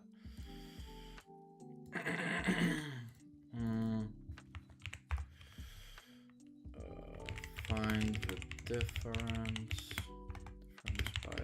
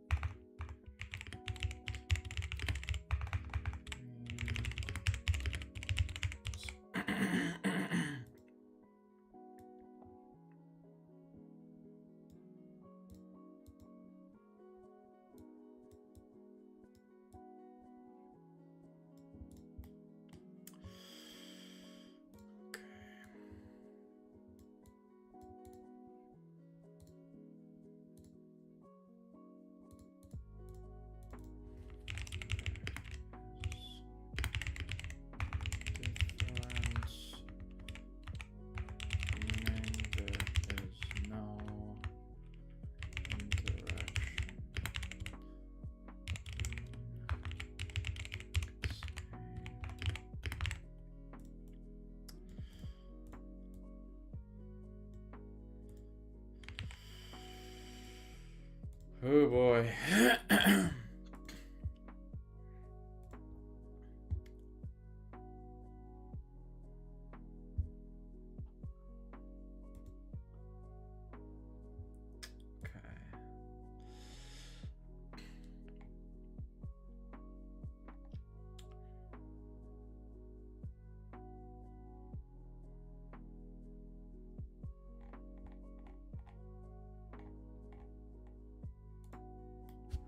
That's right, like.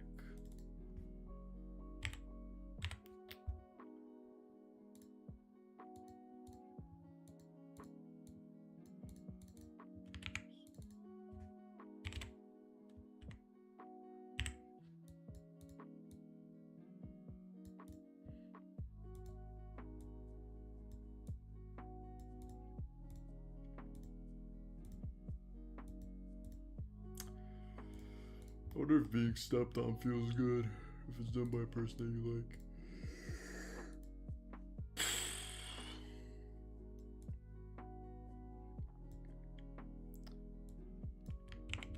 We have such weird kinks in today's society. Surprising that we're still alive as a society, bro.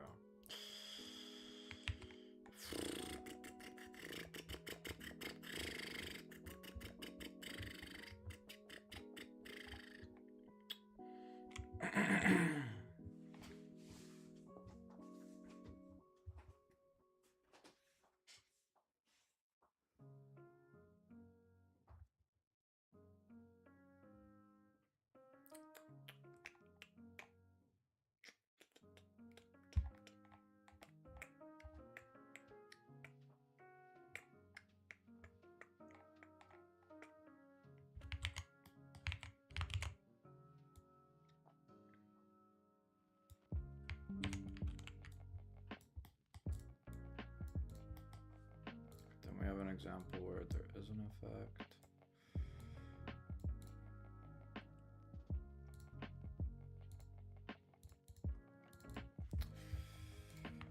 Here is an effect. Interaction.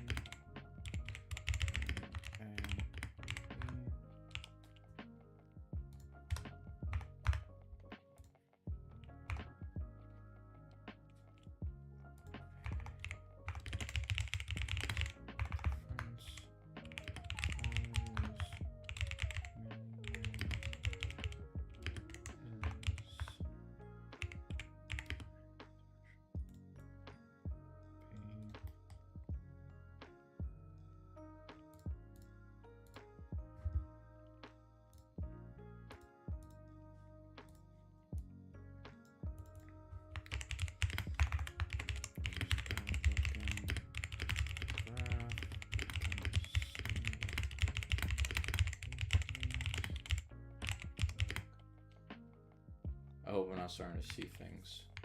But if I'm starting to see things from all those like freaking drinks, I'm actually cooked, gang.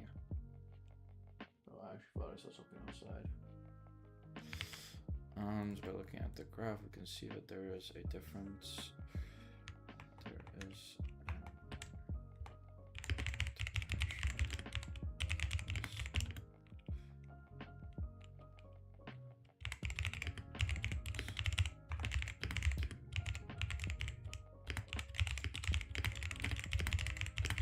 I remember this is also what I messed up on the test with.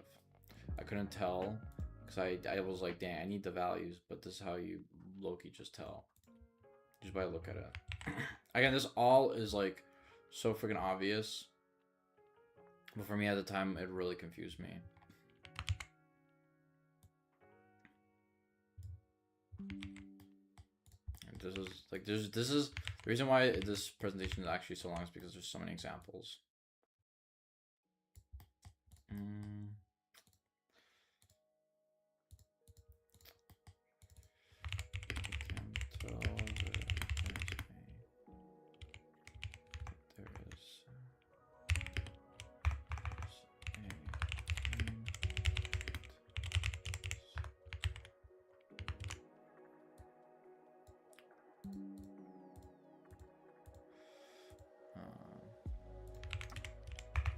How can we tell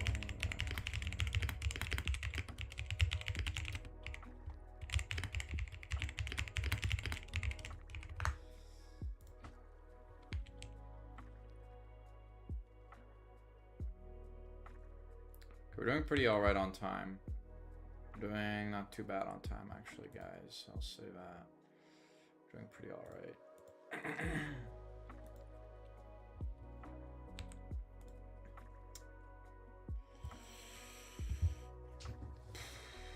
Remind me.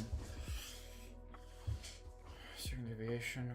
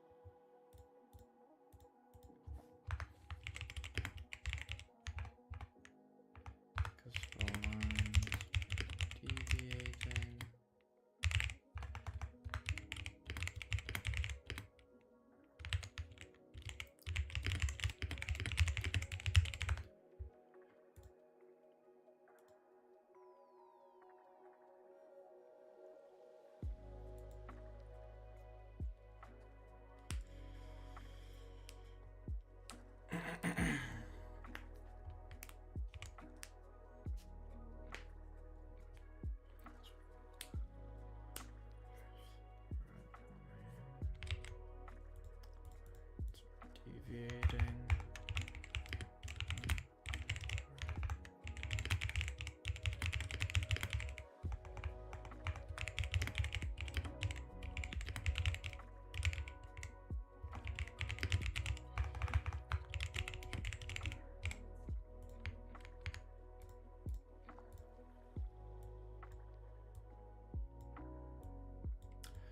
Dude, I was low-key, like, kind of hitting on this one cute-ass American boy once. And he went with me. Let me pause the timer because it's story time. And he was like hella depressed, right? He was like going like, yeah, gang, I'm about to like lose my house. The only job I can really have is content creation, because like low-key,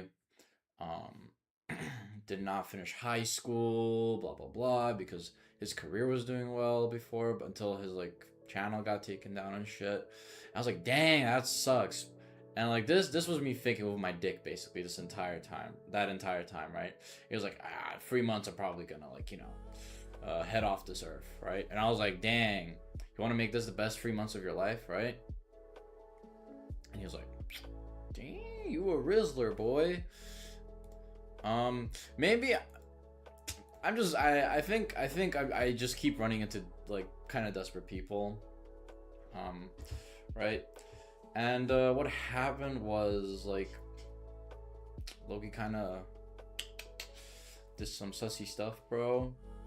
That guy was crazy. He was pretty wild. He was pretty freaky, right? But then bro Loki like was like, dang, I like you, but there's this other person that I just met and they low-key feel my vibe. And I met them too. I was like, dang, they do really fit together. Until he found out that that person was actually polyamorous and he didn't want that. And then he was like, dang, oh, that sucks ass. And I low-key lost feelings for him entirely because I was like, dang, that's pretty ass, bro. He just moved on like that, right? I don't even know what he saw on that. It was a girl. No, it was a guy. It was a guy transitioning from a girl to a guy. My bad. That person was not stable, bro. Not stable.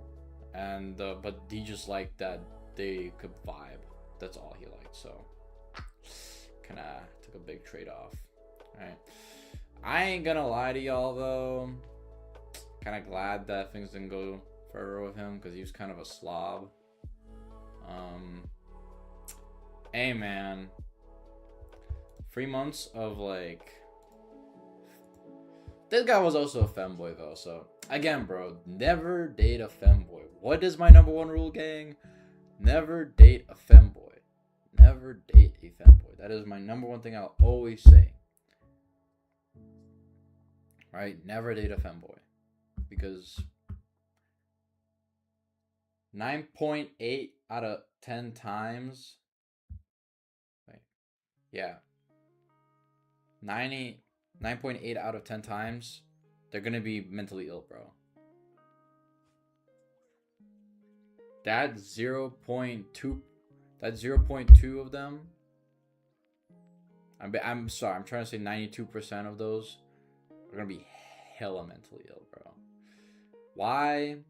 I'm just kidding. I'm just kidding. They're not mentally ill. They're just, you know, a lot of the maybe this might be a bias from me, right? I'm a human. I have biases. I have to admit that. But it's just every family that I've ever interacted with, dated, or come across, they always have some kind of crazy ass issue, and there's always this transformation. They go from either they continue being a femboy, they become a twink, they completely switch entirely and become like some kind of hunk or complete other category, or they start transitioning. There's like I could have like a whole presentation on like the spectrum, bro. So I feel like I might have enough knowledge on it, maybe, but I might be also just freaking, and I might be also just a straight up idiot.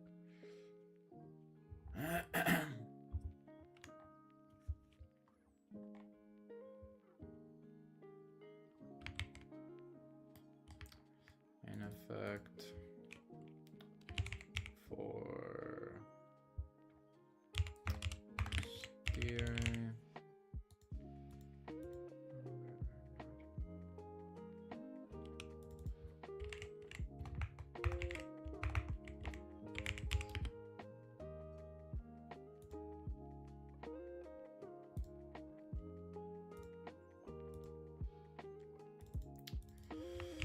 This is where the main effect does not happen, because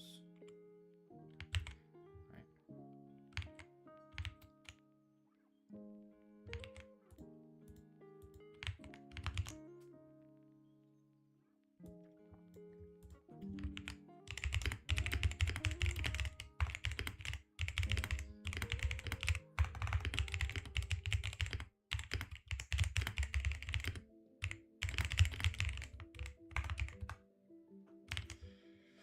Sort of main effect does not happen.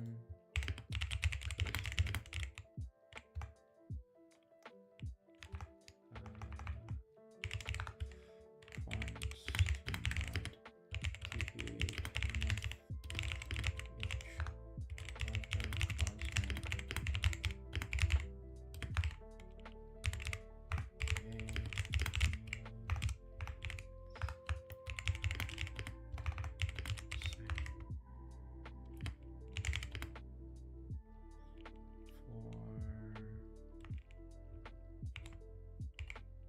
wait, no, this would be for power steering.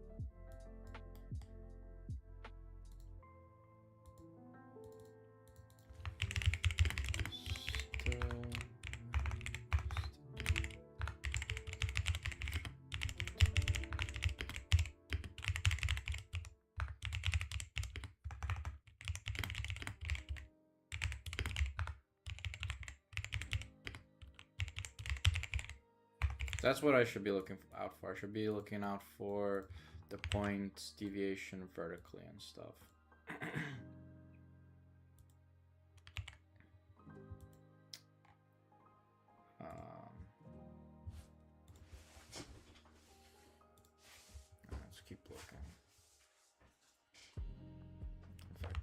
factorial design. Let's see.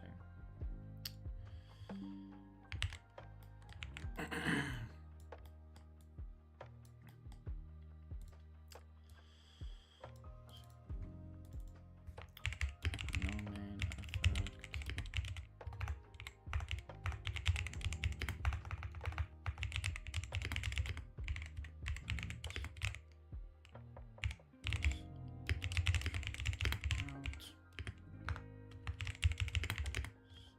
Is there interaction?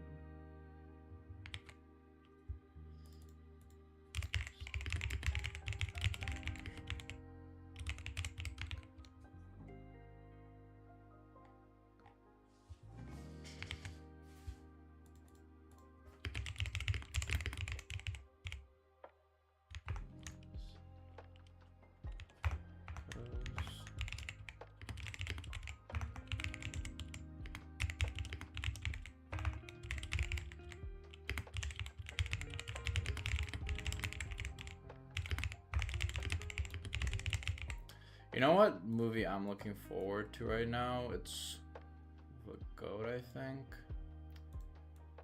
Which is, I think it's set in the Zootopia universe. Maybe. That would make a lot of sense. Right? And I like it not because of just the acting and stuff. Well, the voice acting, I mean. But it just low-key kind of seems to slap. I like the music theme and stuff. Seems really fun. Effects and factorial design. Is there a main effect? And blood alcohol. No.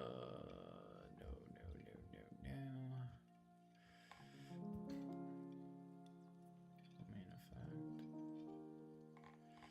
Okay, all of it is actually good. Yeah. Oops, not this. Sorry.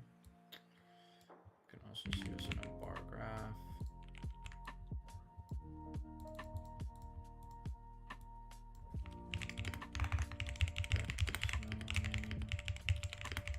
Or interaction.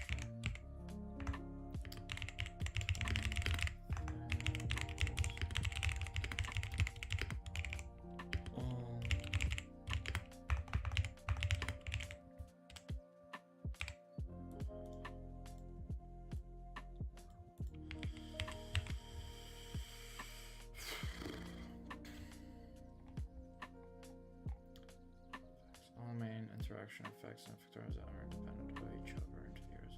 What was the problem? Was it the bad road or the bad weather? Well, I guess all three. Bro, y'all wanna know something crazy? Bro, this was my lecturer, I'm pretty sure. Yeah, this was my lecturer. He was like a cyclist, bro. I mean, that makes sense. He's Dutch, right? Dependence effects. Okay, variance of factorial designs, fully between design, both variables fully within subject design, both variables are varied within subjects. So how many groups do we have in a 2x2?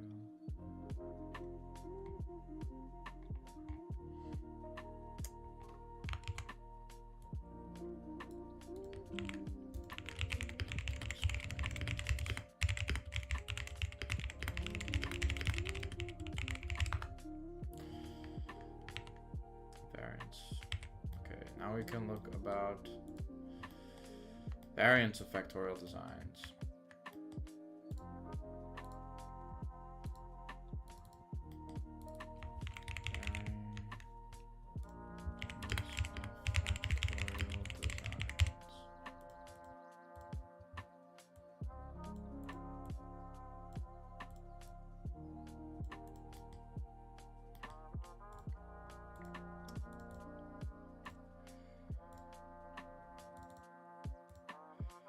We have a within,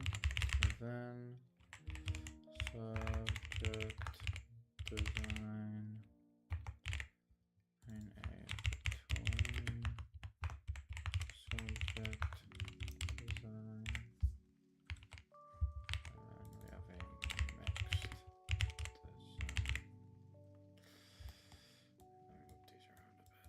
Let me move these around a bit.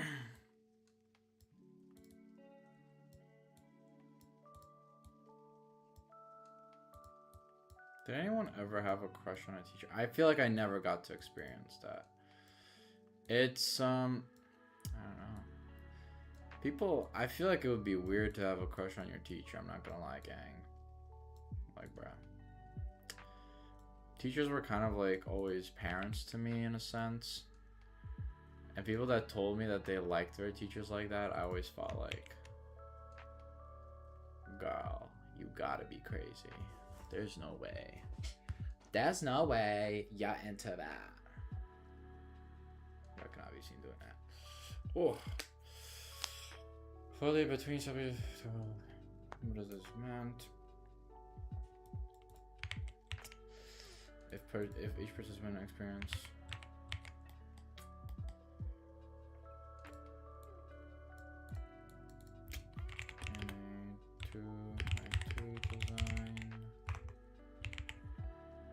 Sign participant be tested on for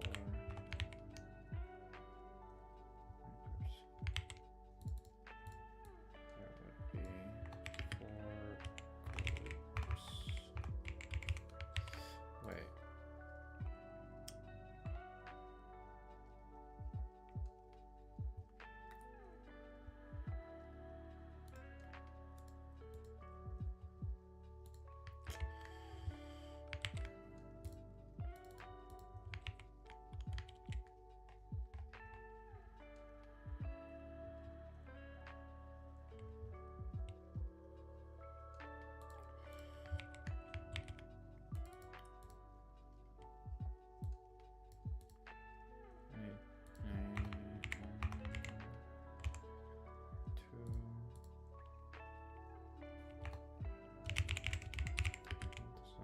Participants would be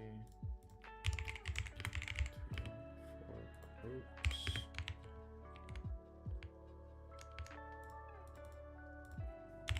Because each participant tests different variable.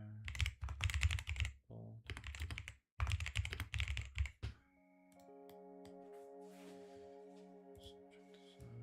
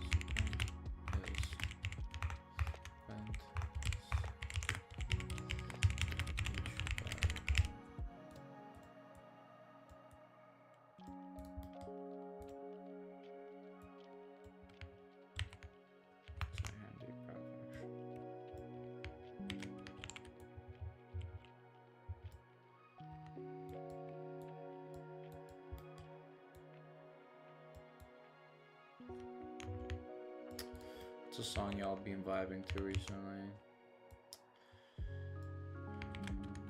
I've been really vibing to Badger on My Back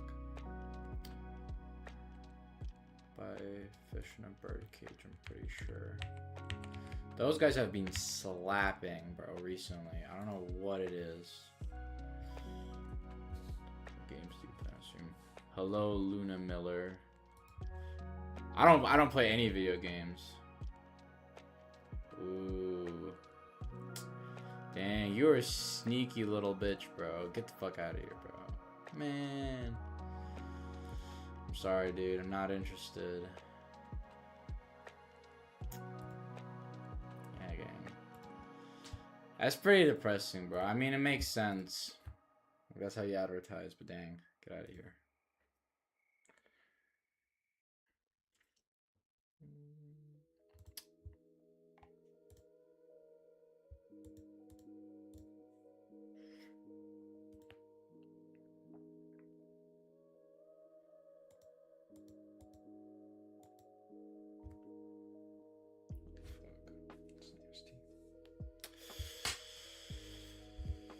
Mixed factorial design, one variable varies within subjects, the other between subjects.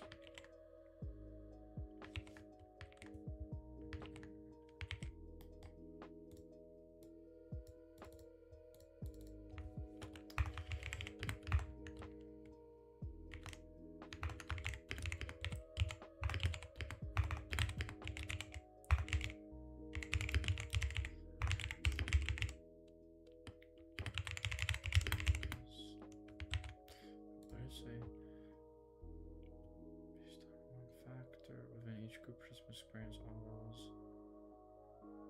The other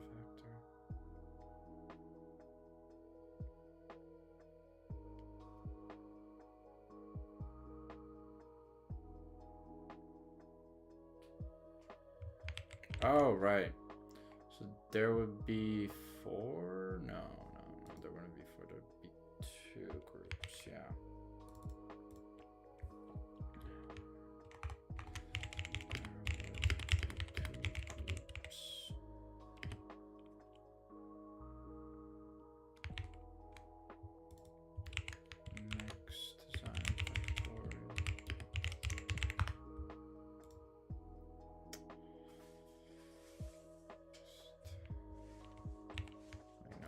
Called a mixed factorial design.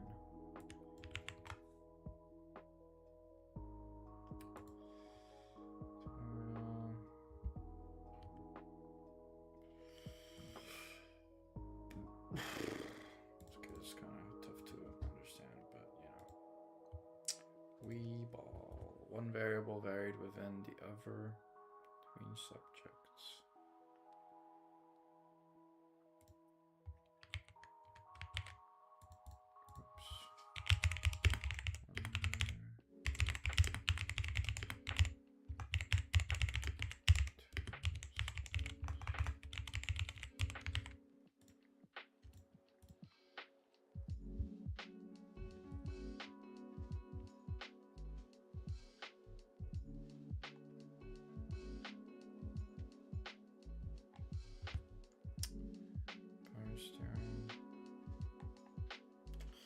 Participants are split into groups based on one factor.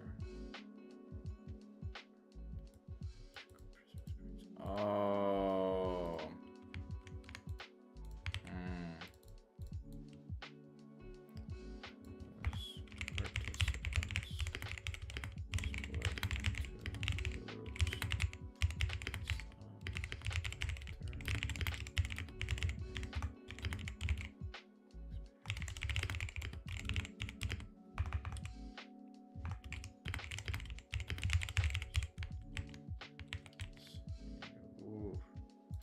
Oh shit, we forgot to click resume.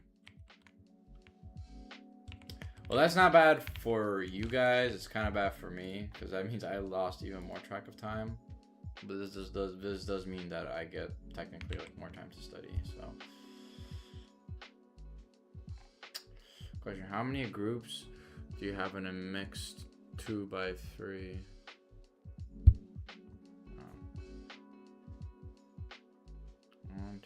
Oh, okay.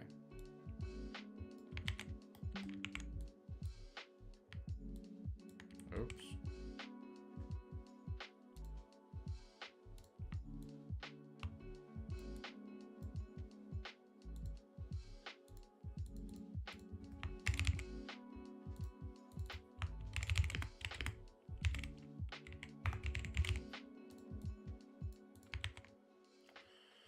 Importance of an interaction. New drug. SIBO, independent variables group. Experimental drug control measurement pretest. Critical finding, interaction between groups of measurement, increase of well-being. Role of statistics. Oh my god, that was, oh my god. Glacier versus sample. Is there a difference between Dutchmen and Belgians?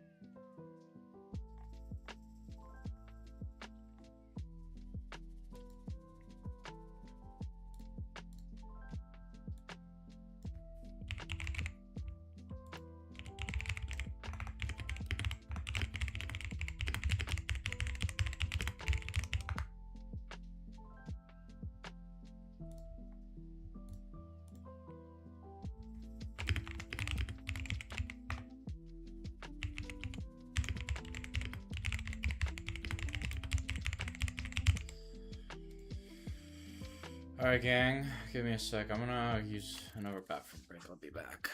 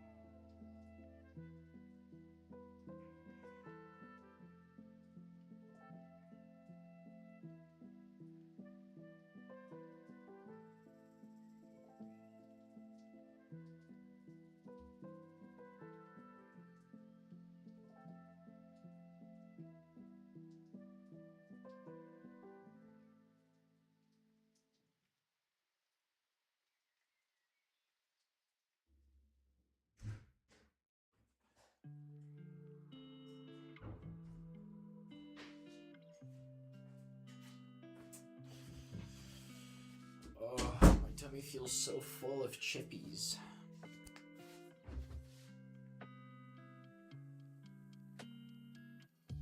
Alright. Anyways, let us resume right now, gang. I feel like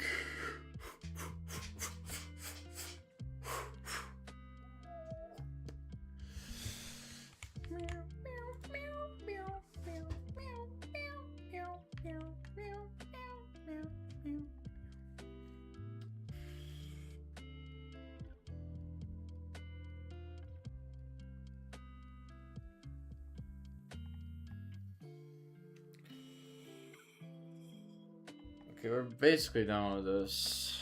Pattern B provides more evidence against hypothesis because observations are spread out than the mean.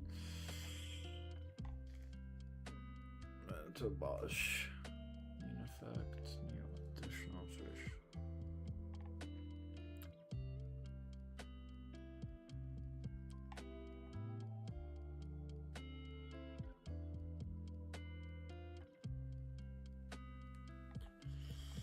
Well, statistics, crucial factor when testing out. Null hypothesis, spread of individuals. The smaller the spread, the more evidence against the null hypothesis.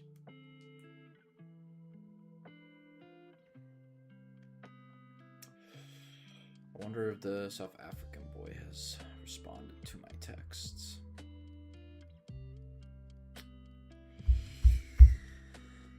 Bro, what if your pee-pee Loki tickles? Oh, that'd be horrible, bro. That's a horrible thought. Imagine your pee-pee got ticklish every time you saw every time you saw a leaf. That'd be evil, bro. That'd be evil as fuck. Ooh. Sample size. Total designs to evaluations all group. Blah, blah, blah, blah, blah. Okay, boom. We are done with that. Now we get to move to presentation 8. Overall statistics testing the null hypothesis, sampling from the population. Assumptions at the start: defendant is innocent. Hypothesis, no effect on population. Okay, know this. How's the big idioms? Probability distribution. Suppose that the null hypothesis is true. I draw a random sample of 4 Lilliputians. I count the number of BS. What's that? Of big idioms in the sample. What is the probability distribution of NB? 1, 2, 3. Yeah. So Yeah, you have 4. If H is true or not, and you find basically the probability. Oh my god. Yeah, so this is all the possible permutations. There's 16 possible permutations. It's just 4 times 4. Right. That's not. It's 4. Wait, what?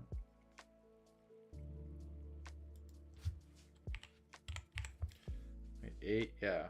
This is just 4 squared. Right. 3 possible permutations.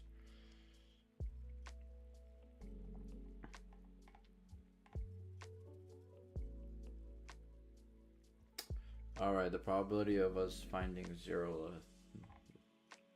Lilliputians?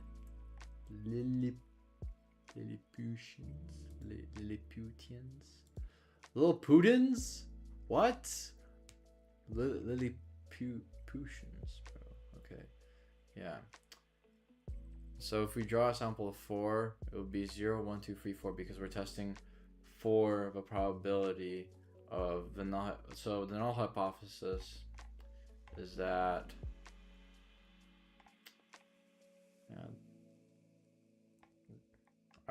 that all of them, I guess, would be Lilliputians. No, the null hypothesis would be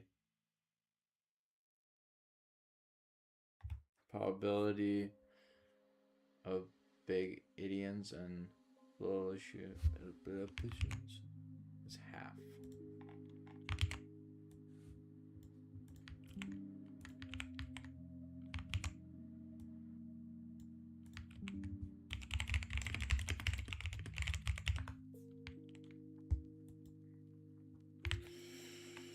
How long has stream been even going on for? 6 hours? Dang, we're like an hour behind on our studying like that. We're not actually behind, we're quite ahead of time. It's just I forgot to click start, and low-key I'm just gonna use that as a cheat and say like, ooh, we can study for a few extra hours.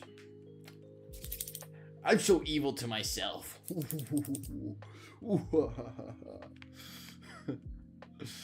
Bro, Blood is so evil that he hurts himself like that. That's evil. Picture. So, take around. What is the question really asking? If null hypothesis is true, how likely is each possible value of the probability distribution of number of big Adians? Why is this a binomial? Oh, this is talking about binomial distributions. I hate binomial distributions. Actually, they're not that difficult, right? All a binomial distribution is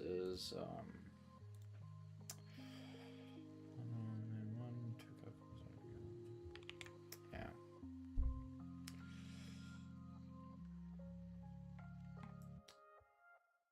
We get half, we get 3.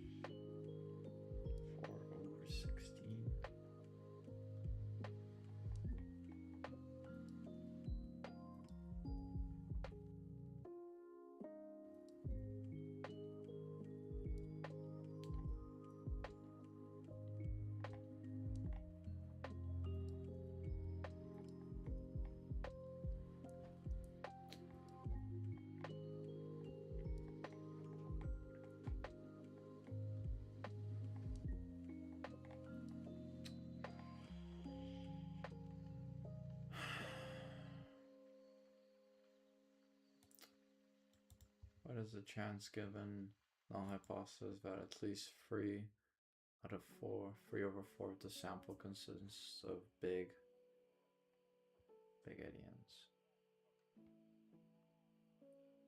3/4. So, our 3/4 be.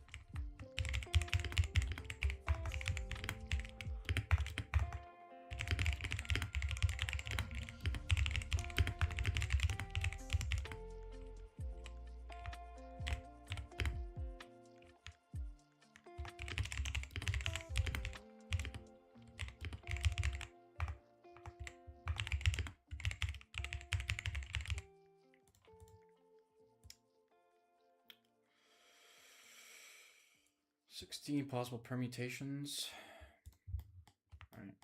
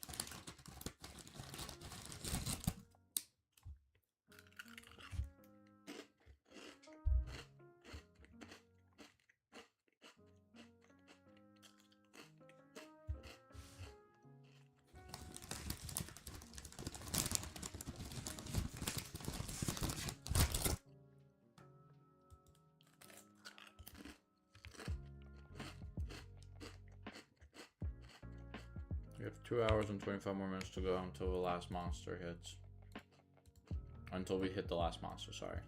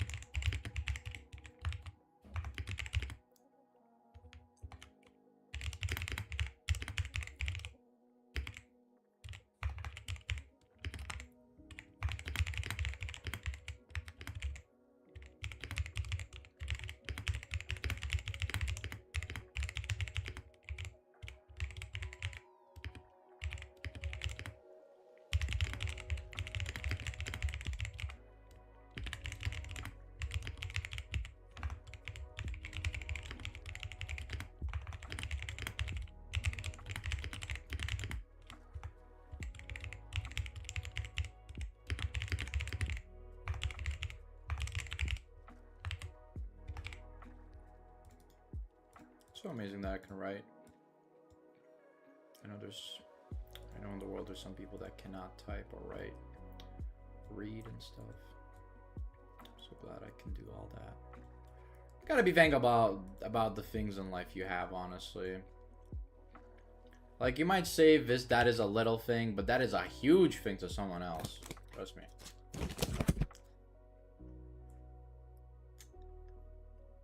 Mm.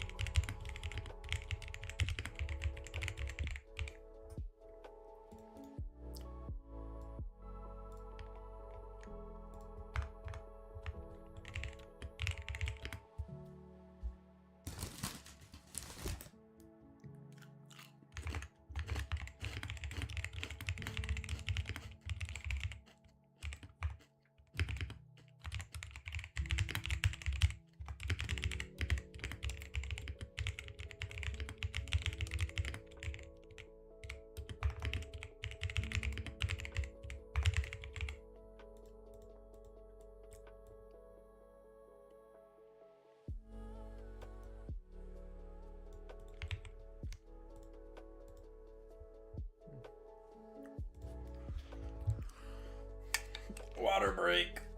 Ugh.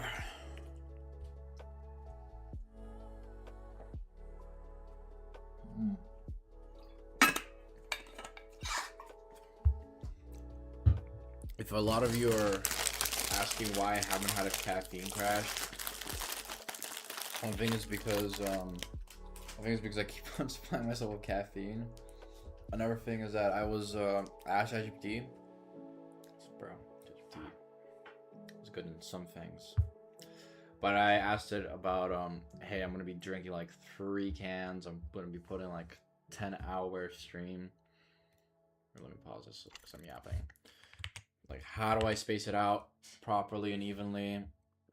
And on top of that, like, you know, how do I make sure I don't have a freaking heart attack? And main thing that I was saying is like keep drinking water, eat salty or foods with salt and protein. I haven't had anything with I haven't really had a lot of protein today. I guess I've had only 3 eggs. It's like the least amount of protein I've had in a while. I usually have like at least 50 to 100 grams of protein. I eat like protein yogurt. I have like a big jug of protein. I just put it into my protein yogurt. Bro, why'd the music stop? Hello? There we go. I don't know why it stopped there for a second. That was weird.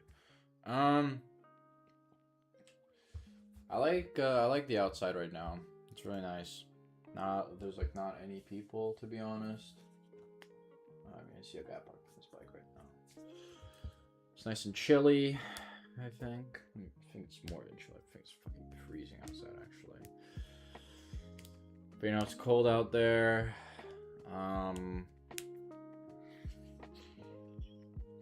It's nice. Alright, let's start up the timer again. 5 hours and 17 minutes. We're almost at the halfway point.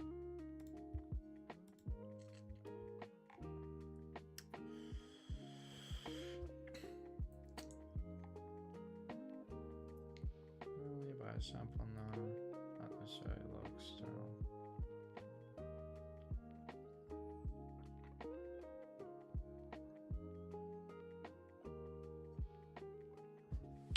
Oh, we're gonna be talking about different sampling methods now, okay.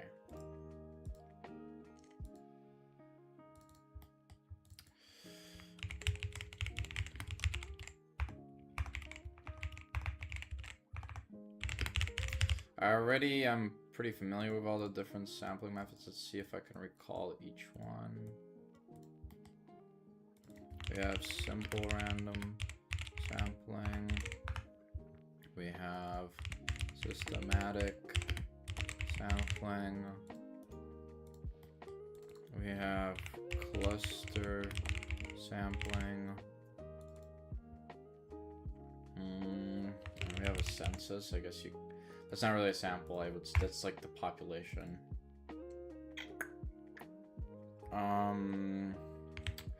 We have stratified sampling, and then we have. Oops, sorry. There's one more. We have also multi-stage sampling, which simply put, multi-stage sampling is just any of the 4 methods that are mentioned up here combined with one another. So it would basically be like it would be like for example, you doing a cluster sample, and you take a cluster of students, right? You take a cluster of students from, like, I don't know. You basically take. Let's say your clusters are the classes, or yeah, are the schools, right? And so what you do for cluster sampling. Yeah, I'm actually gonna check that I'm being right. Yeah, so you take.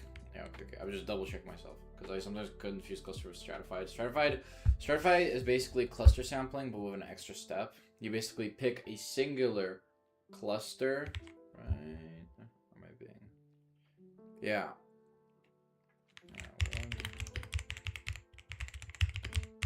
Now I want to be spreading misinformation. Where population is divided into distinct non-overlapping subgroups, strata. Right. It's basically where you take a small proportion of you basically take a sample from each group or each cluster, right? So like you could split into gender, age, and stuff, right? Whatever. People who like peanut butter, people who don't like peanut butter, blah blah blah, right? Basically for multi-stage sampling, right? You could select a cluster, right? But I don't know, maybe the cluster isn't random enough for you. So you choose a random cluster, which already randomized the data, right? And then you could do systematic sampling, I guess. No, actually, what you could do is then do a stratified sample and split the 2 groups, and you could split them into gender groups. No. Actually, I'm confusing myself. The point is multi-stage sampling just uses 2 or more of these methods.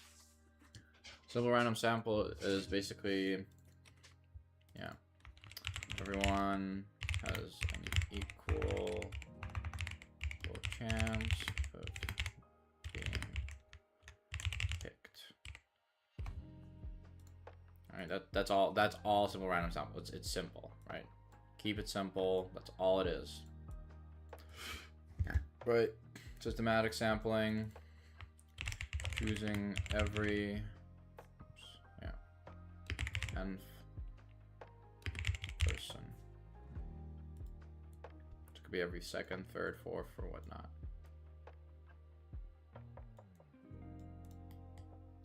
Cluster sampling. Choosing a random cluster as a sample. School, class.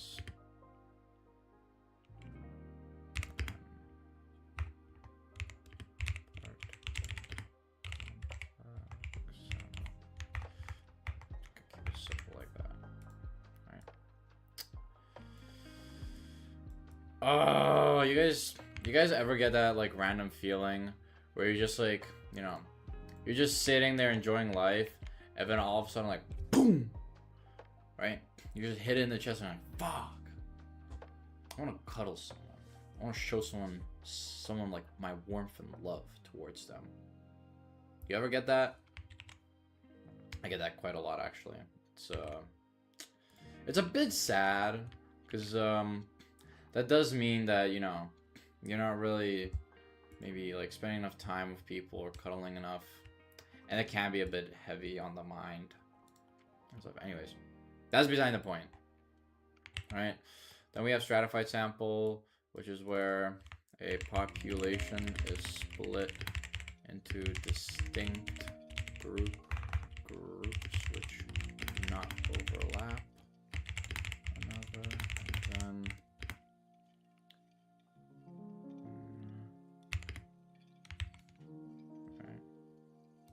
right, I'm not tweaking, right?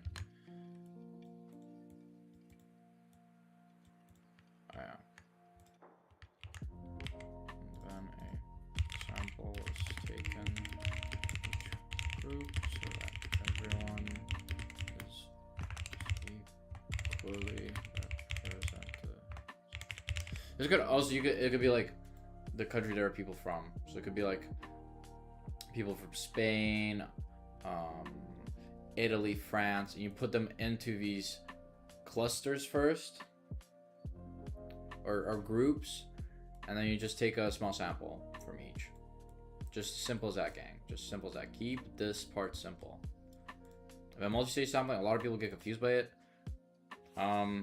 It's literally just the use of two or more of the four sampling methods. Boom. That's all.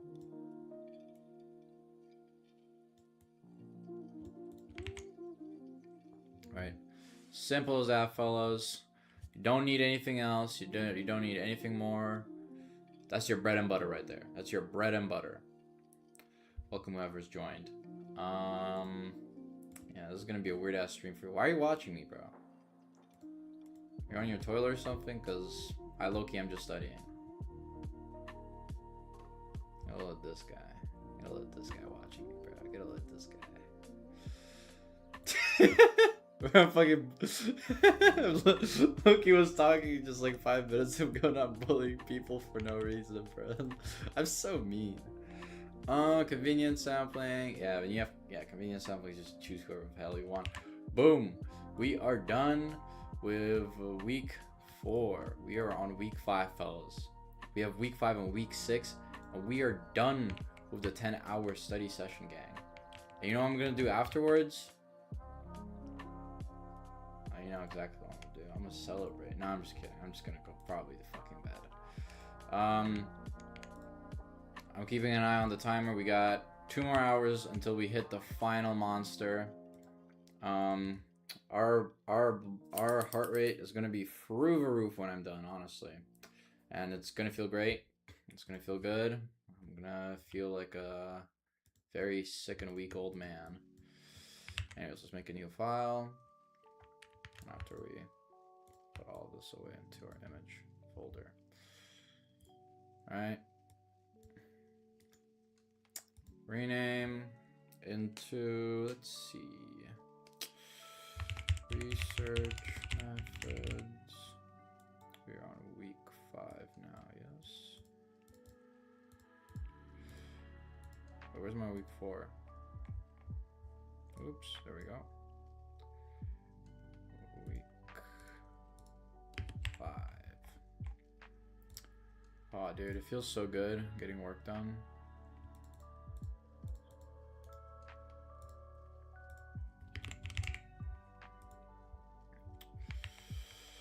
Okay, guys, let's friggin' do this. Oh, guy left. I don't know why you would watch this. Maybe you're bored, or maybe you're interested in psychology, but this is like the boring part of psychology. It's literally... Okay, wait, let me actually put this. Oh, this is just talking about the mean variety. Whoa, holy English, gang. if y'all, whoever is joining in right now, if you're wondering, I'm currently 2 monsters in a 6-hour study session, cause I don't know. It's a 5-hour. It's a Friday. And Loki, nothing exciting is really happening on a Friday. I was hoping to hang out with wait, let's pause. Hoping to actually hang out with a little South African femboy. But unfortunately he's at a friend's house, so I can't really do that. Hopefully his friend is not digging out his bud. That's my job. That would be pretty unfortunate. And I'd have to teach him a lesson, which maybe would be exciting actually for me. So I guess I hope he does. I hope his friend does dig out his butt so that I can dig out his butt even more.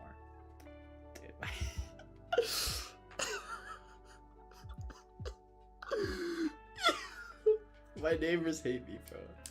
There's no way my neighbors don't hate me, bro. My neighbors have to hate me. Yeah. My neighbors, there's no way my neighbors do not hate me. There's generally no way my neighbors don't hate me. Right? Okay. Alright. Let's resume our timer.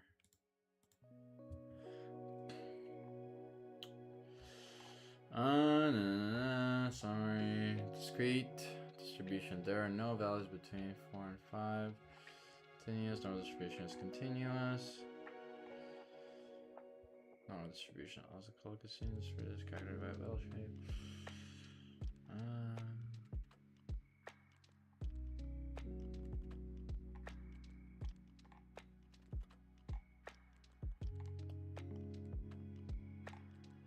Non-equivalent control group process only design.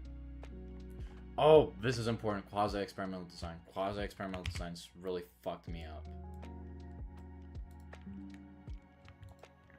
Oops, not gonna do that.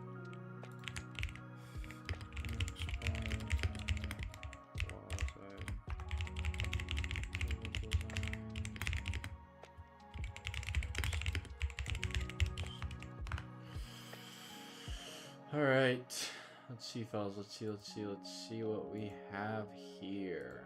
Okay.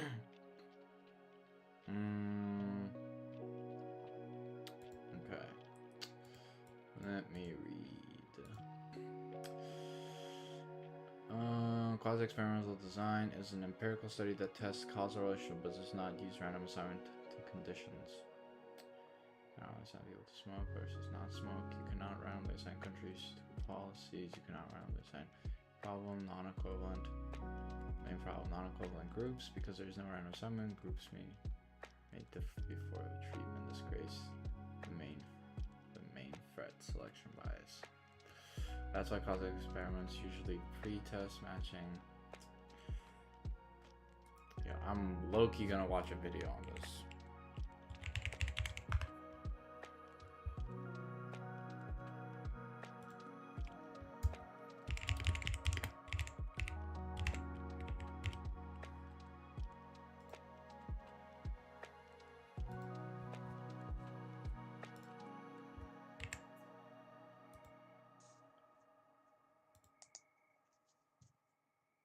A quasi-experiment is designed a lot like a true experiment, except that in the quasi-experimental design, the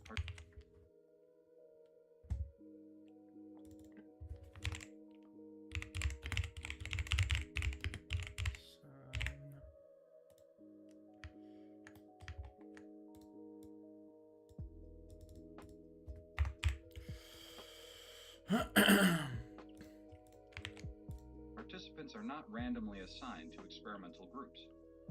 In a true experiment, research participants have an equal chance of being assigned to any condition of the independent variable, the one being manipulated by the researcher, that is involved in the study. So, for instance, if a researcher was examining the effects of caffeine on reading comprehension, she might randomly assign participants to one of 3 independent variable conditions: those who drink 1 cup of soda, 2 cups of soda, or no soda. She might then assess each person's reading comprehension abilities following exposure to the independent variable. In a true experiment, each participant who volunteered would have an equal chance of being assigned to any of the three groups.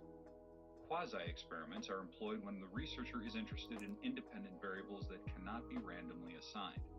Usually, this happens when the independent variable in question is something that is an innate characteristic of the participants involved. Let's look at a couple of examples to help illustrate the point.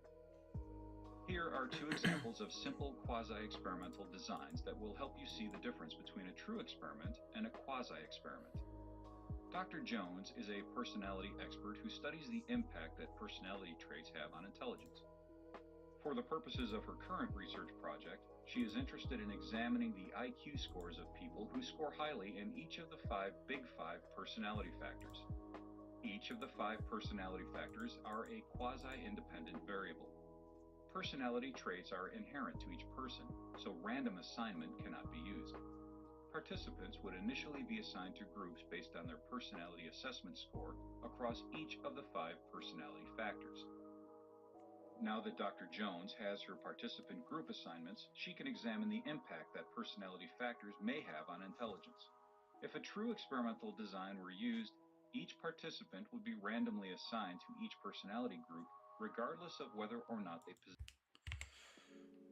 Hi all, in this video I will explain the difference. When it comes down to it, there's only one main distinction, and here it is. A quasi-experimental design, these are empirical studies, they lack random assignment. That is something I understand. Quasi-experimental designs lack random assignment because the independent variable typically cannot be applied to a group of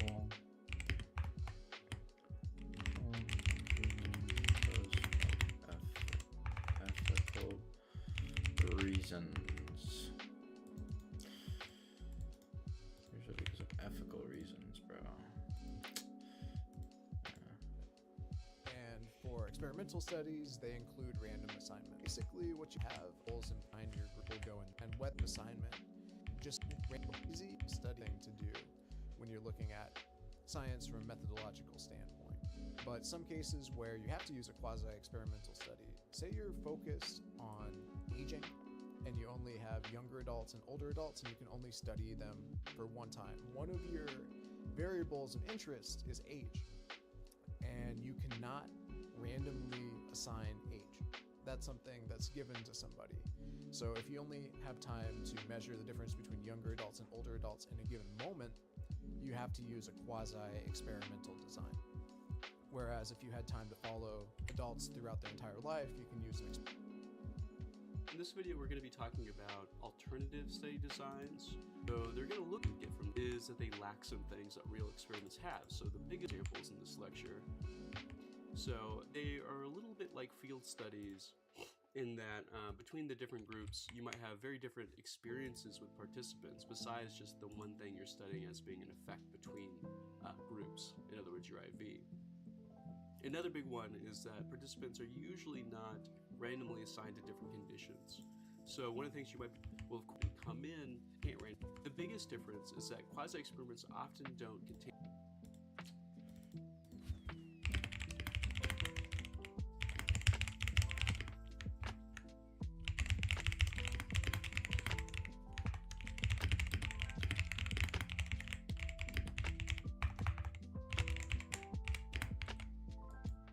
any type of control group.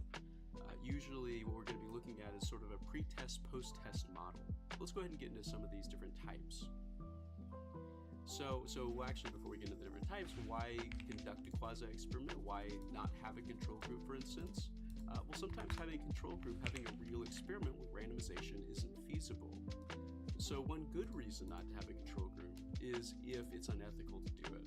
So one thing we're going to get into when we get into ethics is there was a big and just really horrible study called the Tuskegee study where actually died. So now assign someone to a control group in that study and basically withhold a matter of life and death. Other times are when you're examining, if we clients obviously assign people to be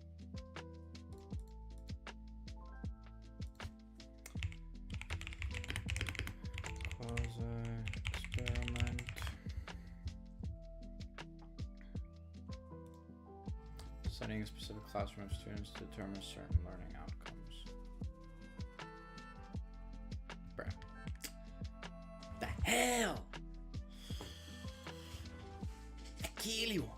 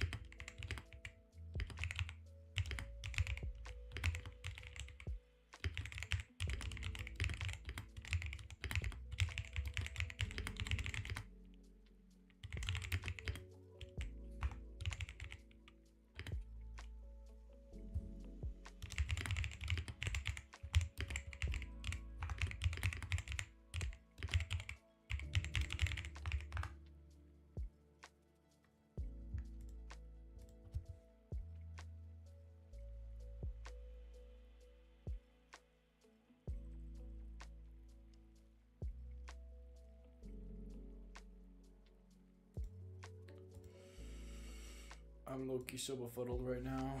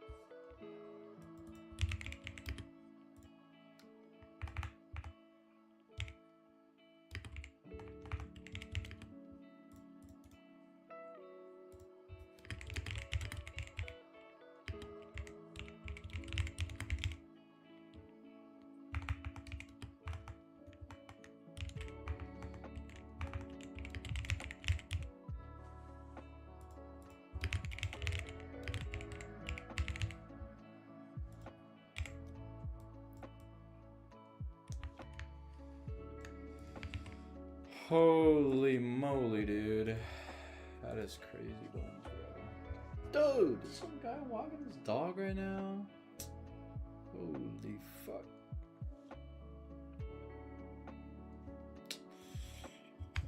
Alright.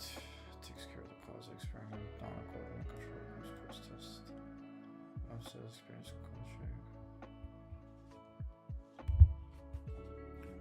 Experience 19. Group C season.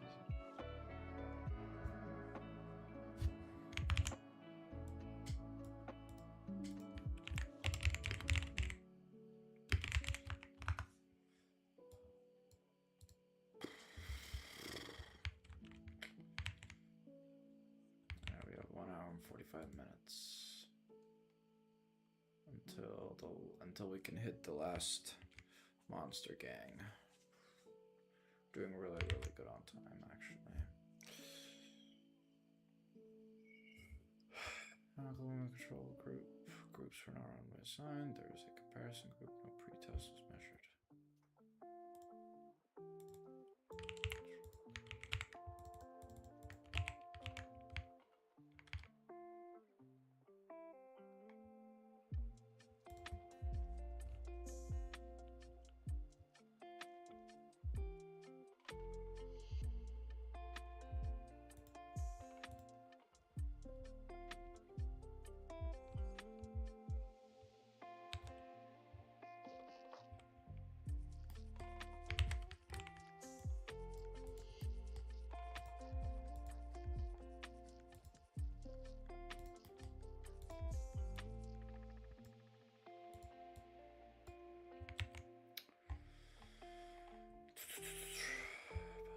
Design, but it already tells you if you're more non-equivalent control group. Not wrongly saying control groups exist. There is a comparison group. No pretest was measure. Process only.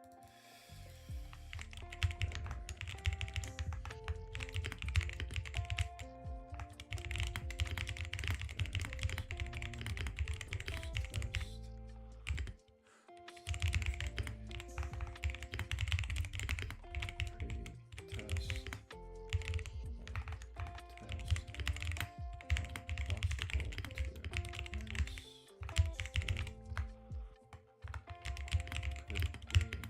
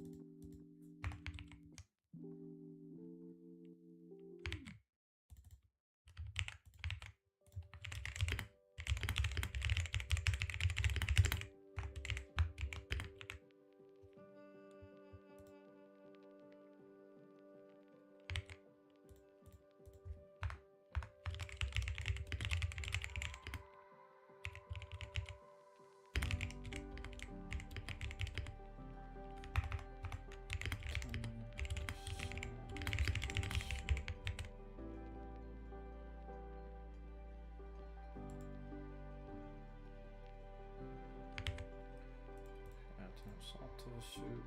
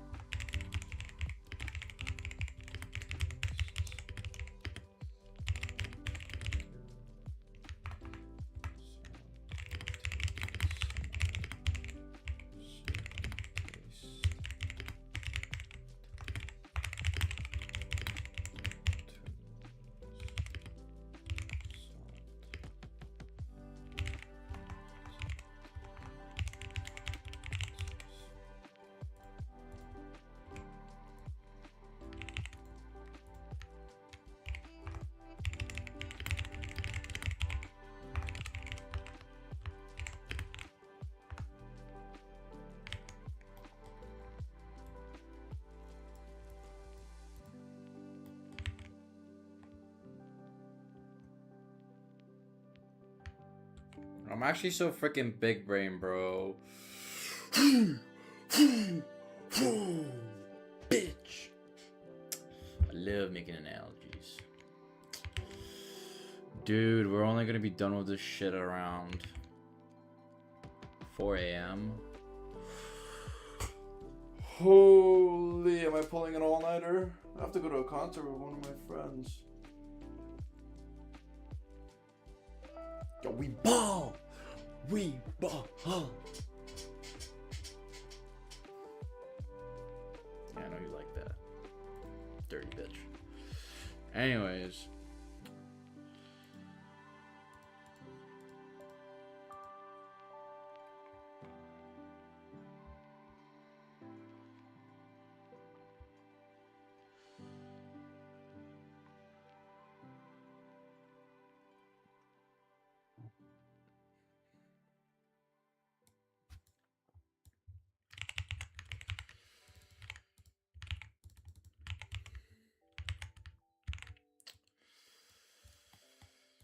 Whew.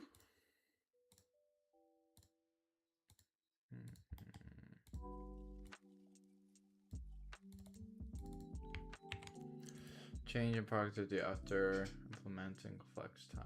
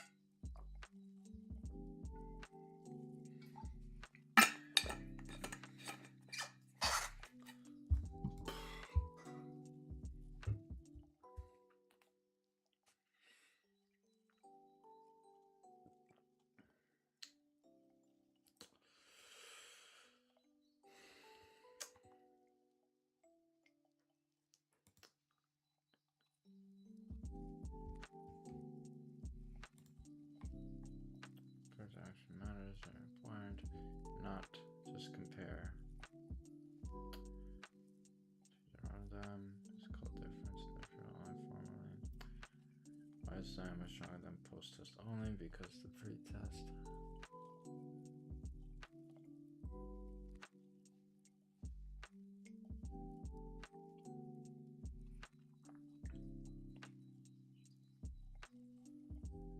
Wait, a non-equivalent control group pre-test post-test design compares change over time in a treated group to change in non-randomized control group, allowing stronger causal quasi plus pre-test compared changes, not scores. Oh.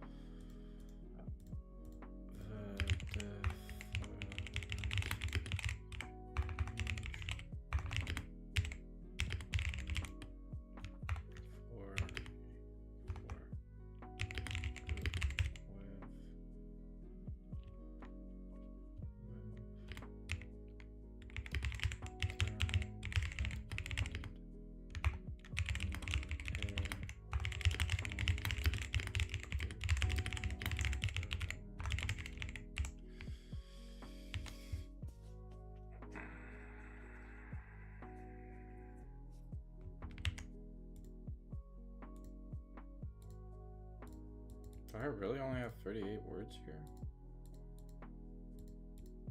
No, I don't.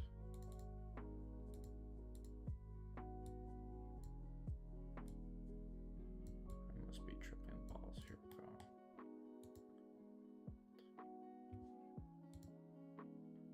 It's 2,000 words, 3,000 words. I know what update. I have 656 words here. See, guys, writing is not so boring. It can be actually kind of fun. I can't. I'm just lying. I'm lying to myself. Which outcome would most convincingly support a causal effect on flex working?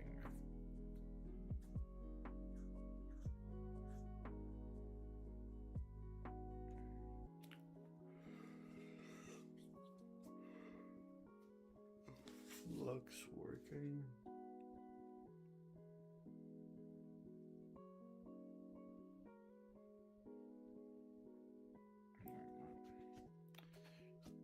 Pre-test effect on treatment, post-test.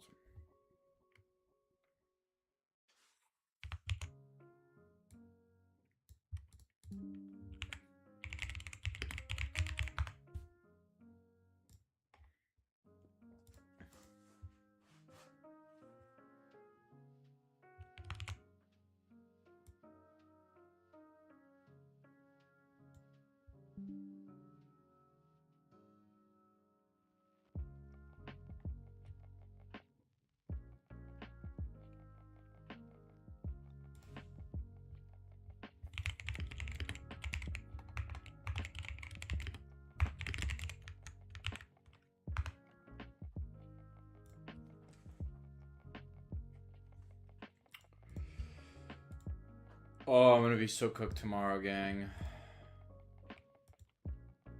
I'm honestly gonna be so cooked tomorrow, gang. Holy fuck. I should have got points.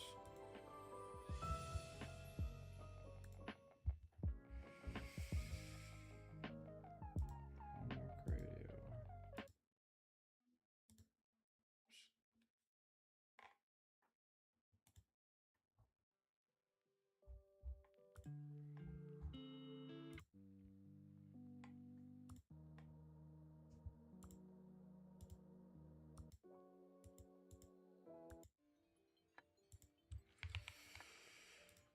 Anyways, what is this design? Non-equivalent control group, interval time series design. Interval time series non-equivalent control group is what besides the optimal clause experimental. First, decoder notation. Control groups. Repeated observations over time. T treatment intervention. Experiment. Experiment group. Control group. What problem is this solving? Time trends. So it first observes exam the group of people without anything. Observe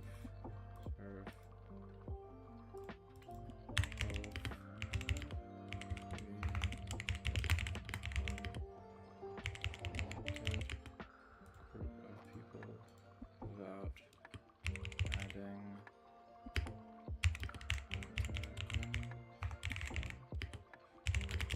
first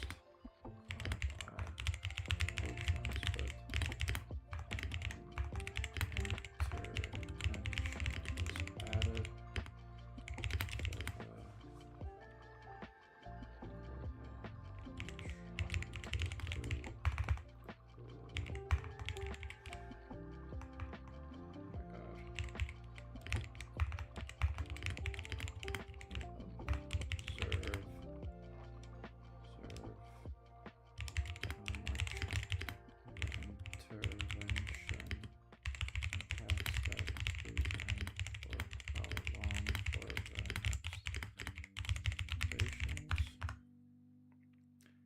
It's honestly bad that I don't sleep because based on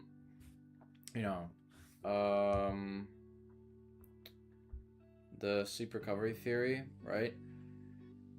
Information consolidates better in your mind after you sleep. That's honestly why after I do a really hard, like really something really hard in math, and then I just, you know, sleep on it. You know, that's why they literally say sleep on it, right? Because you're gonna have a clearer mind the next day, right? That's why that's why like the next day I'll be like, oh shit, now it all makes sense to me, right? Trust me, guys, like falling asleep is really important. Low-key will boost up your grades, not gonna lie.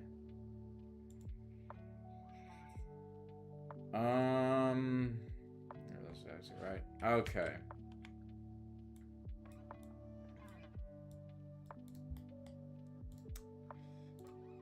Then we have,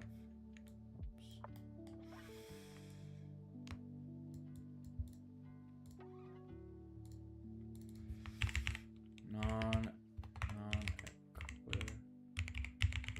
control group, interrupted,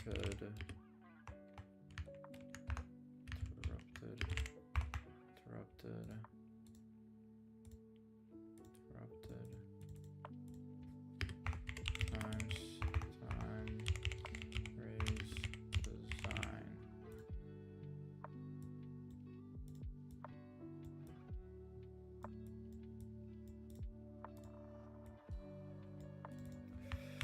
Basically refers to us having again two groups, one in control, but we first observe the trends, both groups for a number of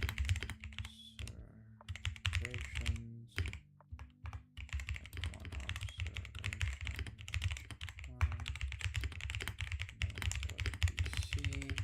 and for the tested group, we administer the intervention,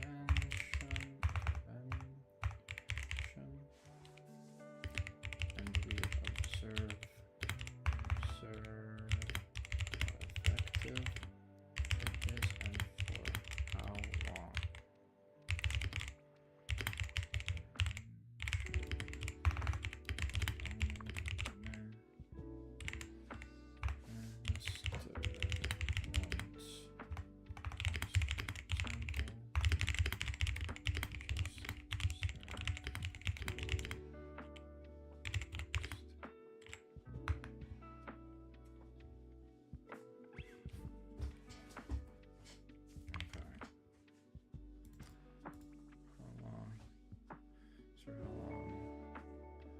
How effective it is and how long it lasts.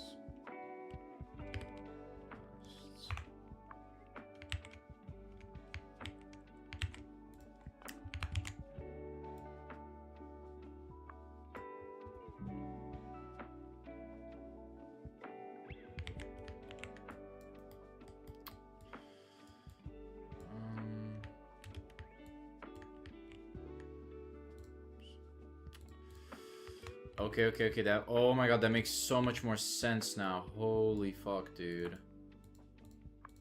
So basically, that line represents the intervention, right?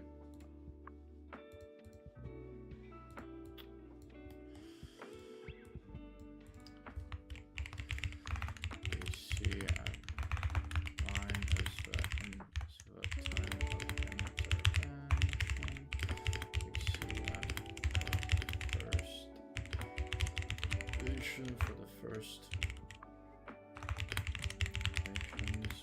groups are somewhat similar, and the intervention is done instantly. We see that the X group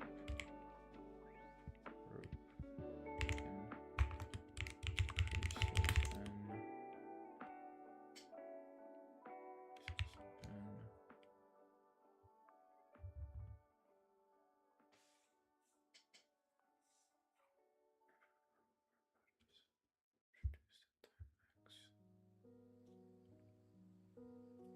Why did it increase though? Oh, it kept increasing. Sorry.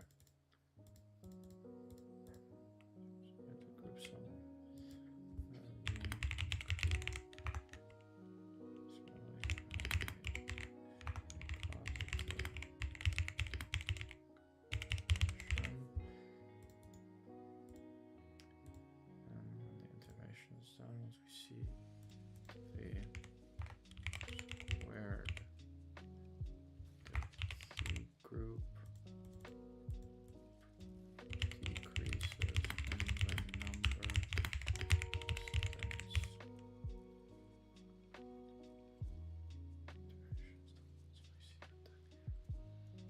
Decreases when the number accidents.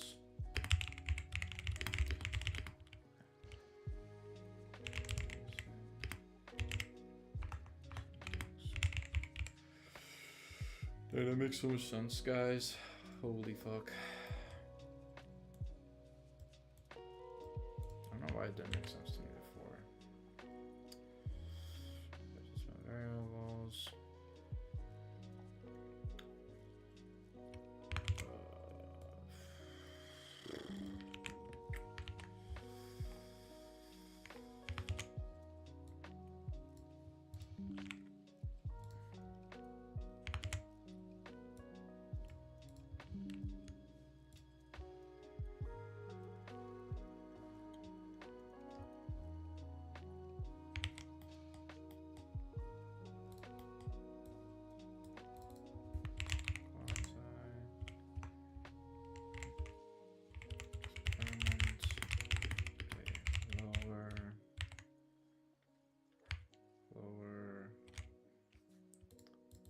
Have a lower internal validity.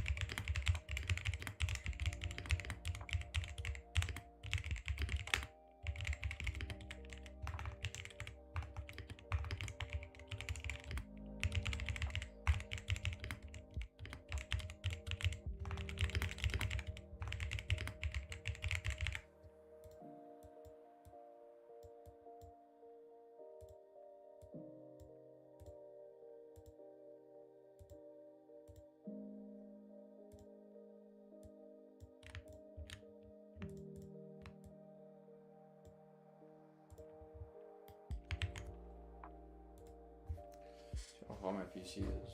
My PC is actually kind of chill. Alright, let me see. Someone message me. Be very surprised if someone messaged me at this ungodly hour. Holy moly, fellas. Let's see. Did the fine South African shit message me back? Fuck no, you didn't, because you don't give a fuck.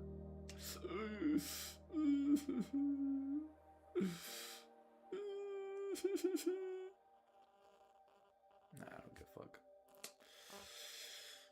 Oh, I'm just kidding. Bro. Oh my god. Fuck, dude. Boom, boom.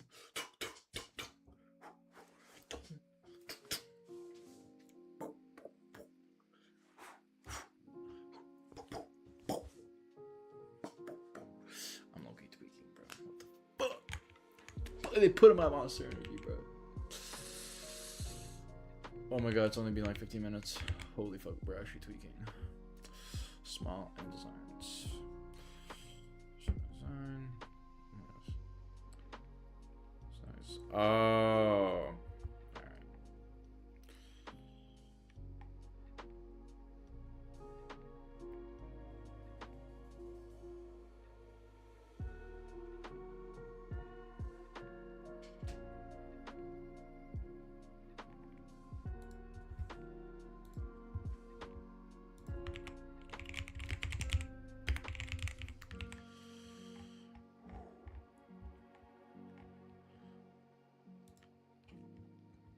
he's actually YouTube video. However, Not the Tano man. Oh my god. If you do not know my man Tano, you are not my friend, bro. You are not my friend if you do not know my friend Tano, bro. Oops. My fault, twins. My fault. Hold on. If you do not know my friend Tano, you're not my friend. Just kidding. Everyone's my friend. Except for bad people.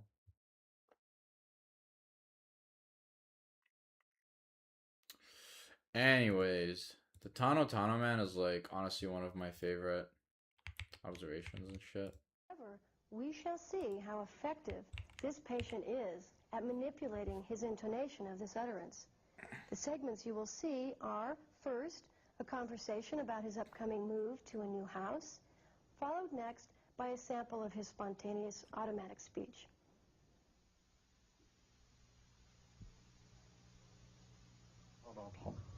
Now tell me, why is it that you're moving, actually?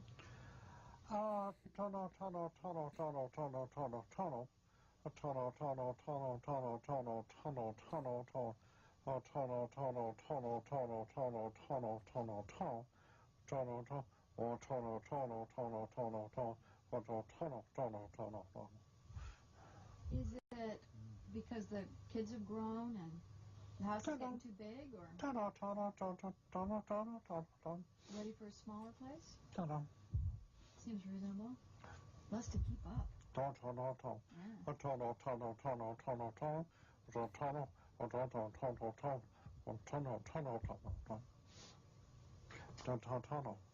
Now, all your children are grown, right? How many children do you have? Three. Can you count that out for me? All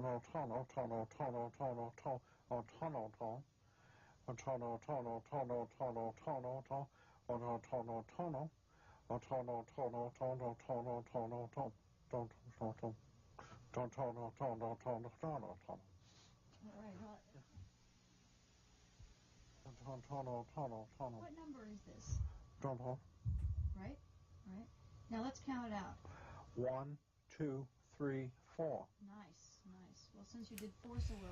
I know some of you fuckers out there are gonna say, oh, blood just fucking locked in for a second, right? No.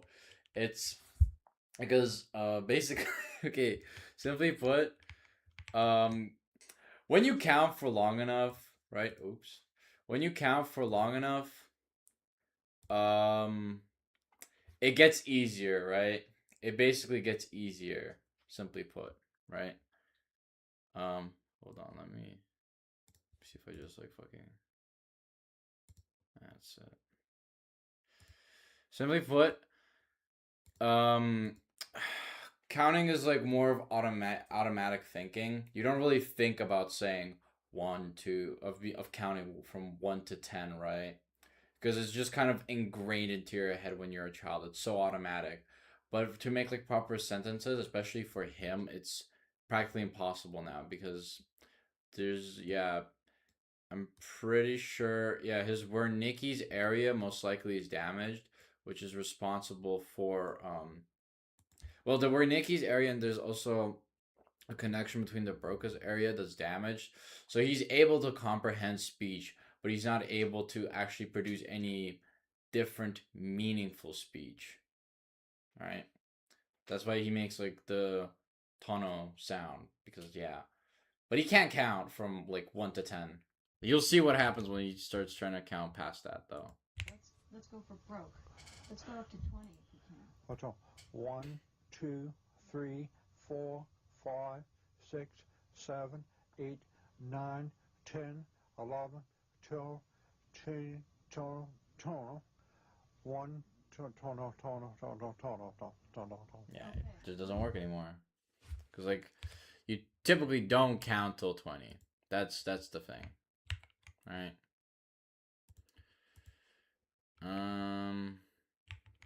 Yeah. Anyways, guys, let's go back to Obsidian. But isn't that so interesting? Isn't that so exciting though? I mean, not for him, but for us to be able to witness such a. Well, I mean, for him, it's probably pretty painful. I'm glad that he has a wife. I think he has a wife, or he had a wife. I don't think he's alive anymore because this video was like what?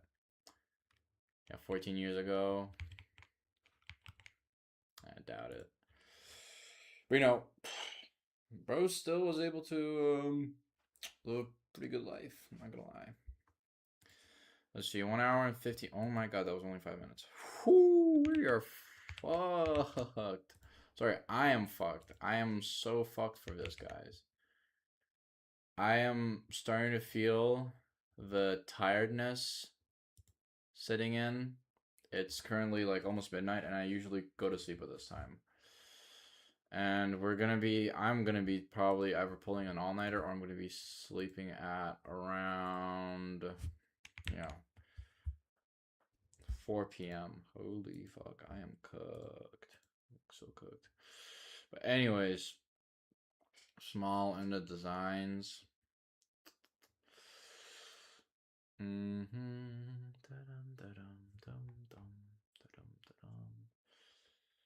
Designs. Internal validity, multiple measures.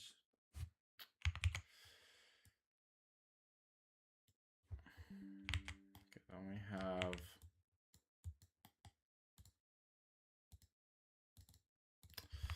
single A/B designs. Oh my god.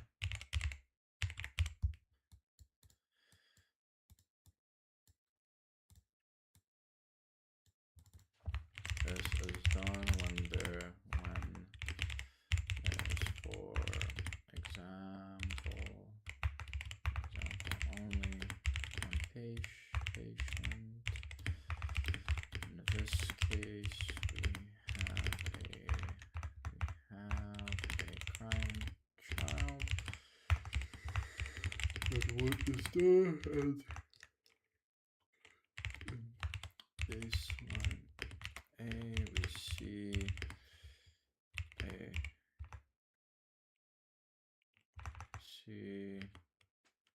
in baseline A get a baseline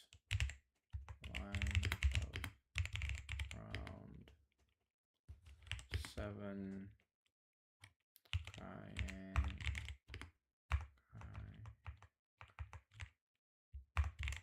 episodes on average. Then a treatment is used, and in part the extinction serve as the crime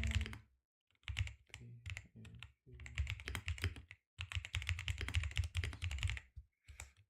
Bro.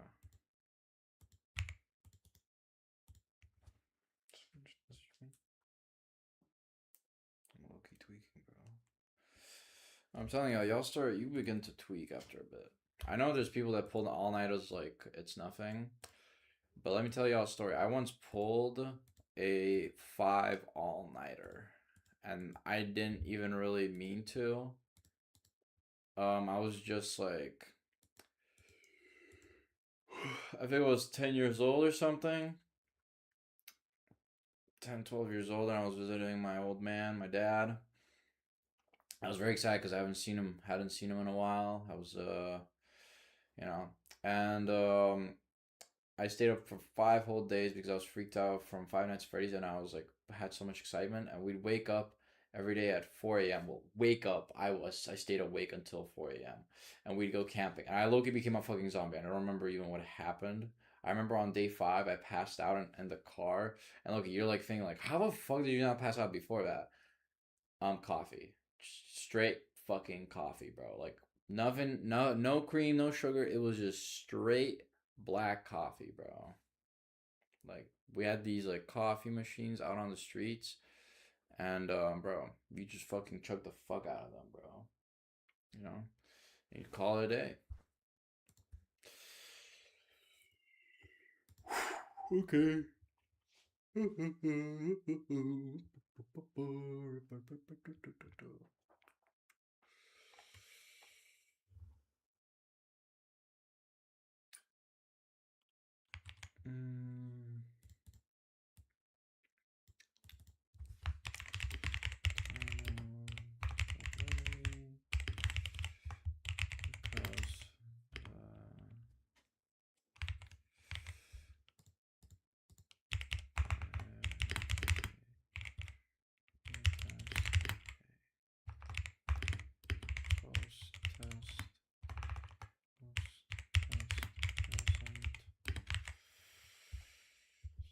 Natural fluctuation.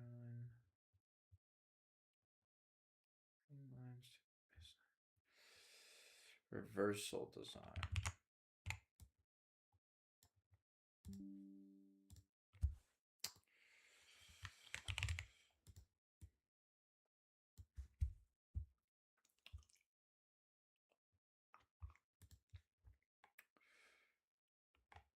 Multiple baseline design.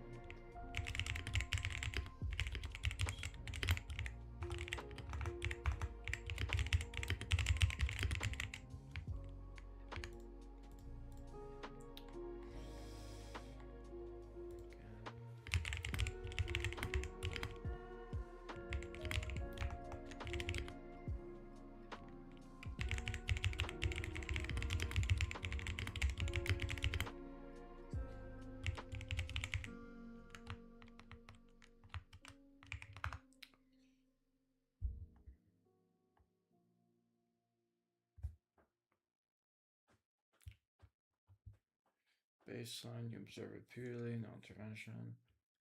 Introduce interference to keep a certain behavior. A again, B again. You reintroduce intervention behavior should change again in the same direction. What you're testing, causal logic. Does the behavior reliably change one? Okay. ABA design. So this is just an extension of this. We'll put this right here.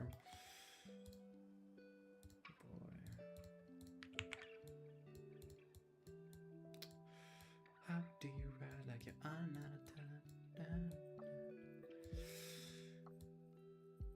Let's see.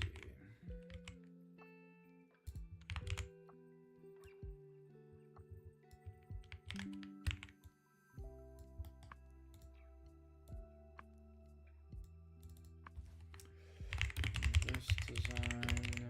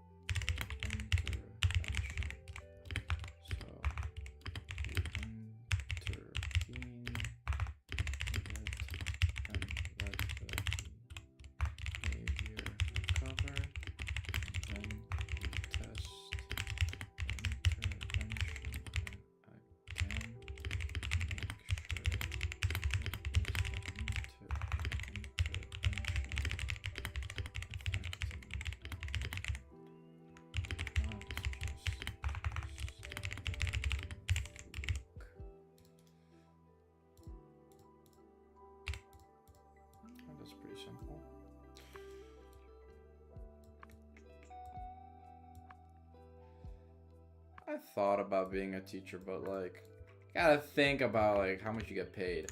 All of my teachers basically have rich ass wives, bro. Like I'm pretty sure my statistics teacher it is. Like one of my statistics teachers, bruh, he's not even doing it for the freaking money. His wife is like on some magazine. She's like some famous lady. I don't know. She's some celebrity, some Dutch celebrity. And, you know, she's so, you know, because they're so rich from that. He just does it for shits and giggles, bro. Like, oh my god, bro. That class was so freaking goofy. I loved it. So before 2026 and before I quit the 6-7, what would happen was he would constantly put in 6-7 jokes like everywhere, bro, and the whole class was going wild, right? And one day he was like, guys, this week we're gonna be going over chapters 6 and 7, and bro, yeah, I cooked myself, bro. I went full out screaming 6-7, bro. Everyone was looking at me, bro. Everyone was looking at me. But low-key, I did not lose order that day because everyone laughed. Obviously they laughed at me, right? But then everyone still knows me as the WhatsApp guy.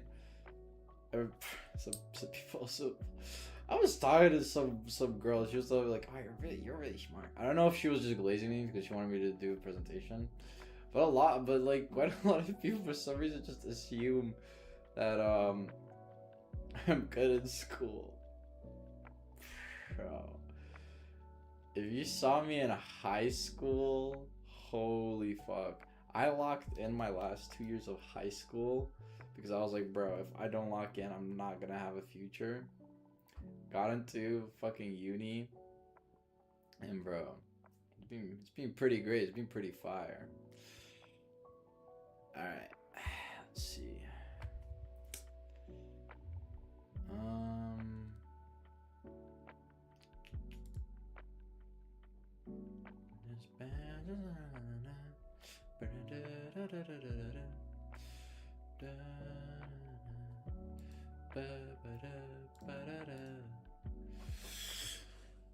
Okay. Then we have a multiple baseline design. Balance success stream and maturation between subject design with larger groups or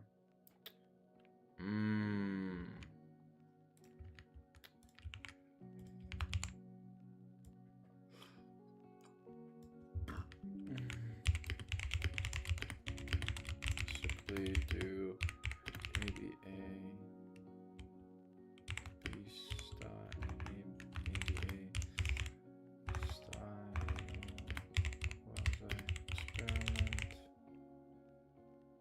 quasi experiment and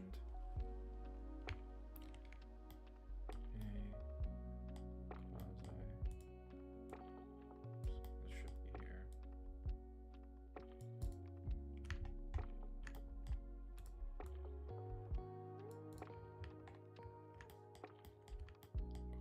Experiment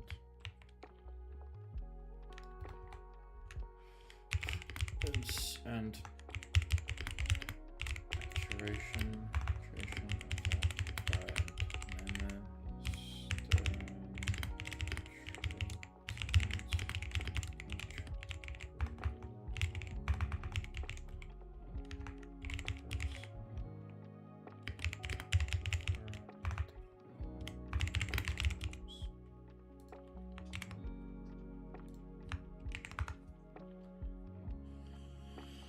Dude, I wish I had the mocha, bro. Cause low-key, some milky coffee like that sliding down my throat would be so fucking good.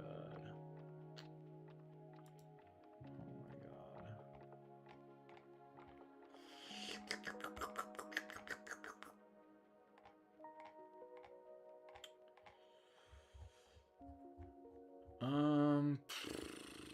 Multiple baseline design.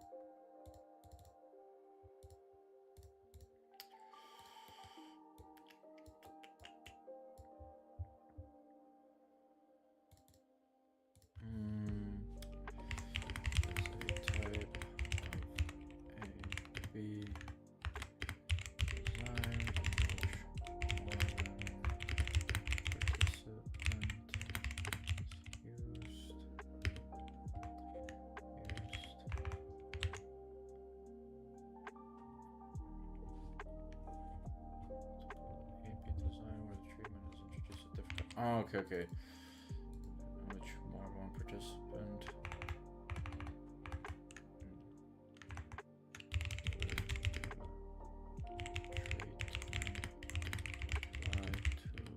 Multiple participants, but at different points in time.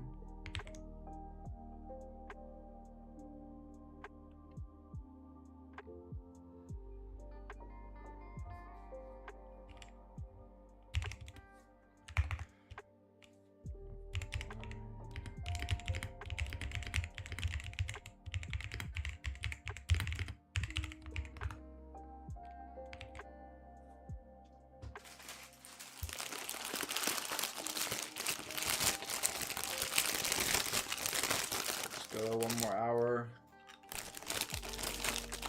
until we hit the final monster gang.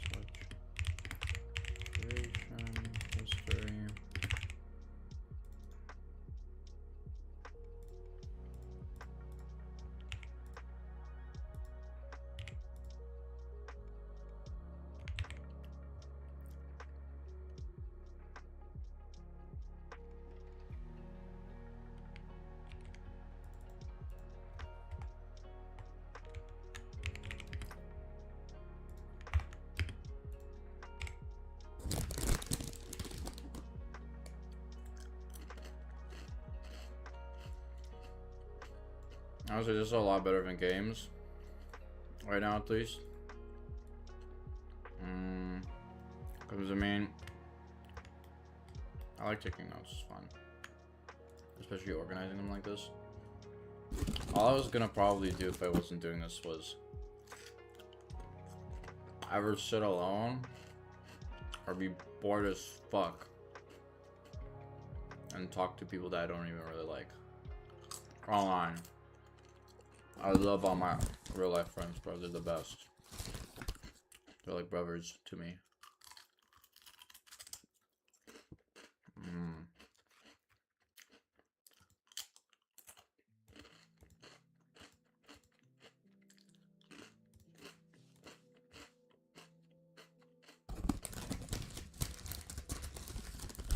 Alright.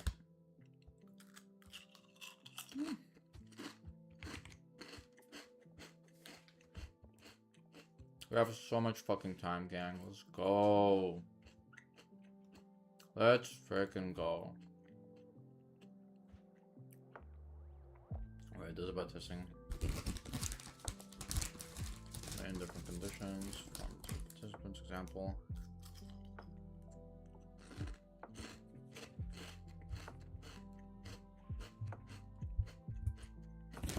Paired t-test.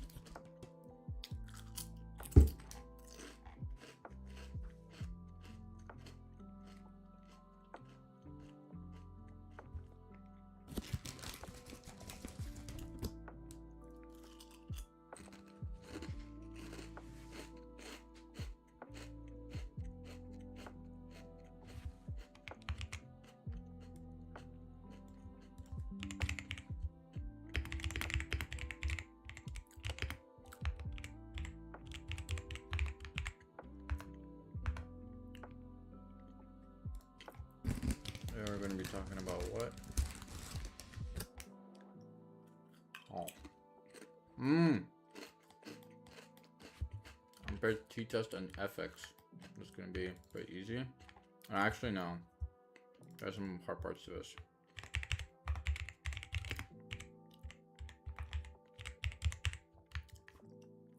It's really sad, but it's sad that a lot of things that we have is because of, and rules that we have is because of great tragedies. Like, we have so many ethics and so many guidelines for psychology and just research in general, like in any field, because of terrible experiments that were going on back in the 90s. Not in the 90s, sorry. In the 1900s, right?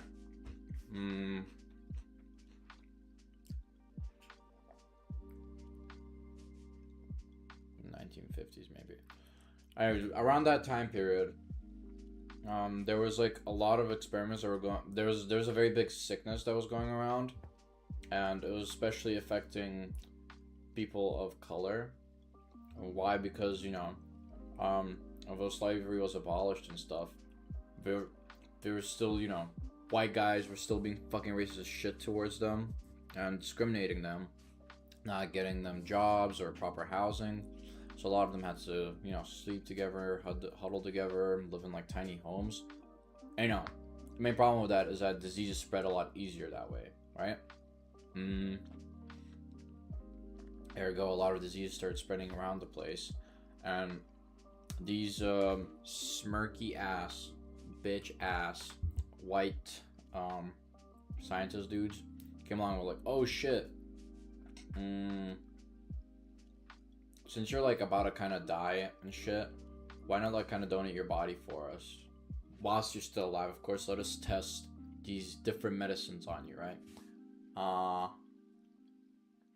In reality, they were just testing like bullshit medicine that wasn't even directed towards the disease. And like, I think only a few years later they developed a cure for it. But those same scientists, they were like, oh, no, we can't lose the sample. Because, like, these guys are, like, basically, low-key, they're slaves again, right? The neuron, wait, what was it called? What the fuck was it called? What was it called? The...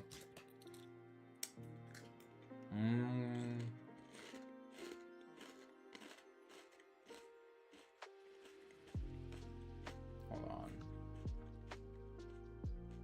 I was not discussed in this lecture, but yeah, so like ethically, if there has been a cure found for a disease and you're still testing it, you're supposed to tell your patients that there's a cure now, and then the patients can go get it administered. And before that, these guys were withholding that information, letting these these poor people die. Did horrible things to them. That's why we have rules like you can't really withhold information. You can't test it on like impoverished groups of people, but also people that are not able to make a conscious decision because they basically can't take advantage of people who can't really decide for themselves. You definitely can't fucking lie to them.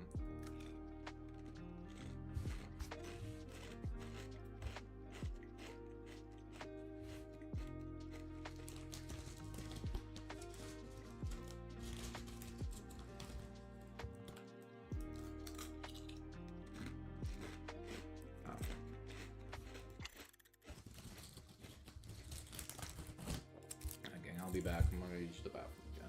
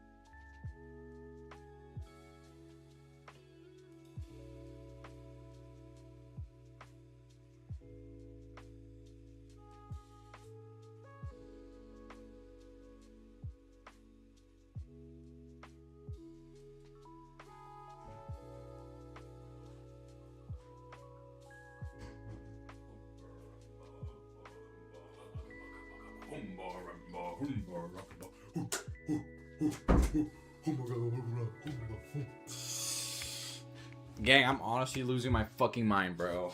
Oh, I need that monster. Like, ASAP, bro. I'm actually gonna lose it.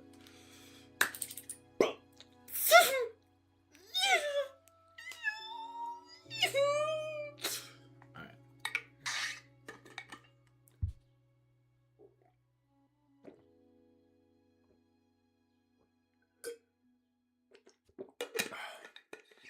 Locked in.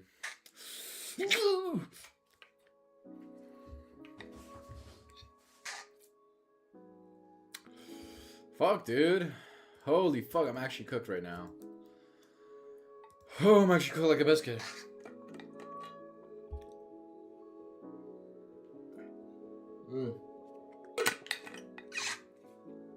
Holy fuck, I need that water. But it might have just saved my mind. Oh. Alright, bro, come on. 4 hours left to go. Just fucking easy, bro. Easy games, easy games.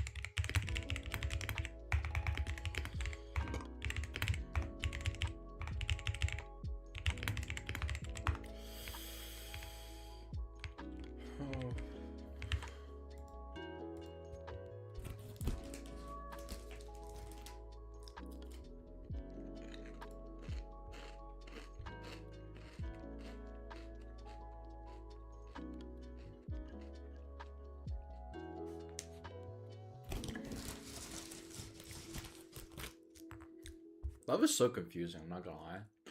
Like, yesterday, South African boy, Loki took care of me. I've never been cared for like that in my life. You know, I was feeling really sad that day because, you know, I was telling him about how German boy just disappeared on me. And, I told him that I'm Loki gonna give up on dating. Alright, and, he told me to lay in his arms, you know?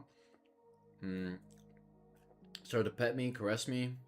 Started to, like, low-key care about me. I was, like, about to cry. And I was like, damn, bro. Like, the fuck does this happen to me? Like, why can't I find anyone that's, like, you know, that I can like and I can vibe with, you know? And be myself around, right? Because a big problem I have is I act too nonchalant around people, alright? She was like, you gotta just be yourself, right? I'm like, dang, but, like, people low-key not gonna like that. Alright? And so, bro.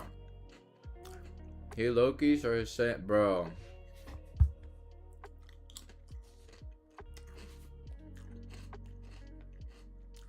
Nothing will make me fall in love with you more than, like, you genuinely showing how much you care about me and listening to me. That is how simple it is with me. I don't really give a fuck about beauty as long as you're not fucking grotesque, right? And bro, he goes like, he goes up to me. He's like, it's okay. It's all going to be okay. I was like, damn, bro. Those words hit hard. Like I've never been told that. Even my mom really says that to me. But my mom, it's not because she doesn't love me. It's because she's always pushing me to be better. Because that's the only way that she basically survived and stuff, right? And yeah, no, low-key, that was very heavy on my heart. He was very caring. I remember he was like just caressing my face like this, like touching it, and I like that. I've also never felt that, like, and I didn't even have to ask him. That would surprise me the most. Like, he kind of just like could tell. He was kind of just following the flow. It was a very eye-opening experience for me, because usually it's me that does the approaching and like does all that stuff for another dude, right? But he low-key came up to me and he was like, "Yo, it's okay, bro. I know life is kind of tough and shit right now on you. Let me at least like make you feel a bit better, right?" And you know, I'm like on the verge of tears. I let out like 2 tears, you know. But that's like the 2 tears I will ever release for this entire year now, right? I'm not much of a crier, to be honest. I don't think so, at least. I mean, I can cry, but like, it's kind of hard. Like, it's something tragic's gotta happen, right? And bro, Loki, I was like kind of in his arms like this, like he was holding me, like I was in his chest, kind of. It was like still caressing me, touching me, right? And bro, out of nowhere, he picks up my like face and he kisses me on the lips, bro. Like just a quick smooch, like I was like,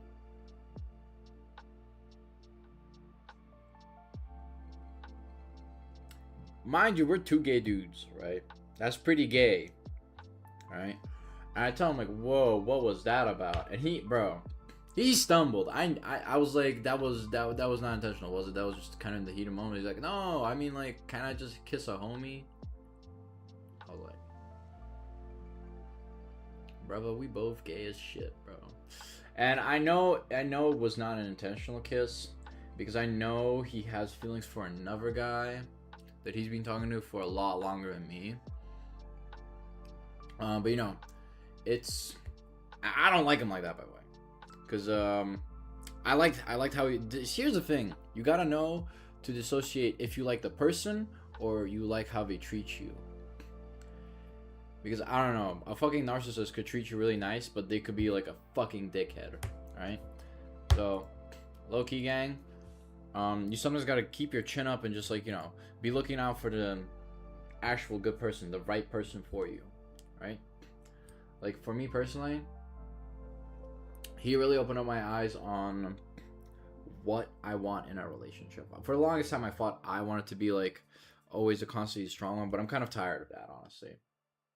It feels like I've been doing an uphill battle and I've not enjoyed it. I've been trying to fit myself into a mold, into a position, which frankly has not been very fun.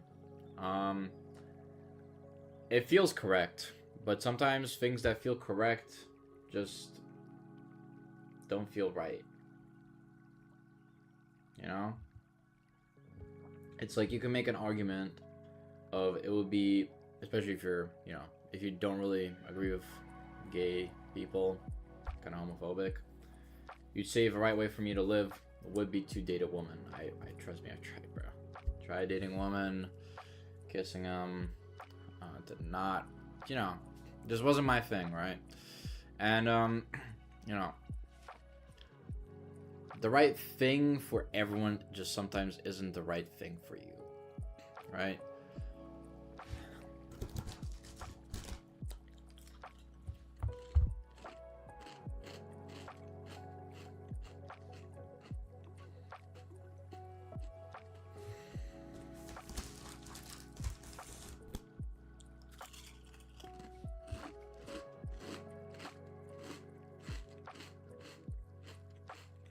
Hopefully we hang out a bit tomorrow, I don't know. Probably not, because I'm going to a concert with my friend.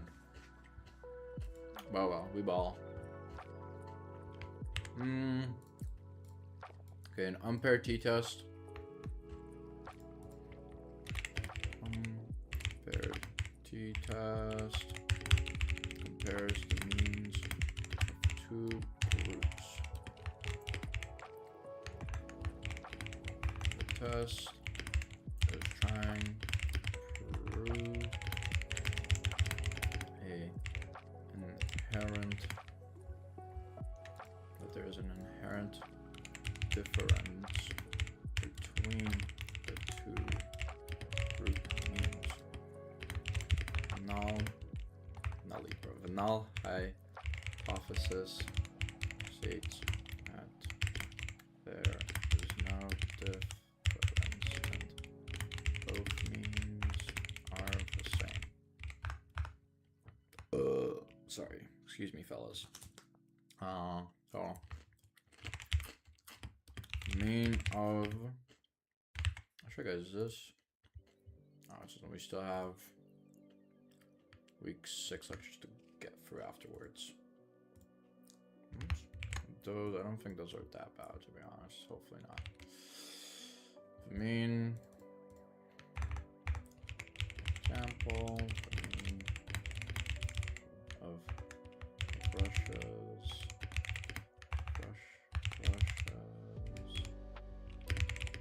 markers, alright, IQ scores are compared. There are two separate groups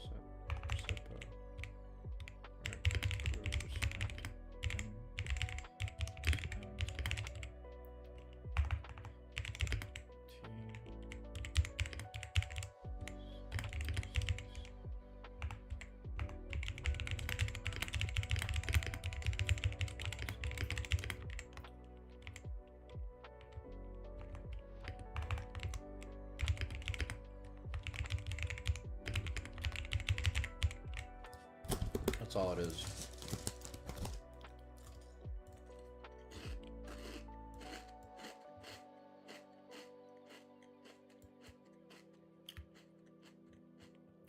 I can't tell, but is it snowing outside? I feel like more snow has fallen out. It's not snowing. No, it's not snowing anymore. Damn, it's -2. God damn, it's gonna be freezing tomorrow. God damn, -5?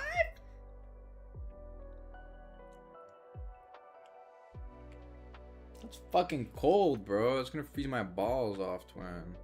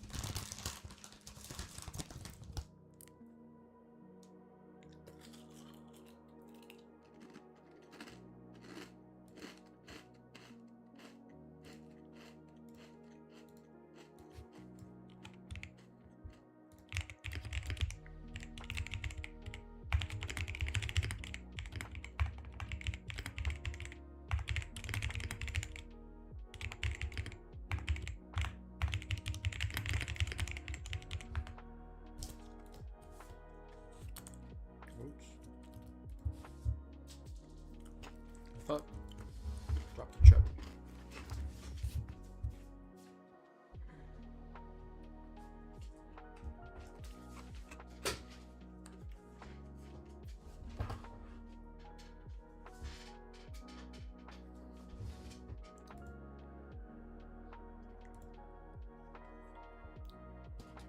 All right.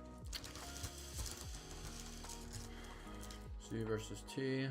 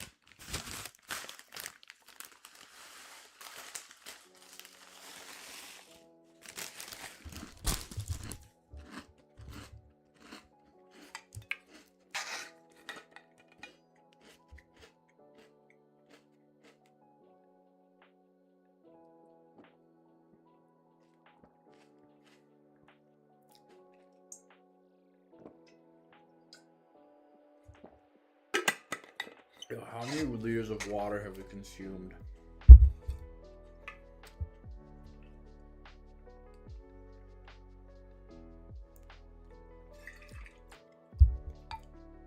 I think we consumed over 4 liters of water in these past 10 hours.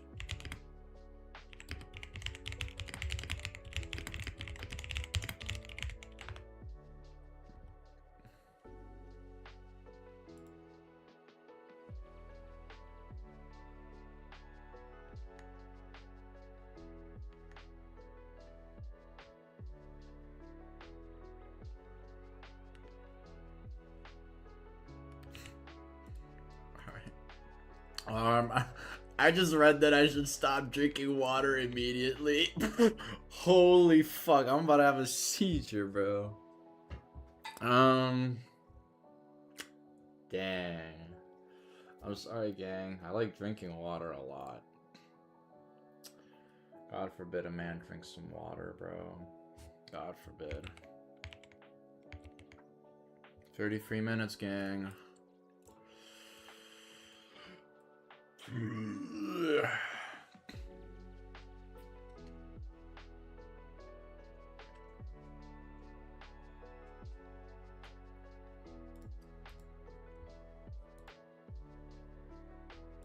Wait, gang, wait. Wait, there's only one lecture for week. There's only one lecture for week 6. Wait, what if I end early? Oh no, we said 10 hours. We said 10 hours. So we're gonna study something else then. You know what I want to study? Big data science. Big data. Oh yeah. Has anyone been excited to study something like that, bro? Be so for real with me. I'm a lonely cunt right now, bro. There's no way this is like healthy, bro. This is definitely not healthy.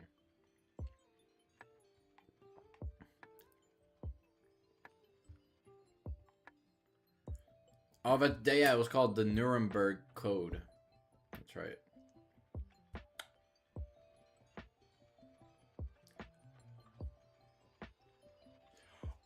Oh, you know, gang, we're gonna watch this right now. This is a good thing. This is a good experiment.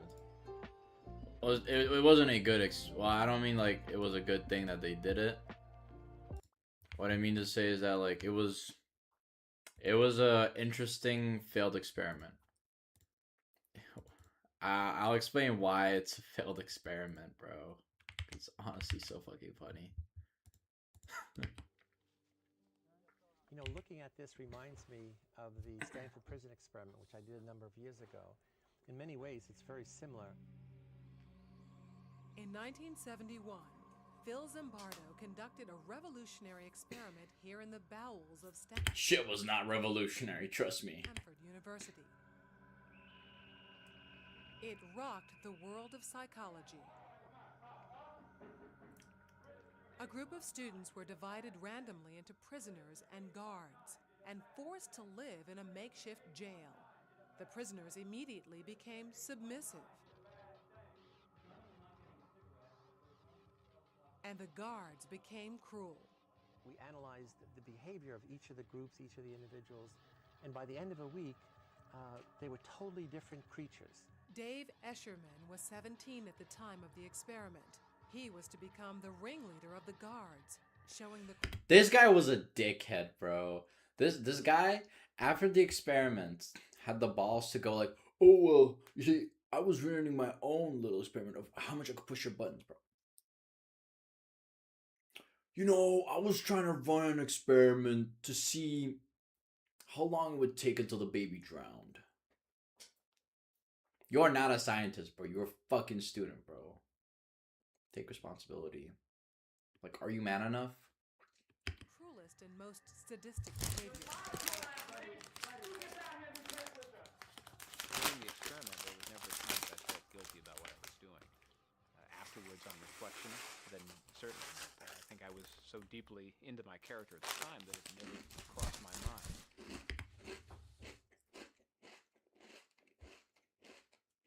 Bro, that was a fucking cuck, bro. that I was doing anything harmful. Within a week, Phil Zimbardo's prison had become inhumane, and the experiment had to be cut short. At one point, prisoner 416 tried to stage his own rebellion. There was one prisoner that decided they would go on a hunger strike, and he wasn't going to eat. So we withheld food from the rest of them. Get in that closet then. We decided that we would throw this hunger striker into the closet and then smack the door as hard as we could, let the other prisoners know that they're being punished because of... Bro, these guys gonna be smoking weed one day together, be drunk as fuck, and then be in this situation the next fucking day, bro. what this prisoner had done. Thank you, 416. I was surprised at how easy it was to intimidate them and to break down their resolve. Shut your bitch ass up, bro. This fucker is acting like... Bro, this guy's acting as if he was one of the researchers, bro. You were not, bro. You were a sadistic cunt who just wanted to take out his anger out on... I'm sorry, I have a lot of beef with this guy. I'm sure he's a nice guy now, but I just do not like how he talks about this. He talks about it as if, like, they have forgiven him. I don't know if they've forgiven him, but I just don't like how he talks about it. He talks about it so casual, like it wasn't that bad. To upset their solidarity that they had with each other, we were able to pretty much isolate each one of them so they felt that they could not rely on their fellow prisoners. Ultimately, 416's fellow prisoners turned on him. They were given a chance to release him. Now what would it be? What would it be over here? But they voted to leave him in there. 416, you're gonna be in there for a while. So just get used to it. He is totally rejected, not only by the guards, but by his other group of prisoners. And it had a very powerful, profound effect. Oh, this part, bro. They low-key fucking blasted them, bro. Yo, these guys were dicks, bro. Holy fuck. These guys were low-key fucking chopped-ass chuds, bro. I fucking hated these guys. Now, when I learned about them, I was like, bro, are we dead ass? How was this ever... Bro.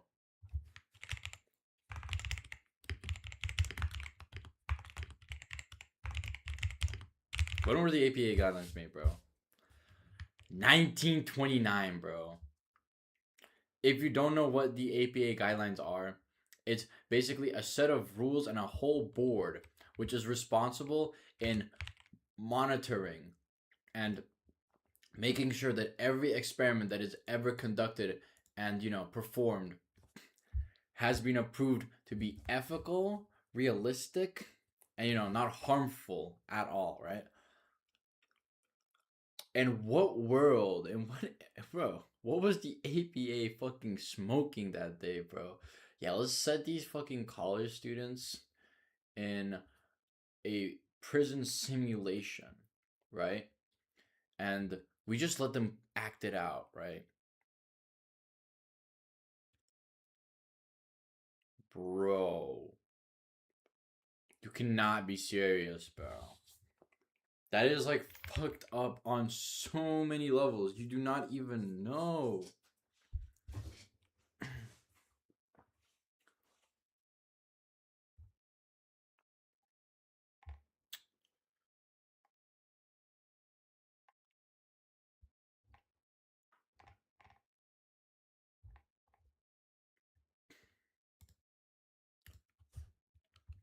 Anyways. I'm actually kind of sad that we're going to be done with it soon because that means I have to do I have to do the I forgot what is it called? Big data science, big data. Still got 3.5 hours. Alright, gang, we are on week 6. Week 6, lecture 11. There's only 45 slides. And this is also about the t-test. Bro, we're just gonna... Low-key, we're just gonna copy this. Because I'm pretty sure the other one's gonna have more information. Oops, did not mean to add that.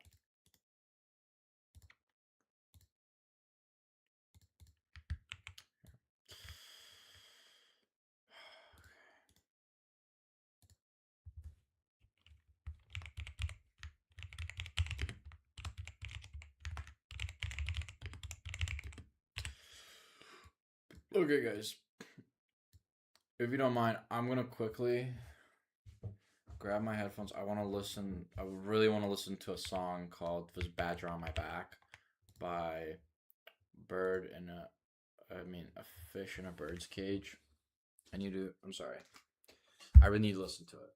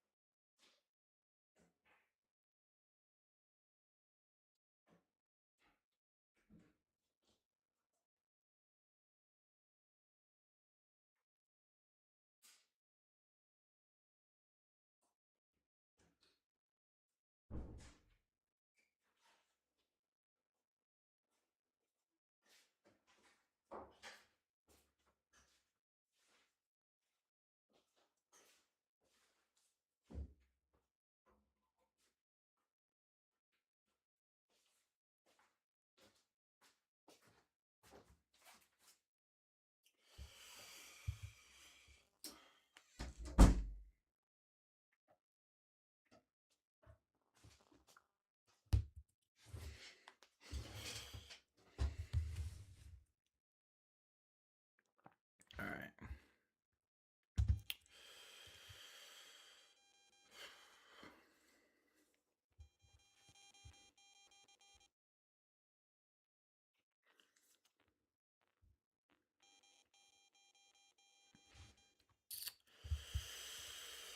Look, I feel so cooked in the head right now, guys. I need this song. My parrot?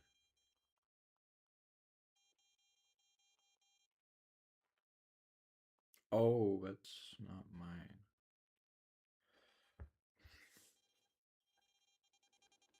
Do not know what that is, bro.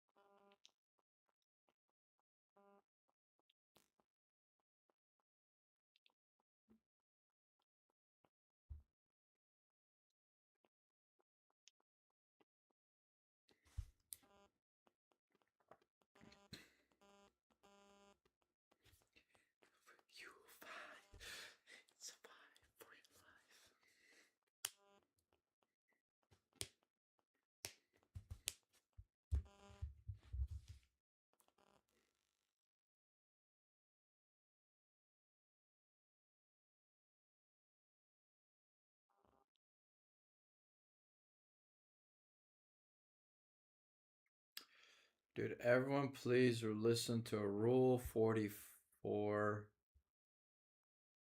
Rule 44 Badger. Bro, it's so freaking good, bro. Holy fuck. Freaking slaps.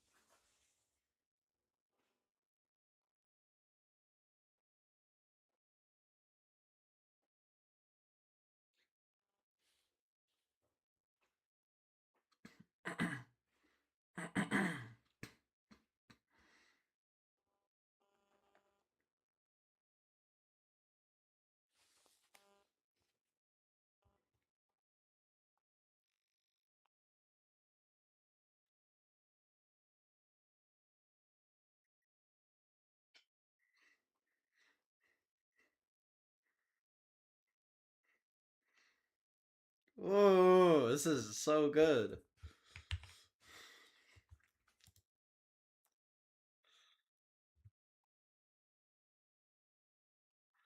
Yo.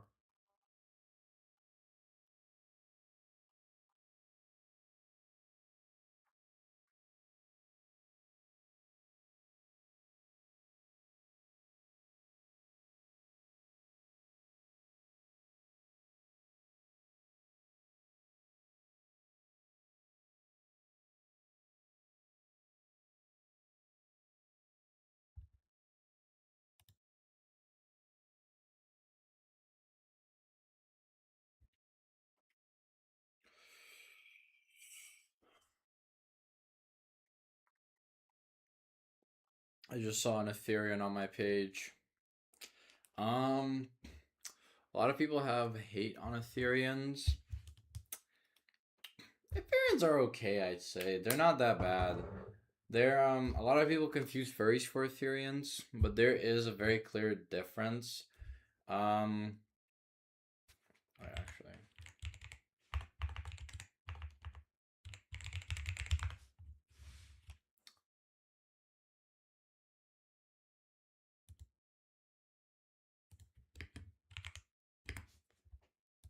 Oh, sorry, Therians, not Ethereans. Therians.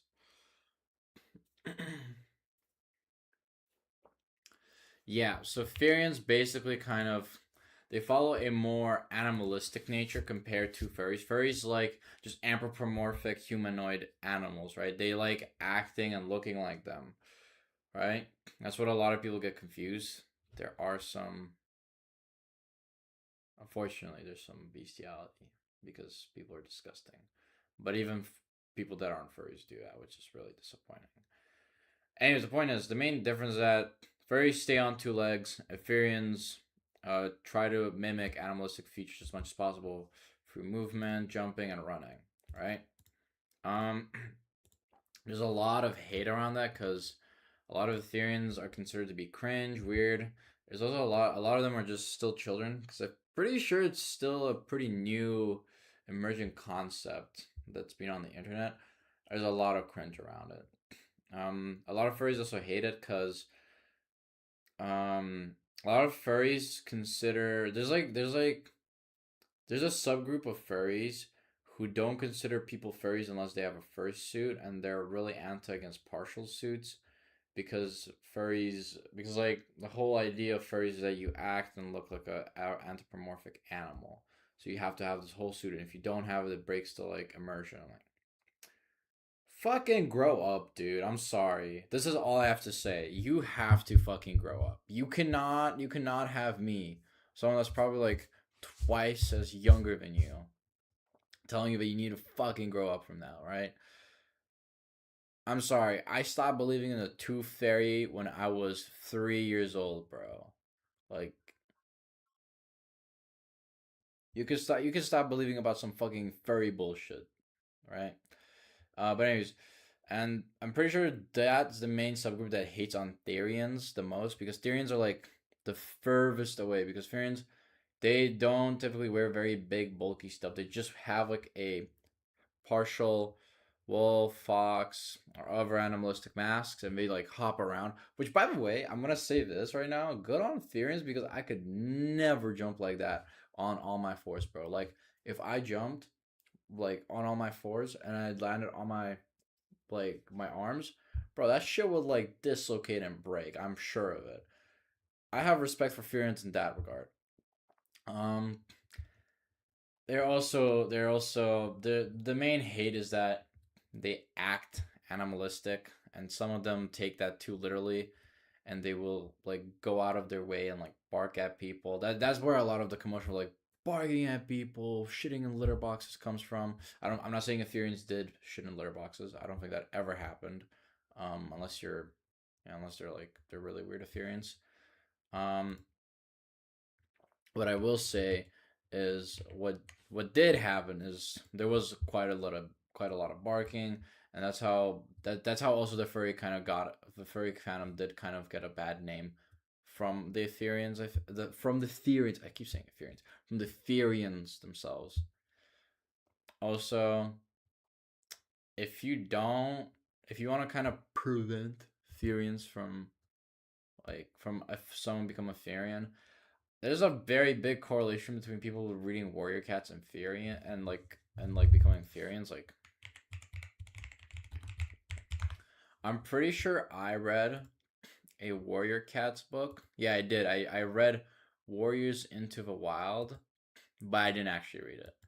I acted as if I read it, and I just searched up online the how do you say, the summary of it, because I could not be asked to read about, because back then I could not be asked to read a fucking book. I didn't care what the book was.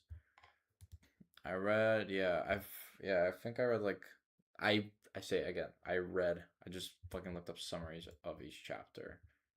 Whenever because my mom was like, "Oh, you need to do more reading." I feel like if I did read that, I was already a pretty weird kid growing up, you know. Fucking liked putting sand in my ass. No, I'm just kidding. Never happened. That never happened. I'm kidding. But I was a pretty weird kid growing up. So I feel like that would have like completely consolidated the weirdness if I became a Therian as well, if I actually read Warrior Cats. Anyways, we're getting really off track. Let's finish this presentation and move on with our night.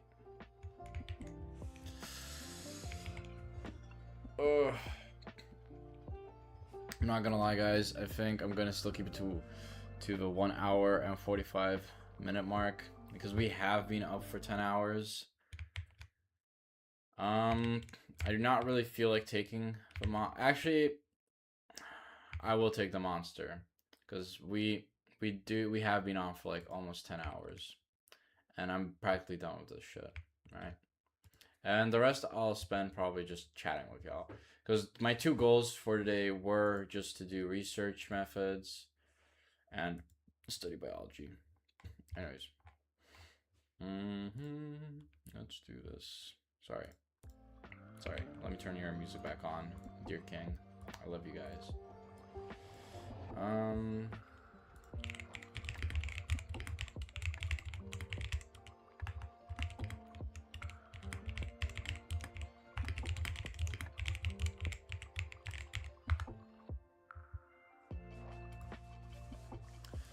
Alright, whilst that is cooking, I will return with the monster really quick.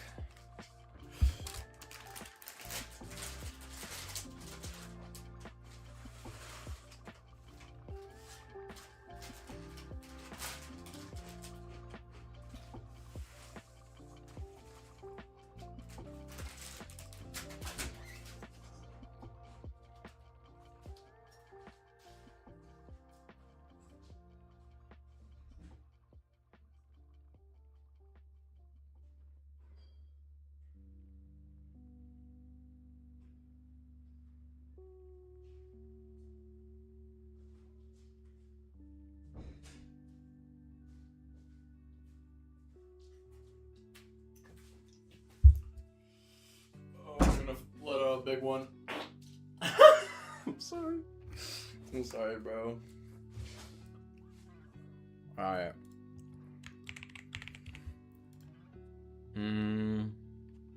What is it, guys? What could it be?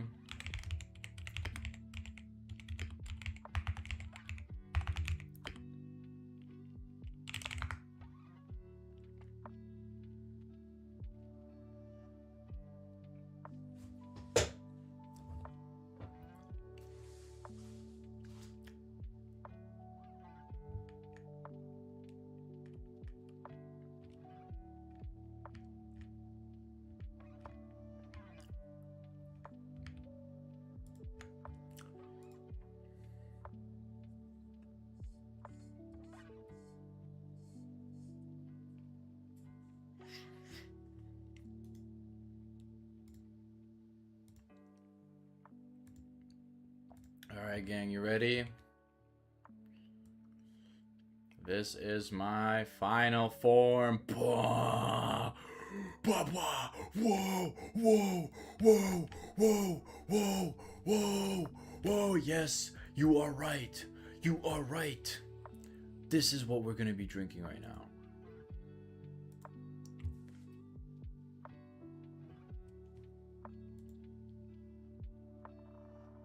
I hope that's not my neighbors. Because my neighbors would low-key rape me, bro. Oh, I mean hurt me, bro. Not in a bad way. I would probably get a noise complaint, bro. Oh, boys. Look at this.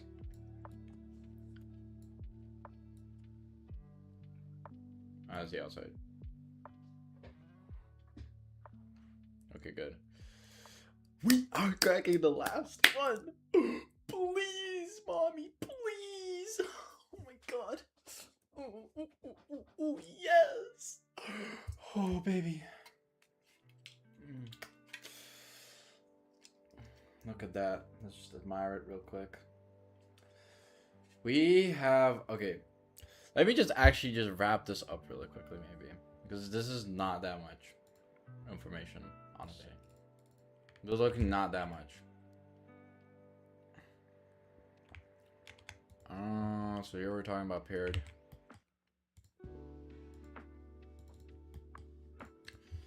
Paired t-test.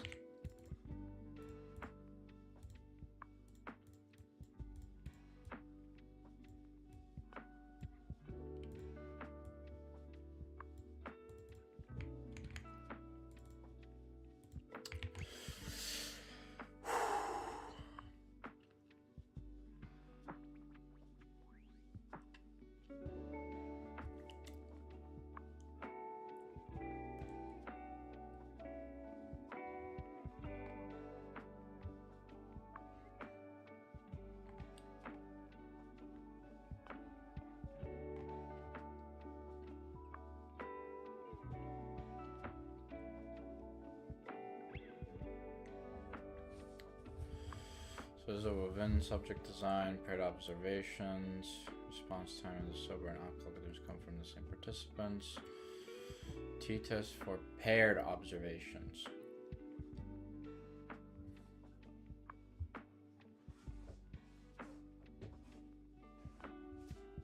Only difference is standard deviation 1 is 2 versus standard deviation D. What is standard deviation D and why do we use it? Let us check. Every row shows 2 observations at the same time. We calculate differences scores. Effective alcohol for each participant separately. Okay. T-test paired observation. Oh. Okay, okay.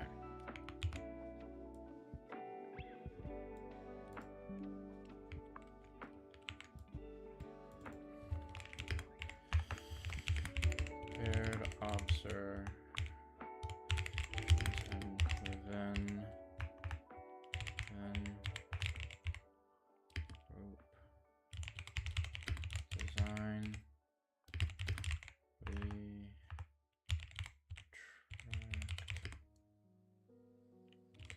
we subtract the differences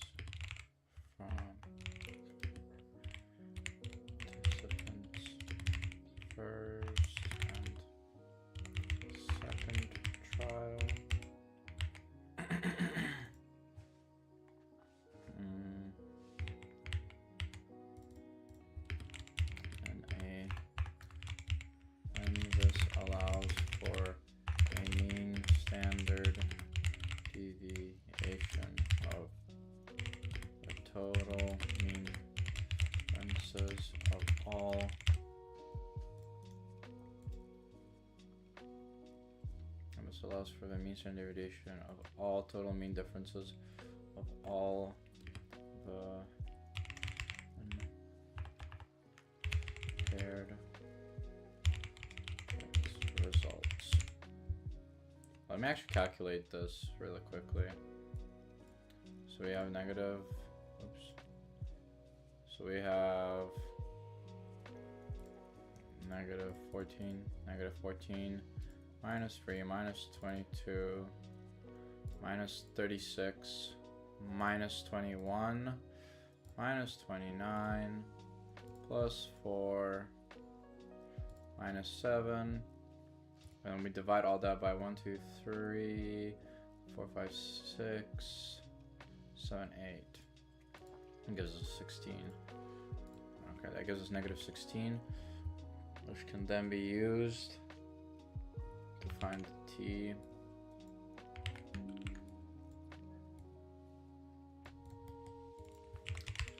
This can then be used in finding the t. Finding the t and the paired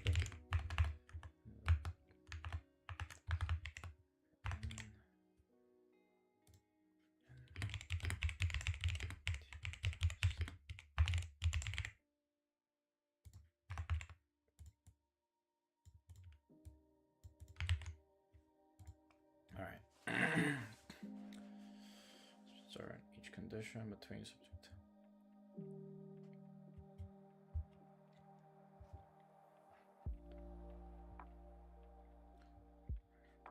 Oh. So subject signs.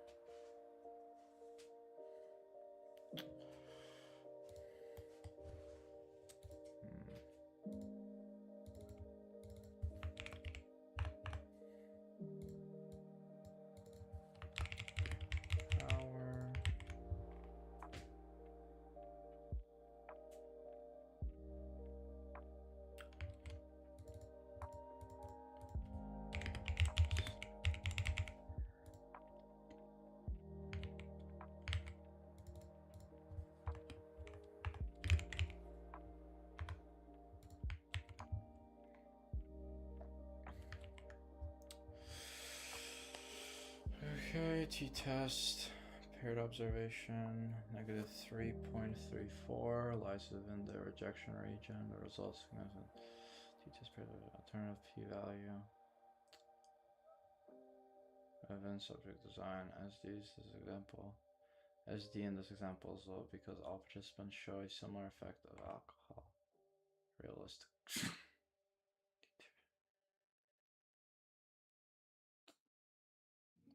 Observation as the usually small, participants as its own control, as the usually much smaller, as design. Okay, between versus prevent subject design. Between subject design.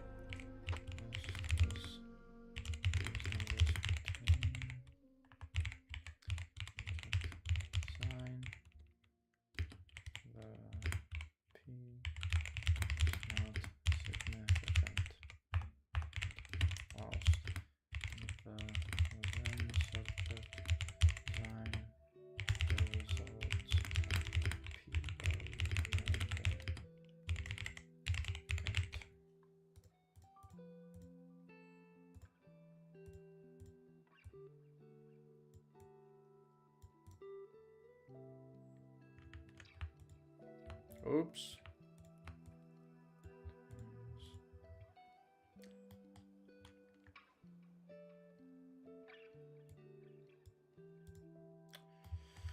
Dang, I already wrote 524 words. That's crazy.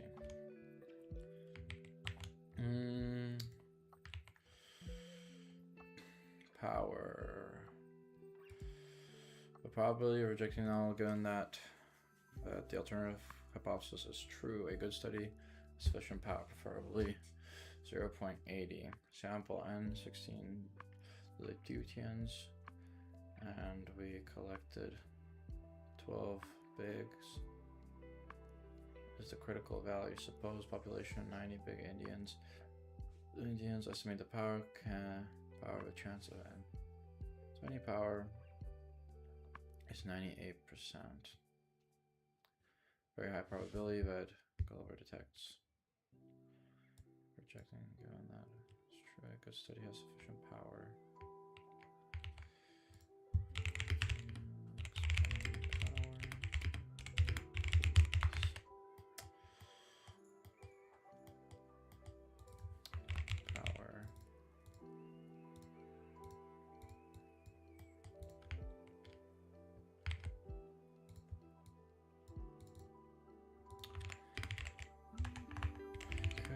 Statistic Azrael has a lot of power,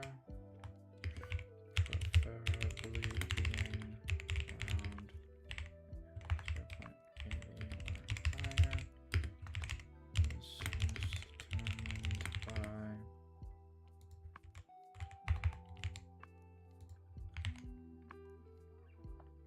determined by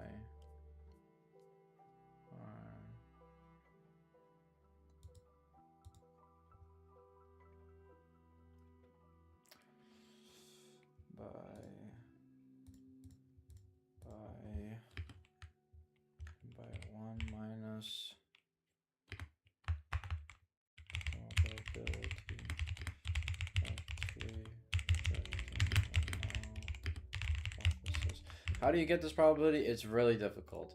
I tried, and from my understanding, the way that you actually obtain power, you need like a shit ton of computation because it calculates the chance of you actually rejecting the null hypothesis correctly. Big side, bigger effect, more power.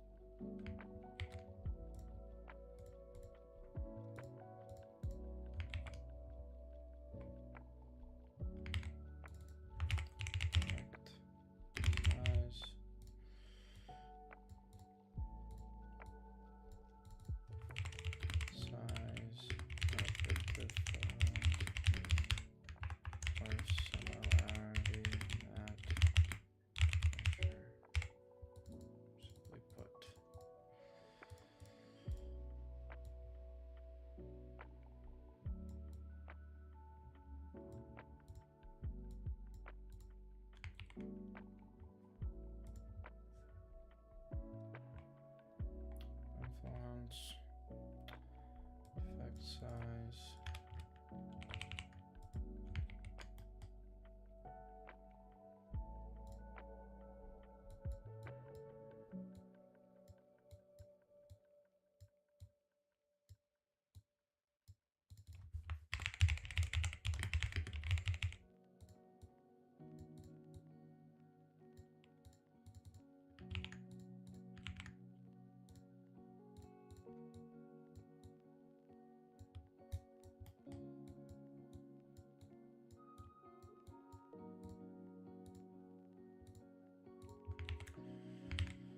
Sign type.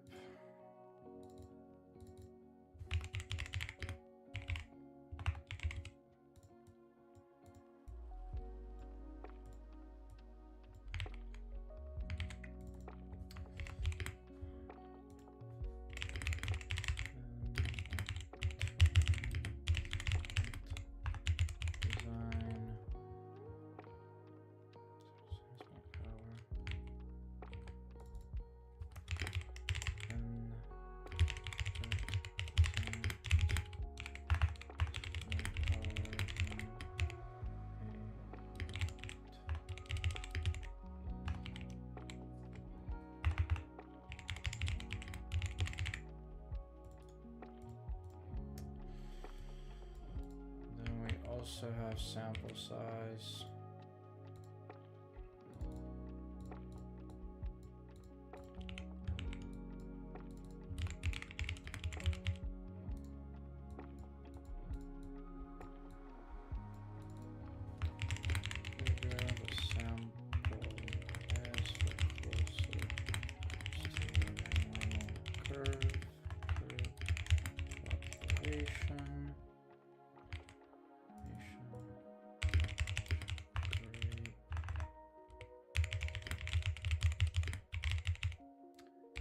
You guys want to know how to fix any statistical issue that you have, basically? Get more fucking people, bro. Many people as you fucking can, honestly. Have ceiling effect.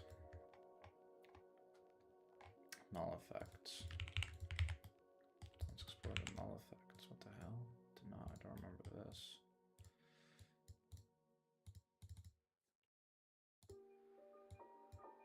Oops. Null effects. Return to modeling for null effects. No reason exists for in the population. Yada yada yada. Right. Saying suppose this is the upper limit of our scale example.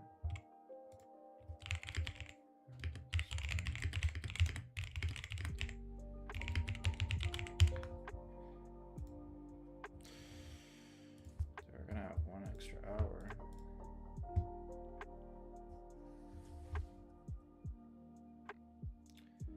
A null effect means you failed to reject the null hypothesis. This does not automatically mean there is no effect. The theory is wrong. The theory is wrong. The study did not provide enough evidence. Null effect. This.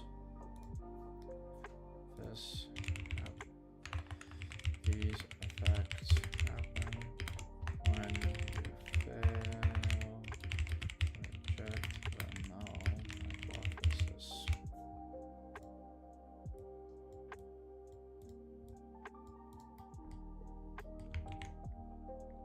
A true null, Brian would real one. The effect generally does not exist.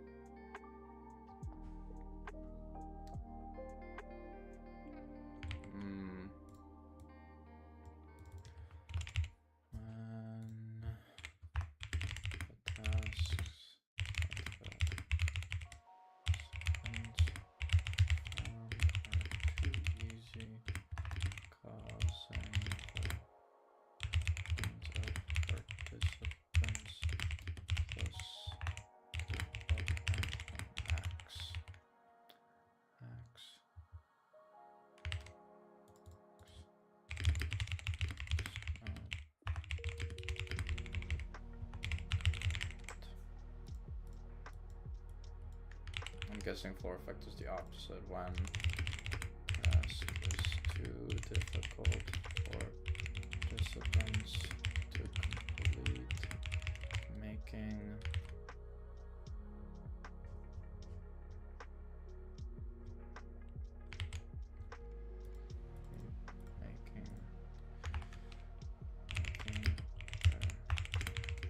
room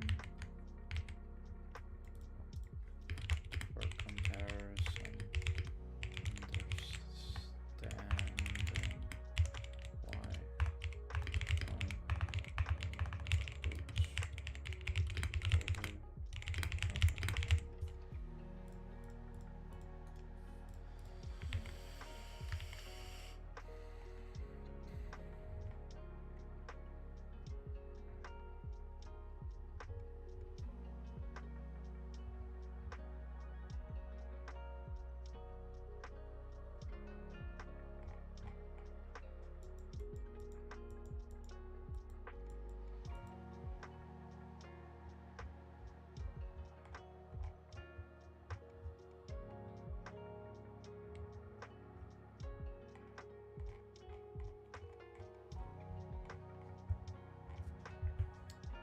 Science and ethics. Ethics is a good treatment of participants. Yep.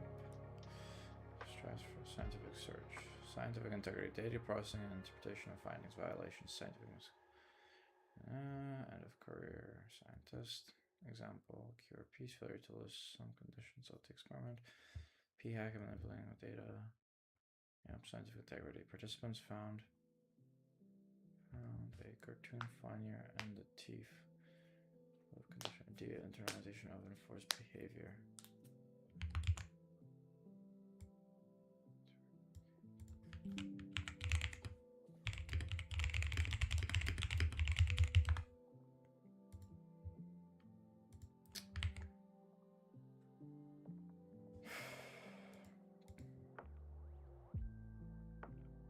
Wow, fellas.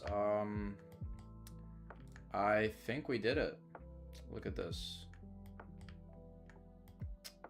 We have the reason why, again, I skip week 2 because it's basically just week 1. It's literally just week 1. Like, I'm gonna look at week 2.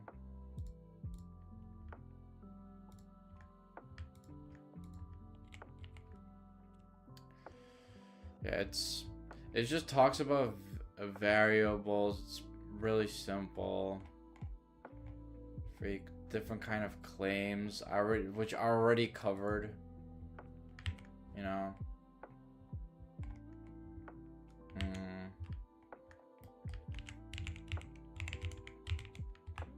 Oh, actually we should actually cover the different claims. There's a oh wait, no. Frequency claim just basically uses a frequency and an association claim, which determines if there's an association between two variables. So we already know that. Yeah, that's why I didn't do week 2, because I already outlined all of it basically. All the validities, it's also outlined actually in research week 3. Oddly enough. Look at that. This we basically did all of this in just 9 hours. How amazing is that, my guys? Isn't that just so beautiful and incredible? Yeah, wow. I'm gonna stop my timer on this. Close the game. I want to thank everyone for, like, you know, who stayed and watched for even a tiny bit. We did all of this. Look at this. This is 3,250 words. This is 2,848 words. Like, let me calculate how many words we wrote, gang. 3250 plus 2848 plus 1393. I mean, this is like the smallest one. 970. We wrote a total of 8,461 words.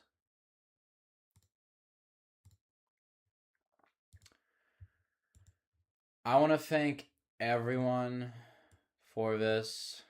I want to thank my monsters. Thank you, monsters, for making me able to actually study. You know, I actually hypothetically only used 2 monsters, which is pretty crazy because I thought I'd have to use all of them. I am so proud of us, gang. I am, like, you guys do not understand how proud I am of us. We did it.